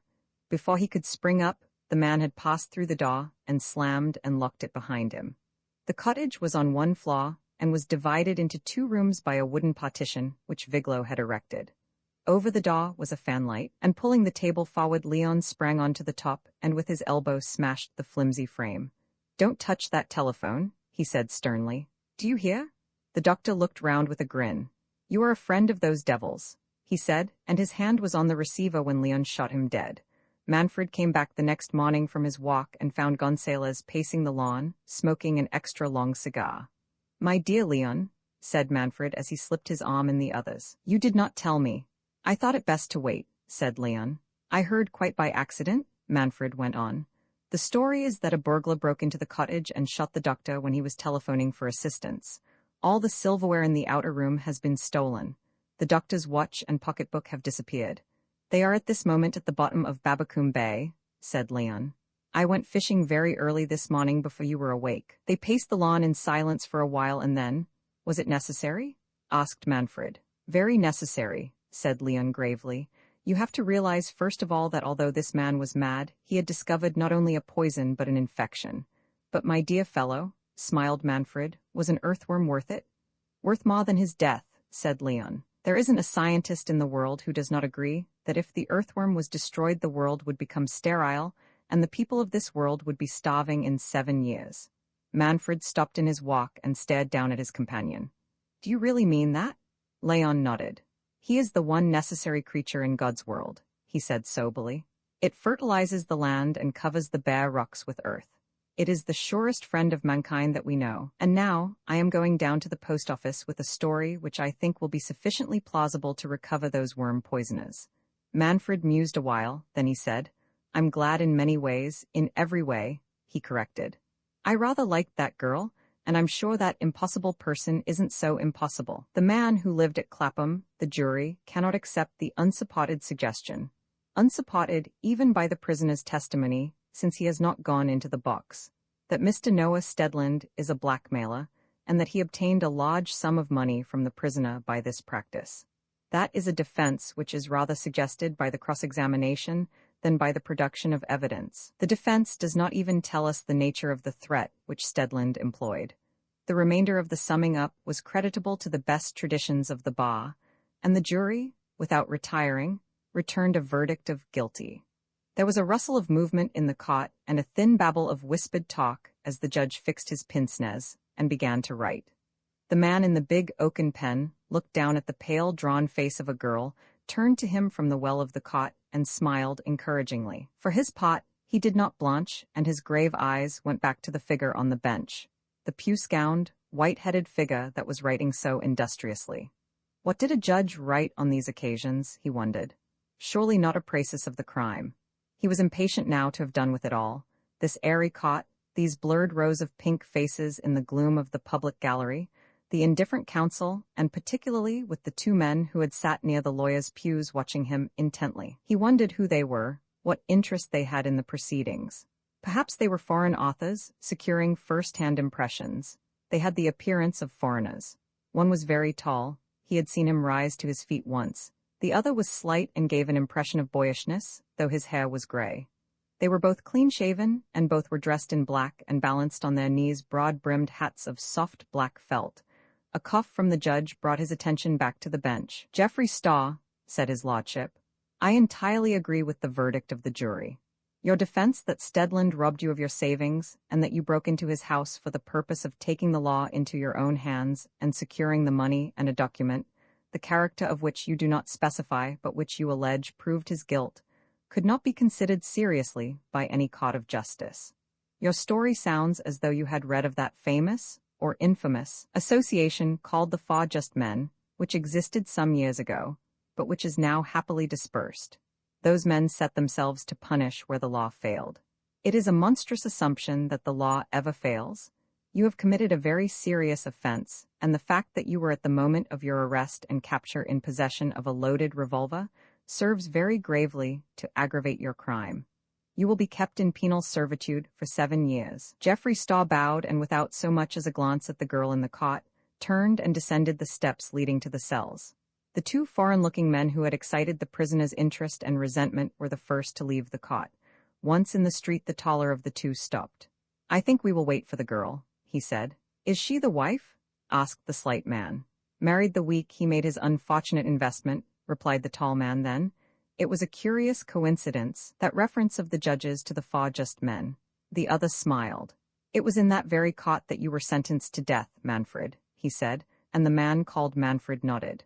"I wondered whether the old usher would remember me," he answered. "He has a reputation for never forgetting a face. Apparently the loss of my beard has worked a miracle, for I actually spoke to him. Here she is."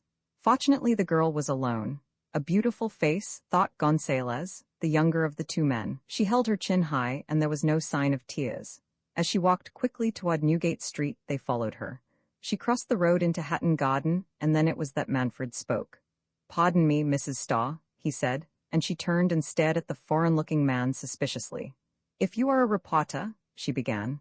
"I'm not," smiled Manfred, "nor am I a friend of your husband's, though I thought of lying to you in that respect in order to find an excuse for talking to you." His frankness procured her interest. "I do not wish to talk about poor Geoffrey's terrible trouble," she said. "I just want to be alone." Manfred nodded. "I understand that," he said sympathetically, "but I wish to be a friend of your husband's and perhaps I can help him.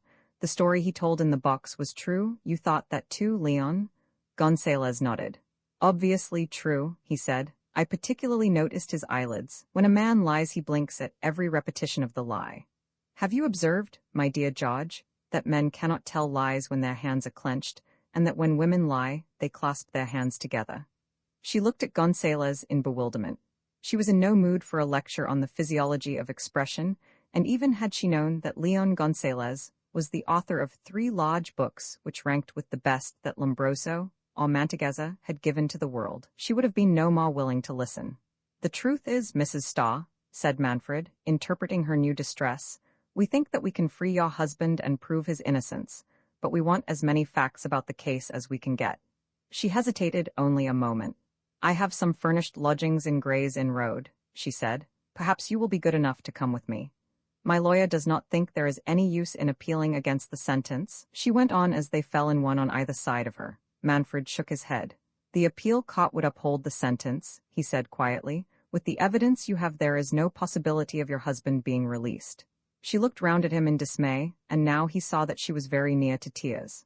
"I thought you said—" she began a little shakily. Manfred nodded.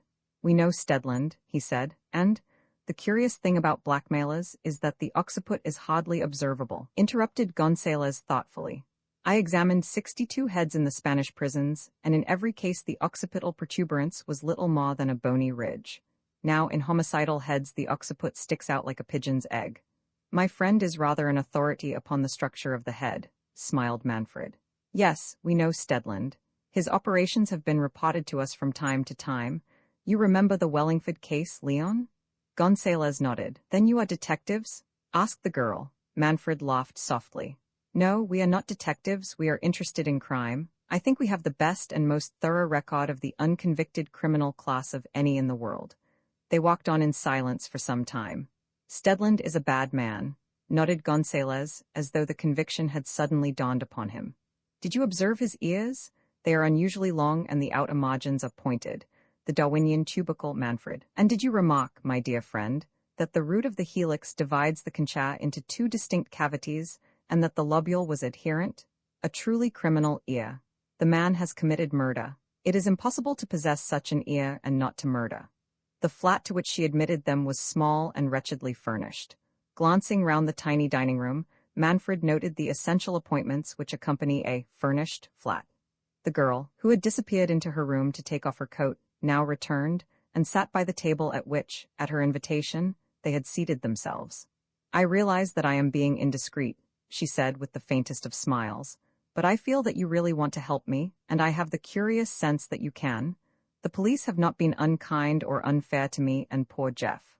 On the contrary, they have been most helpful. I fancy that they suspected Mr. Stedland of being a blackmailer, and they were hoping that we could supply some evidence. When that evidence failed, there was nothing for them to do but to press forward the charge. Now, what can I tell you? The story which was not told in court, replied Manfred. She was silent for a time. I will tell you, she said at last. Only my husband's lawyer knows, and I have an idea that he was skeptical as to the truth of what I am now telling you. And if he is skeptical, she said in despair, how can I expect to convince you? The eager eyes of Gonzalez were fixed on hers, and it was he who answered. We are already convinced, Mrs. Starr, and Manfred nodded. Again there was a pause. She was evidently reluctant to begin a narrative which, Manfred guessed, might not be creditable to her, and this proved to be the case. When I was a girl, she began simply, I was at school in Sussex, a big girls' school. I think there were over 200 pupils. I am not going to excuse anything I did, she went on quickly. I fell in love with a boy. Well, he was a butcher's boy. That sounds dreadful, doesn't it? But you understand I was a child, a very impressionable child. Oh, it sounds horrible, I know, but I used to meet him in the garden leading out from the prep. Room after prayers, he climbed over the wall to those meetings, and we talked and talked, sometimes for an hour. There was no more in it than a boy and girl love affair, and I can't explain just why I committed such a folly. Mantegazzer explains the matter very comfortably in his study of attraction, murmured Leon Gonzalez. But forgive me, I interrupted you. As I say, it was a boy and girl friendship, a kind of hero worship on my part, for I thought he was wonderful. He must have been the nicest of butcher boys. She smiled again, because he never offended me by so much as a word. The friendship burnt itself out in a month or two, and there the matter might have ended, but for the fact that I had been foolish enough to write letters. They were very ordinary, stupid love letters, and perfectly innocent, or at least they seemed so to me at the time. Today, when I read them in the light of a greater knowledge, they take my breath away. You have them, then? Said Manfred. She shook her head. When I said them, I meant one, and I only have a copy of that, supplied me by Mr. Stedland. The one letter that was not destroyed fell into the hands of the boy's mother, who took it to the headmistress, and there was an awful row. She threatened to write to my parents who were in India, but on my solemn promise that the acquaintance should be dropped, the affair was allowed to blow over. How the letter came into Stedland's hands I do not know. In fact, I had never heard of the man until a week before my marriage with Jeff. Jeff had saved about £2,000, and we were looking forward to our marriage day when this blow fell. A letter from a perfectly unknown man, asking me to see him at his office, gave me my first introduction to this villain. I had to take the letter with me, and I went in some curiosity, wondering why I had been sent for. I was not to wonder very long. He had a little office off Regent Street, and after he had very carefully taken away the letter he had sent me, he explained fully and frankly just what his summons had meant. Manfred nodded. He wanted to sell you the letter, he said. For how much? For £2,000. That was the diabolical wickedness of it, said the girl vehemently. He knew almost to a penny how much Jeff had saved. Did he show you the letter? She shook her head. No, he showed me a photographic reproduction, and as I read it and recalled what construction might be put upon this perfectly innocent note, my blood went cold. There was nothing to do but to tell Jeff, because the man had threatened to send facsimiles to all our friends and to Jeffrey's uncle, who had made Jeffrey his sole heir. I had already told Jeffrey about what happened at school, thank heaven, and so I had no need to fear his suspicion. Jeffrey called on Mr. Stedland, and I believe there was a stormy scene. But Stedland is a big, powerful man in spite of his age, and in the struggle which ensued poor Jeffrey got a little the worst of it. The upshot of the matter was, Jeffrey agreed to buy the letter for £2,000 on condition that Stedland signed a receipt written on a blank page of the letter itself. It meant the losing of his life savings, it meant the possible postponement of our wedding, but Jeffrey would not take any other costs. Mr. Stedland lives in a big house near Clapham Common, 184 Park View West, interrupted Manfred. You know? She said in surprise. Well, it was at this house Jeffrey had to call to complete the bargain. Mr. Stedland lives alone except for a manservant, and opening the door himself, he conducted Jeffrey up to the first floor, where he had his study. My husband, realizing the futility of argument, paid over the money, as he had been directed by Stedland in American bills, which are more difficult to trace, of course, said Manfred. When he had paid him, Stedland produced the letter, wrote the receipt on the blank page, blotted it, and placed it in an envelope, which he gave to my husband. When Jeffrey returned home and opened the envelope, he found it contained nothing more than a blank sheet of paper. He had rung the changes, said Manfred. That was the expression that Jeffrey used, said the girl. Then it was that Jeffrey decided to commit this mad act. You have heard of the four just men? I have heard of them, replied Manfred gravely. My husband is a great believer in their methods and a great admirer of them too, she said. I think he read everything that has ever been written about them. One night, 2 days after we were married, I had insisted upon marrying him at once when I discovered the situation. He came to me. Grace, he said, I am going to apply the methods of the four to this devil Stedland. He outlined his plans. He had apparently been watching the house and knew that, except for the servant, the man slept in the house alone, and he had formed a plan for getting in. Poor dear, he was an indifferent burglar, but you heard today how he succeeded in reaching Stedland's room. I think he hoped to frighten the man with his revolver. Manfred shook his head. Stedland graduated as a gunfighter in South Africa. He said quietly, he is the quickest man on the draw I know, and a deadly shot. Of course he had your husband covered before he could as much as reach his pocket. She nodded. That is the story, she said quietly. If you can help Jeff, I shall pray for you all my life. Manfred rose slowly. It was a mad attempt, he said. In the first place, Stedland would not keep a compromising document like that in his house, which he leaves for 6 hours a day. It might even have been destroyed, though that is unlikely. He would keep the letter for future use. Blackmailers are keen students of humanity, and he knows that money may still be made from that letter of yours. But if it is in existence, she repeated, and now the reaction had come and her lips were trembling. I will place it in your hands within a week, said Manfred, and with this promise left her. Mr. Noah Stedland had left the courts of justice that afternoon with no particular sense of satisfaction, save that he was leaving it by the public entrance. He was not a man who was easily scared, but he was sensitive to impressions, and it seemed to him that the judge's carefully chosen words had implied, less in their substance than in their tone, a veiled rebuke to himself. Beyond registering this fact, his sensitiveness did not go. He was a man of comfortable fortune, and that fortune had been got together in scraps. Sometimes the scraps were unusually large, by the exercise of qualities which were not handicapped by such imponderable factors as conscience or remorse. Life to this tall, broad-shouldered, grey-faced man was a game, and Geoffrey Starr, against whom he harbored no resentment, was a loser. He could think dispassionately of Storr in his convict clothes, wearing out the years of agony in a convict prison, and at the mental picture could experience no other emotion than that of the successful gambler who can watch his rival's ruin with equanimity. He let himself into his narrow-fronted house, closed and double-locked the door behind him, and went up the shabbily carpeted stairs to his study. The ghosts of the lives he had wrecked should have crowded the room, but Mr. Stedland did not believe in ghosts. He rubbed his finger along a mahogany table and noted that it was dusty, and the ghost of a well-paid charlady took shape from that moment. As he sprawled back in his chair, a big cigar between his gold-spotted teeth, he tried to analyze the queer sensation he had experienced in court. It was not the judge, it was not the attitude of the defending counsel, it was not even the possibility that the world might censure him, which was responsible for his mental perturbation. It was certainly not the prisoner and his possible fate, or the white-faced wife, and yet there had been a something or a somebody which had set him glancing uneasily over his shoulder. He sat smoking for half an hour, and then a bell clanged and he went down the stairs and opened the front door.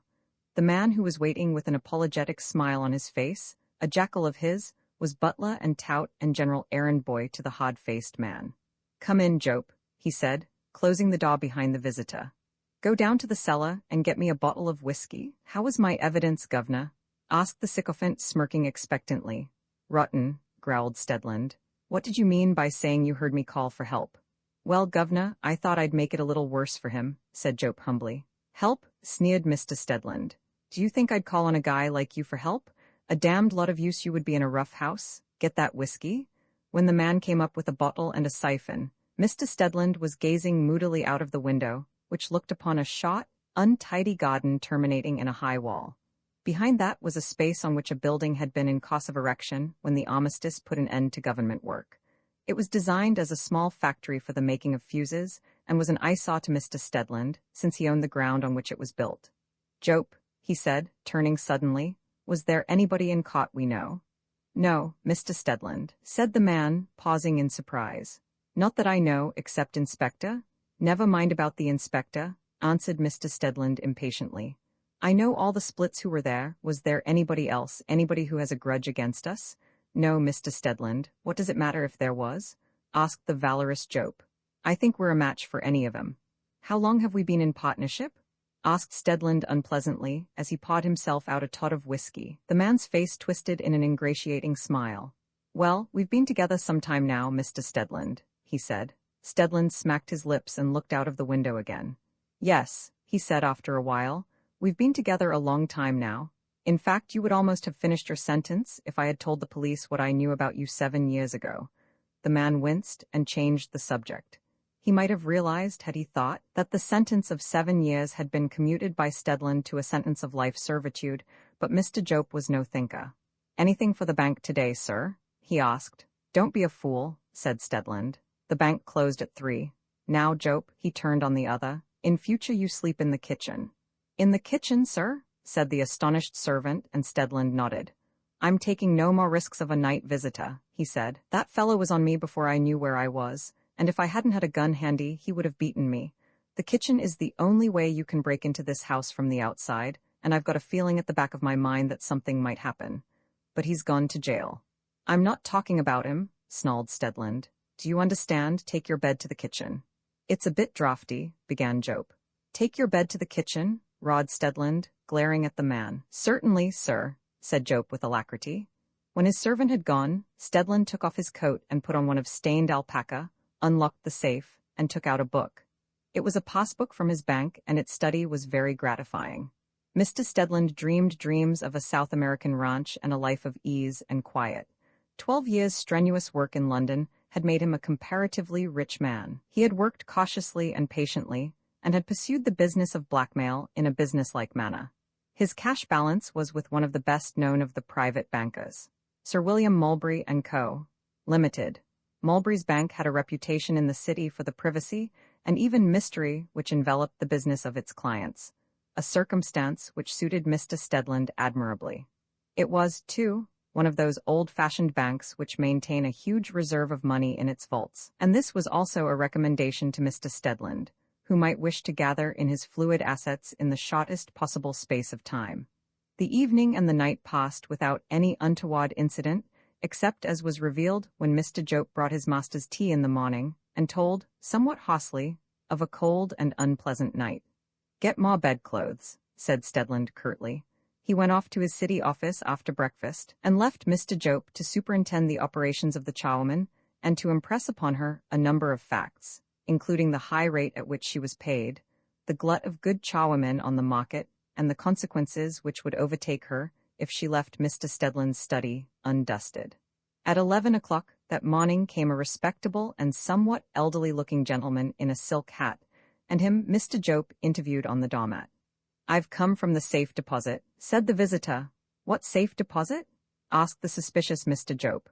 "The Fetter Lane deposit," replied the other. "We want to know if you left your keys behind the last time you came." Jope shook his head. "We haven't any safe deposit," he said with assurance, "and the governor's hardly likely to leave his keys behind." "Then evidently I've come to the wrong house," smiled the gentleman. "This is Mr. Smithson's?" "No, it ain't," said the ungracious Jope, and shut the door in the caller's face. The visitor walked down the steps into the street and joined another man who was standing at a corner. "They know nothing of safe deposits, Manfred," he said. "I hardly thought it would be at a safe deposit," said the taller of the two. "In fact, I was pretty certain that he would keep all his papers at the bank. You saw the man Jope, I suppose?" "Yes," said Gonzalez dreamily. "An interesting face, the chin weak, but the ears quite normal. The frontal bones slope irregularly backward, and the head, so far as I can see, is distinctly oxycephalic." "Poor Jope," said Manfred without a smile. "And now, Leon, you and I will devote our attention to the weather. There is an anticyclone coming up from the Bay of Biscay, and its beneficent effects are already felt in Eastbourne. If it extends northwards to London in the next 3 days, we shall have good news for Mrs. Starr." "I suppose," said Gonzalez, as they were traveling back to their rooms in Jermyn Street, "I suppose there is no possibility of rushing this fellow." Manfred shook his head. "I do not wish to die," he said, "and die I certainly should, for Noah Stedland is unpleasantly quick to shoot." Manfred's prophecy was fulfilled 2 days later, when the influence of the anticyclone spread to London and a thin yellow mist descended on the city. It lifted in the afternoon, Manfred saw to his satisfaction, but gave no evidence of dispersing before nightfall. Mr. Stedland's office in Regent Street was small but comfortably furnished. On the glass door beneath his name was inscribed the magic word, "Financier," and it is true that Stedland was registered as a moneylender and founded a profitable business. For what Stedland the moneylender discovered, Stedland the blackmailer exploited, and it was not an unusual circumstance for Mr. Stedland to lend at heavy interest money which was destined for his own pocket. In this way he could obtain a double grip upon his victim. At 2:30 that afternoon his clock announced a caller. "Man or woman?" "A man, sir," said the clock. "I think he's from Mulberry's Bank." "Do you know him?" asked Stedland. "No, sir, but he came yesterday when you were out and asked if you'd received the bank's balance sheet." Mr. Stedland took a cigar from a box on the table and lit it. "Show him in," he said, anticipating nothing more exciting than a dishonored check from one of his clients. The man who came in was obviously in a state of agitation. He closed the door behind him and stood nervously fingering his hat. "Sit down," said Stedland. "Have a cigar, mister?" "Curtis, sir," said the other huskily. "Thank you, sir, I don't smoke." "Well, what do you want?" asked Stedland. "I want a few minutes' conversation with you, sir, of a private character."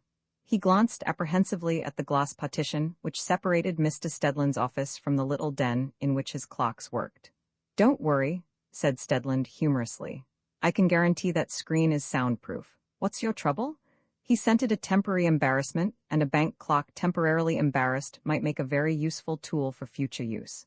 "I hardly know how to begin, Mr. Stedland," said the man, seating himself on the edge of a chair, his face twitching nervously. "It's a terrible story."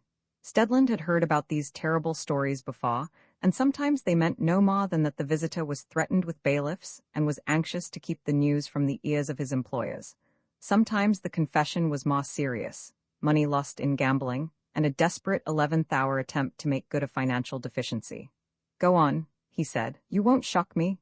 The boast was a little premature, however. "It's not about myself, but about my brother, John Curtis, who's been cashier for 20 years, sir," said the man nervously. "I hadn't the slightest idea that he was in difficulties, but he was gambling on the stock exchange, and only today he has told me the news. I am in terrible distress about him, sir. I fear suicide. He is a nervous wreck." "What has he done?" asked Stedland impatiently. "He has robbed the bank, sir," said the man in a hushed voice. "It wouldn't matter if it had happened 2 years ago, but now, when things have been going so badly and we've had to stretch a point to make our balance sheet plausible, I shudder to think what the results will be." "Of how much has he robbed the bank?" asked Stedland quickly. £150,000, was the staggering reply, and Stedland jumped to his feet. "150,000, he said incredulously. "Yes, sir, I was wondering whether you could speak for him. You are one of the most highly respected clients of the bank." "Speak for him?" shouted Stedland, and then of a sudden he became cool. His quick brain went over the situation, reviewing every possibility. He looked up at the clock. It was 2:15. Does anybody in the bank know? Not yet, sir, but I feel it is my duty to the general manager to tell him the tragic story. After the bank closes this afternoon, I am asking him to see me privately and— Are you going back to the bank now? Asked Stedland. Yes, sir, said the man in surprise. Listen to me, my friend. Stedland's gray face was set and tense. He took a case from his pocket, opened it, and extracted 2 notes. Here are 2 notes for 50, he said. Take those and go home. But I've got to go to the bank, sir. They will wonder? Never mind what they wonder, said Stedland. You'll have a very good explanation when the truth comes out. Will you do this? The man took up the money reluctantly. I don't quite know what you— Never mind what I want to do, snapped Stedland. That is to keep your mouth shut and go home. Do you understand plain English? Yes, sir, said the shaking Curtis. 5 minutes later, Mr. Stedland passed through the glass doors of Mulberry's Bank and walked straight to the counter. An air of calm pervaded the establishment, and the cashier, who knew Stedland, came forward with a smile. Unconscious of their awful doom, the little victims play. Quoted Stedland to himself, it was a favorite quotation of his, and he had used it on many appropriate occasions. He passed a slip of paper across the counter, and the cashier looked at it and raised his eyebrows. Why, this is almost your balance, Mr. Stedland, he said. Stedland nodded. Yes, I am going abroad in a hurry, he said. I shall not be back for 2 years, but I am leaving just enough to keep the account running. It was a boast of Mulberry's that they never argued on such occasions as these. Then you will want your box, said the cashier politely. If you please, said Mr. Noah Stedland. If the bank passed into the hands of the receiver, he had no wish for prying strangers to be unlocking and examining the contents of the tin box he had deposited with the bank, and to the contents of which he made additions from time to time. 10 minutes later, with close on £100,000 in his pockets, a tin box in one hand, the other resting on his hip pocket, for he took no chances, Mr. Stedland went out again on the street and into the waiting taxicab. The fog was cleared, and the sun was shining at Clapham when he arrived. He went straight up to his study, fastened the door, and unlocked the little safe. Into this he pushed the small box and 2 thick bundles of notes, locking the safe door behind him. Then he rang for the faithful Jope, unfastening the door to admit him. Have we another camp bed in the house? He asked. Yes, sir, said Jope. Well, bring it up here. I am going to sleep in my study tonight. Anything wrong, sir? Don't ask jackass questions. Do as you're told. Tomorrow, he thought, he would seek out a safer repository for his treasures. He spent that evening in his study and lay down to rest, but not to sleep, with a revolver on a chair by the side of his camp bed. Mr. Stedland was a cautious man. Despite his intention to dispense with sleep for one night, he was dozing when a sound in the street outside roused him. It was a familiar sound, the clang of fire bells, and apparently fire engines were in the street, for he heard the whine of motors and the sound of voices. He sniffed. There was a strong smell of burning, and looking up, he saw a flicker of light reflected on the ceiling. He sprang out of bed to discover the cause. It was immediately discernible, for the fuse factory was burning merrily, and he caught a glimpse of firemen at work and a momentary vision of a hose in action. Mr. Stedland permitted himself to smile. That fire would be worth money to him, and there was no danger to himself. And then he heard a sound in the hall below. A deep voice boomed an order, and he caught the chatter of Jope and unlocked the door. The lights were burning in the hall and on the stairway. Looking over the banisters, he saw the shivering Jope, with an overcoat over his pajamas, expostulating with a helmeted fireman. I can't help it, the latter was saying. I've got to get a hose through one of these houses, and it might as well be yours. Mr. Stedland had no desire to have a hose through his house, and thought he knew an argument which might pass the inconvenience on to his neighbor. Just come up here a moment, he said. I want to speak to one of those firemen. The fireman came clumping up the stairs in his heavy boots, a fine figure of a man in his glittering brass. Sorry, he said, but I must get the hose. Wait a moment, my friend, said Mr. Stedland with a smile. I think you will understand me after a while. There are plenty of houses in this road, and a tenner goes a long way, eh? Come in. He walked back into his room, and the fireman followed and stood watching as he unlocked the safe. Then, I didn't think it would be so easy, he said. Stedland swung round. Put up your hands, said the fireman, and don't make trouble or you're going out, Noah. I'd just as soon kill you as talk to you. Then Noah Stedland saw that beneath the shade of the helmet the man's face was covered with a black mask. Who are you? He asked hoarsely. I'm one of the Fawjust men, greatly reviled and prematurely mourned. Death is my favorite panacea for all ills. At 9 o'clock in the morning Mr. Noah Stedland still sat biting his nails. a cold, uneaten breakfast spread on a table before him. To him came Mr. Jope wailing tidings of disaster, interrupted by Chief Inspector Holloway and a hefty subordinate who followed the servant into the room. "Coming for a little walk with me, Stedland?" asked the cheery inspector, and Stedland rose heavily. "What's the charge?" he asked heavily. "Blackmail," replied the officer. "We've got evidence enough to hang you, delivered by special messenger. You fixed that case against Star 2, naughty? As Mr. Stedland put on his coat, the inspector asked, "Who gave you away?" Mr. Stedland made no reply. Manfred's last words before he vanished into the foggy street had been emphatic. "If we wanted to kill you, the man called Curtis would have killed you this afternoon when we played on your cunning. We could have killed you as easily as we set fire to the factory. And if you talk to the police of the Far-Just Men, we will kill you, even though you be in Pentonville with a regiment of soldiers round you." And somehow Mr. Stedland knew that his enemy spoke the truth. So he said nothing, neither there nor in the dock at the Old Bailey, and went to penal servitude without speaking. The man who loved music, the most striking characteristics of Mr. Homer Lynn were his deep and wide sympathies, and his love of Tchaikovsky's 1812. He loved music generally, but his neighbors in Penethan Road, Hampstead, could testify with vehemence and asperity to his preference for that great battle piece.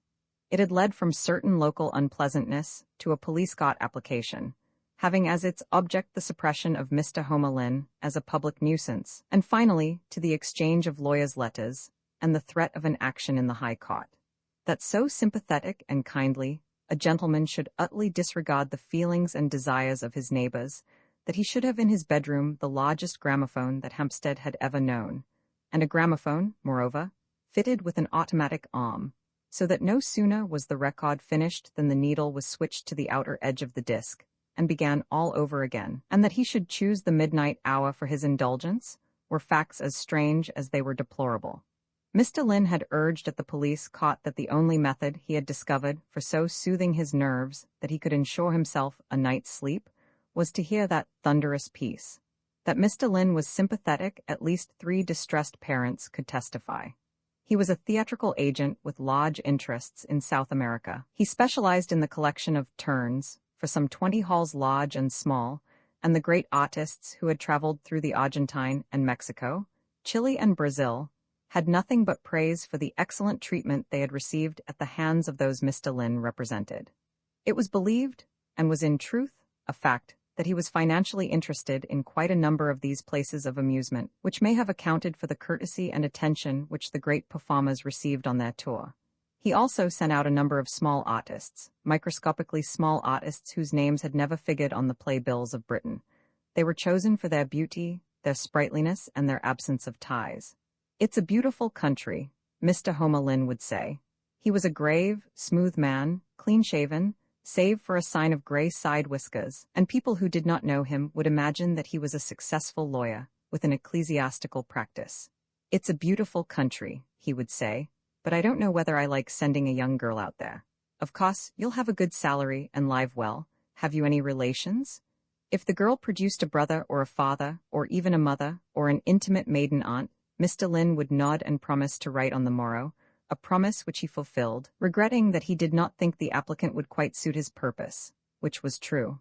But if she were isolated from these connections, if there were no relations to whom she would write, or friends who were likely to pester him with inquiries, her first-class passage was forthcoming, but not for the tour which the great artists followed, nor for the bigger halls where they would be likely to meet.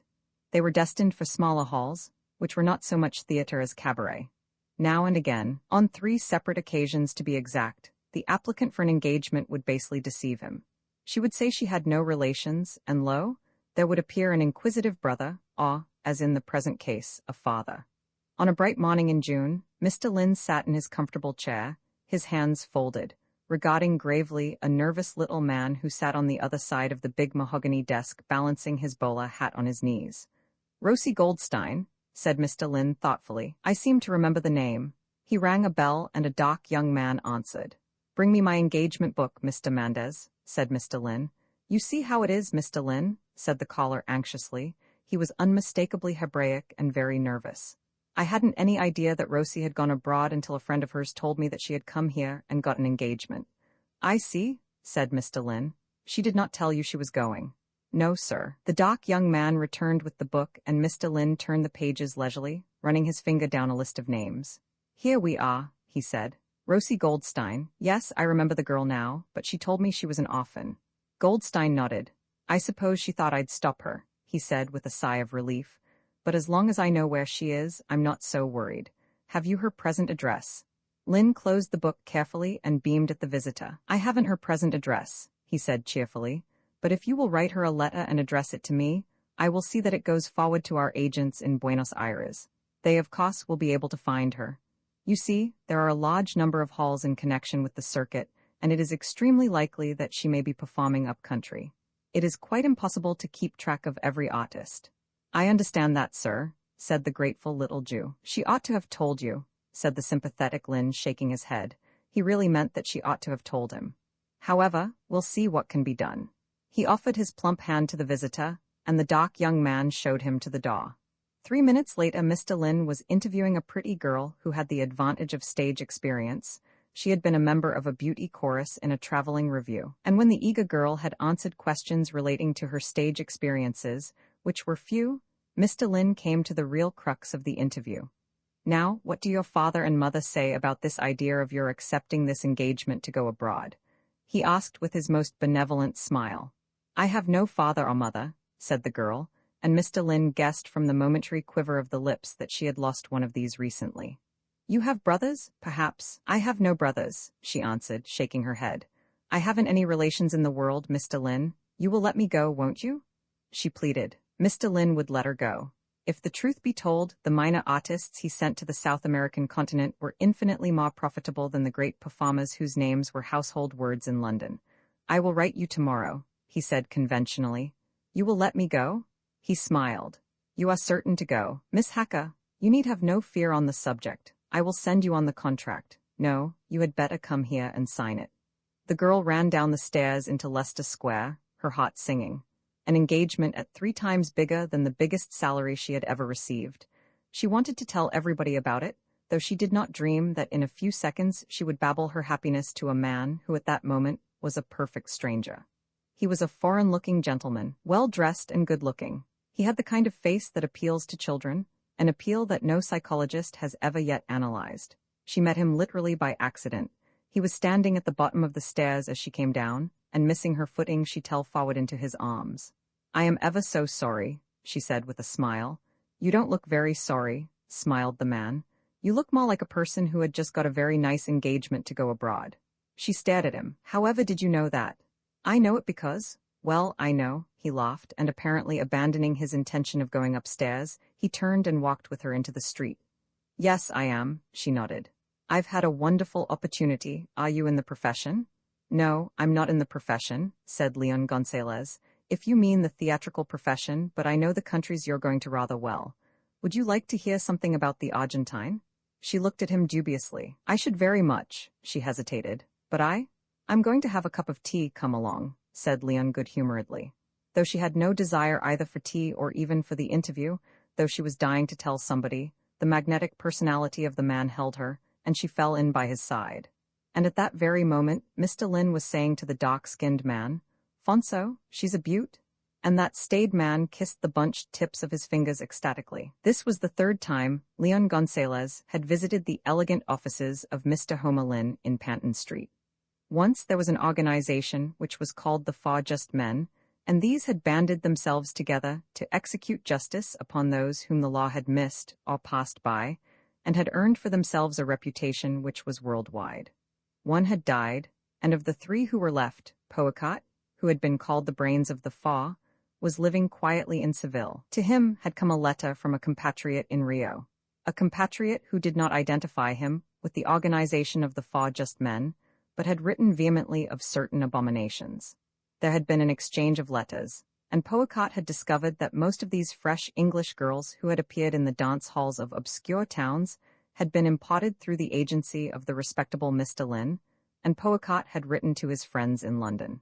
Yes, it's a beautiful country, said Leon Gonzalez, stirring his tea thoughtfully. I suppose you're awfully pleased with yourself. Oh, it's wonderful, said the girl. Fancy, I'm going to receive £12 a week in my board and lodging, Why, I shall be able to save almost all of it. Have you any idea where you will perform? The girl smiled. I don't know the country, she said, and it's dreadfully ignorant of me, but I don't know one single town in the Argentine. There aren't many people who do, smiled Leon, but you've heard of Brazil, I suppose. Yes, it's a little country in South America, she nodded. I know that. Where the nuts come from, laughed Leon. No, it's not a little country in South America. It's a country as wide as from here to the center of Persia, and as long as from Brighton to the equator. Does that give you any idea? She stared at him, and then he went on, but confined himself to the physical features of the subcontinent. Not once did he refer to her contract. That was not his object. That object was disclosed, though not to her, when he said, I must send you a book. Miss Hacker, it will interest you if you are going to the Argentine. It is full of very accurate information. Oh, thank you, she said gratefully. Shall I give you my address? That was exactly what Leon had been fishing for. He put the scrap of paper she had written on into his pocketbook and left her. George Manfred, who had acquired a two-seater car, picked him up outside the National Gallery and drove him to Kensington Gardens, the refreshment buffet of which, at this hour of the day, was idle.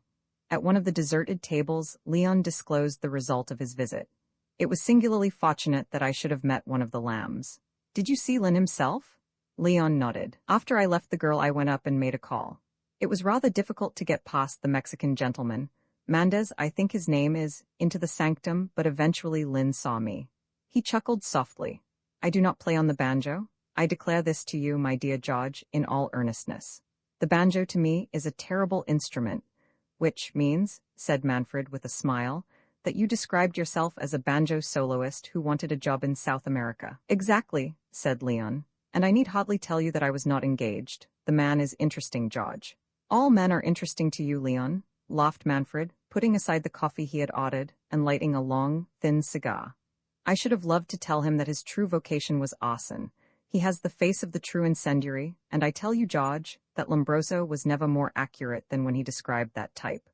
A fair, dear, delicate skin, a plump, baby-like face, hair extraordinarily fine, you can pick them out anywhere. He caressed his chin and frowned. Callous destruction of human happiness also for profit.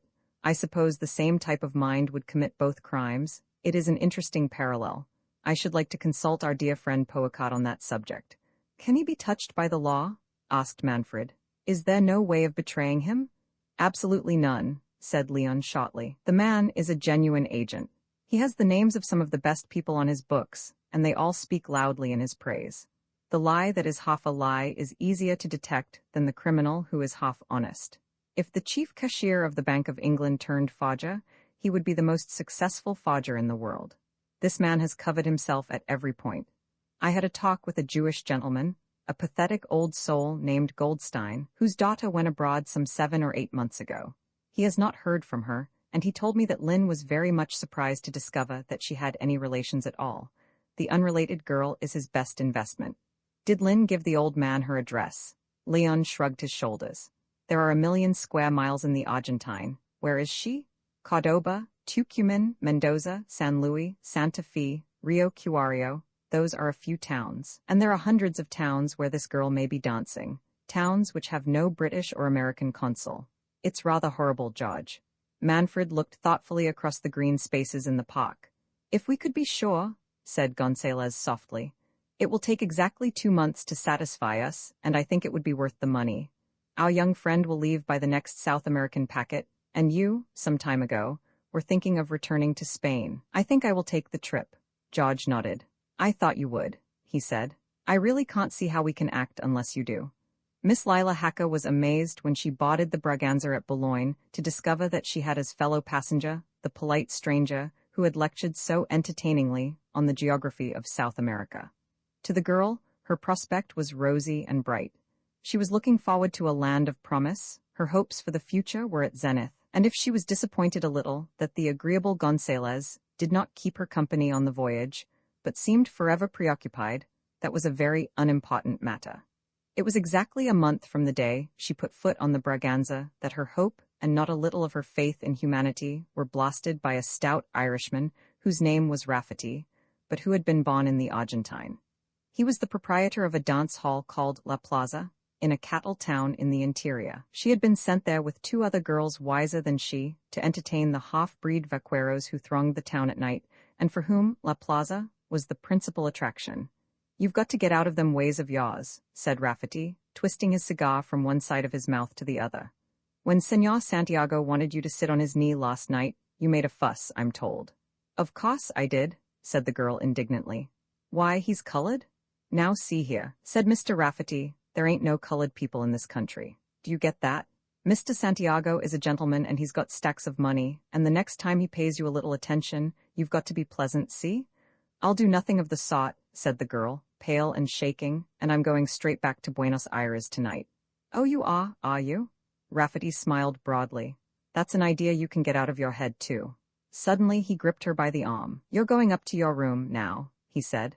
"And you're going to stay there till I bring you out tonight to do your show, and if you give me any of your nonsense, you'll be sorry." He pushed her through the rough, unpainted door of the little cell which was termed bedroom, and he paused in the doorway to convey information, and there was a threat in the cause of it, which left her white and staring. She came down that night and did her performance, and to her surprise and relief, did not excite even the notice of the wealthy Mr. Santiago, a half-bred Spaniard with a yellow face, who did not so much as look at her. Mr. Rafferty was also unusually bland and polite. She went to her room that night feeling more comfortable. Then she discovered that her key was gone, and she sat up until 1 o'clock in the morning waiting for she knew not what. At that hour came a soft footfall in the passage. Somebody tried the handle of her door, but she had braced a chair under the handle. They pushed, and the rickety chair creaked. Then there was a sound like a stick striking a cushion, and she thought she heard somebody sliding against the wooden outer wall of the room. A tap came to her door. "Miss Hacker," the voice said. She recognized it immediately. "Open the door quickly. I want to get you away." With a trembling hand she removed the chair, and the few little articles of furniture she had piled against the door, and opened it. By the light of the candle which was burning in her room, she recognized the man who had been her fellow passenger on the Braganza. "Come quietly," he said. "There is a back stair to the compound. Have you a cloak? Bring it, because you have a 60-mile motor journey before we come to the railway." As she came through the door, she saw the upturned toes of somebody who was lying in the passage, and with a shudder she realized that was the thumping sound she had heard. They reached the big yard behind the plaza, crowded with the dusty motorcars of ranchers and their foremen, who had come into town for the evening, and passed out through the doorway.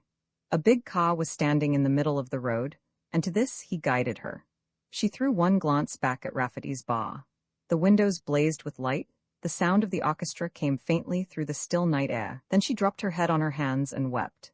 Leon Gonzalez had a momentary pang of contrition, for he might have saved her all this. It was 2 months exactly from the day he had left London, when he came running up the stairs of the German street flat and burst in upon Manfred. "You're looking fit and fine, Leon," said George, jumping up and gripping his hand. "You didn't write, and I ever expected that you would.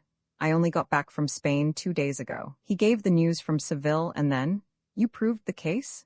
"To our satisfaction," said Leon grimly, "though you would not satisfy the law that Lynn was guilty. It is, however, a perfectly clear case. I visited his agent when I was in Buenos Aires, and took the liberty of rifling his desk in his absence. I found several letters from Lynn, and by their tone, there can be no doubt whatever that Lynn is consciously engaged in this traffic." They looked at one another. "The rest is simple," said Manfred, "and I will leave you to work out the details, my dear Leon, with every confidence that Mr. Homer Lynn will be very sorry indeed that he departed from the safe and narrow way." There was no more painstaking, thorough, or conscientious workman than Leon Gonzalez. The creation of punishment was to him a work of love. No general ever designed the battle with a more punctilious regard to the minutest detail than Leon. Before the day was over, he had combed the neighborhood in which Mr. Lynn lived of every vital fact. It was then that he learnt of Mr. Lynn's passion for music. The cab which took Leon back to German Street did not go fast enough.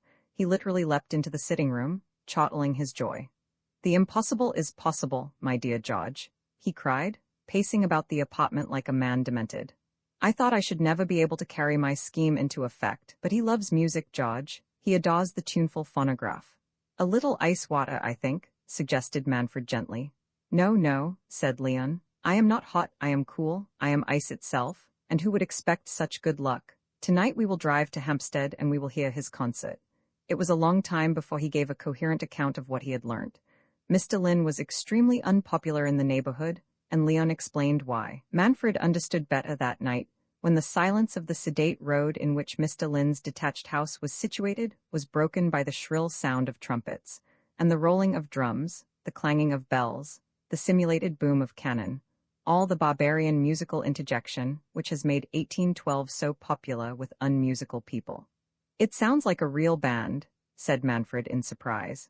A policeman strolled along, and seeing the car standing before the house, turned his head with a laugh. "It's an awful row, isn't it? I wonder it doesn't wake everybody up," suggested Manfred. "It does," replied the policeman, "or it did until they got used to it. It's the loudest gramophone in the world, I should think, like one of those things you have at the bottom of the tube stairs to tell the people to move on. A stenophone, isn't it?" "How long does this go on, all night?" asked Manfred. "For about an hour, I believe," said the policeman. "The gentleman who lives in that house can't go to sleep without music. He's a bit autistic, I think." "He is," said Leon grimly. The next day he found out that 4 servants were kept in the establishment, 3 of whom slept on the premises. Mr. Lin was in the habit of returning home every evening at about 10 o'clock, except on Fridays when he went out of town. Wednesday evening was the cook's night out, and it was also the night when Mr. Lin's butler and general factotum was allowed an evening off. There remained the housemaid, and even she presented no difficulty. The real trouble was that all these people would return to the house or the neighborhood at 11 o'clock. Leon decided to make his appointment with Mr. Lin for Friday night, on which day he usually went to Brighton. He watched the genial man leave Victoria, and then he called up Lin's house. "Is that Masters?" he asked, and a man's voice answered him. "Yes, sir," was the reply. "It is Mr. Manders here," said Leon, imitating the curious broken English of Lin's Mexican assistant. "Mr. Lin is returning to the house tonight on very important business, and he does not want any of the servants to be there." "Indeed, sir," said Masters, and showed no surprise. Evidently these instructions had been given before. Leon had expected some difficulty here, and had prepared a very elaborate explanation, which it was not necessary to give. "He wouldn't like me to stay, sir?" "Oh no," said Leon. "Mr. Lin particularly said that nobody was to be in the house. He wants the side door and the kitchen door left unlocked," he added as an afterthought. It was a brilliant afterthought if it came off, and apparently it did. "Very good, sir," said Masters. Leon went straight from the telephone call box, where he had sent the message, to the counter and wrote out a wire, addressed to Lin, Hotel Ritz, Brighton. The message ran, "The girl Goldstein has been discovered at Santa Fe. Terrible row. Police have been making inquiries. Have very important information for you. I am waiting for you at your house." He signed it Mendez. "He will get the wire at 8. There is a train back at 9. That should bring him to Hampstead by 10:30, said Leon when he had rejoined Manfred, who was waiting for him outside the post office. "We will be there an hour earlier, that is as soon as it is dark." They entered the house without the slightest difficulty. Manfred left his 2-seater outside a doctor's house, a place where an unattended car would not be noticed, and went on foot to Lin's residence. It was a large detached house, expensively furnished, and as Leon had expected, the servants had gone. He located Lin's room, a big apartment at the front of the house. "There is his noise box," said Leon, pointing to a handsome cabinet near the window. "Electrical, too. Where does that wire lead?" He followed the flex to a point above the head of the bed, where it terminated in what looked like a hanging bell push. Leon was momentarily puzzled, and then a light dawned upon him. Of course, if he has this infernal noise to make him go to sleep, the bell push switches off the music and saves him getting out of bed. He opened the lid of the gramophone cabinet and examined the record. 1812, he chuckled. He lifted the needle from the disc, turned the switch, and the green table revolved. Then he walked to the head of the bed and pushed the knob of the bell push. Instantly, the revolution stopped. "That is it," he nodded, and turned over the sound box, letting the needle rest upon the edge of the record. That, he pointed to a bronze rod which ran from the center to the side of the disc and fitted to some adjustment in the sound box. "Is the repeater? It is an American invention which I saw in Buenos Aires, but I haven't seen many on this side. When the record is finished, the rod automatically transfers the needle to the beginning of the record.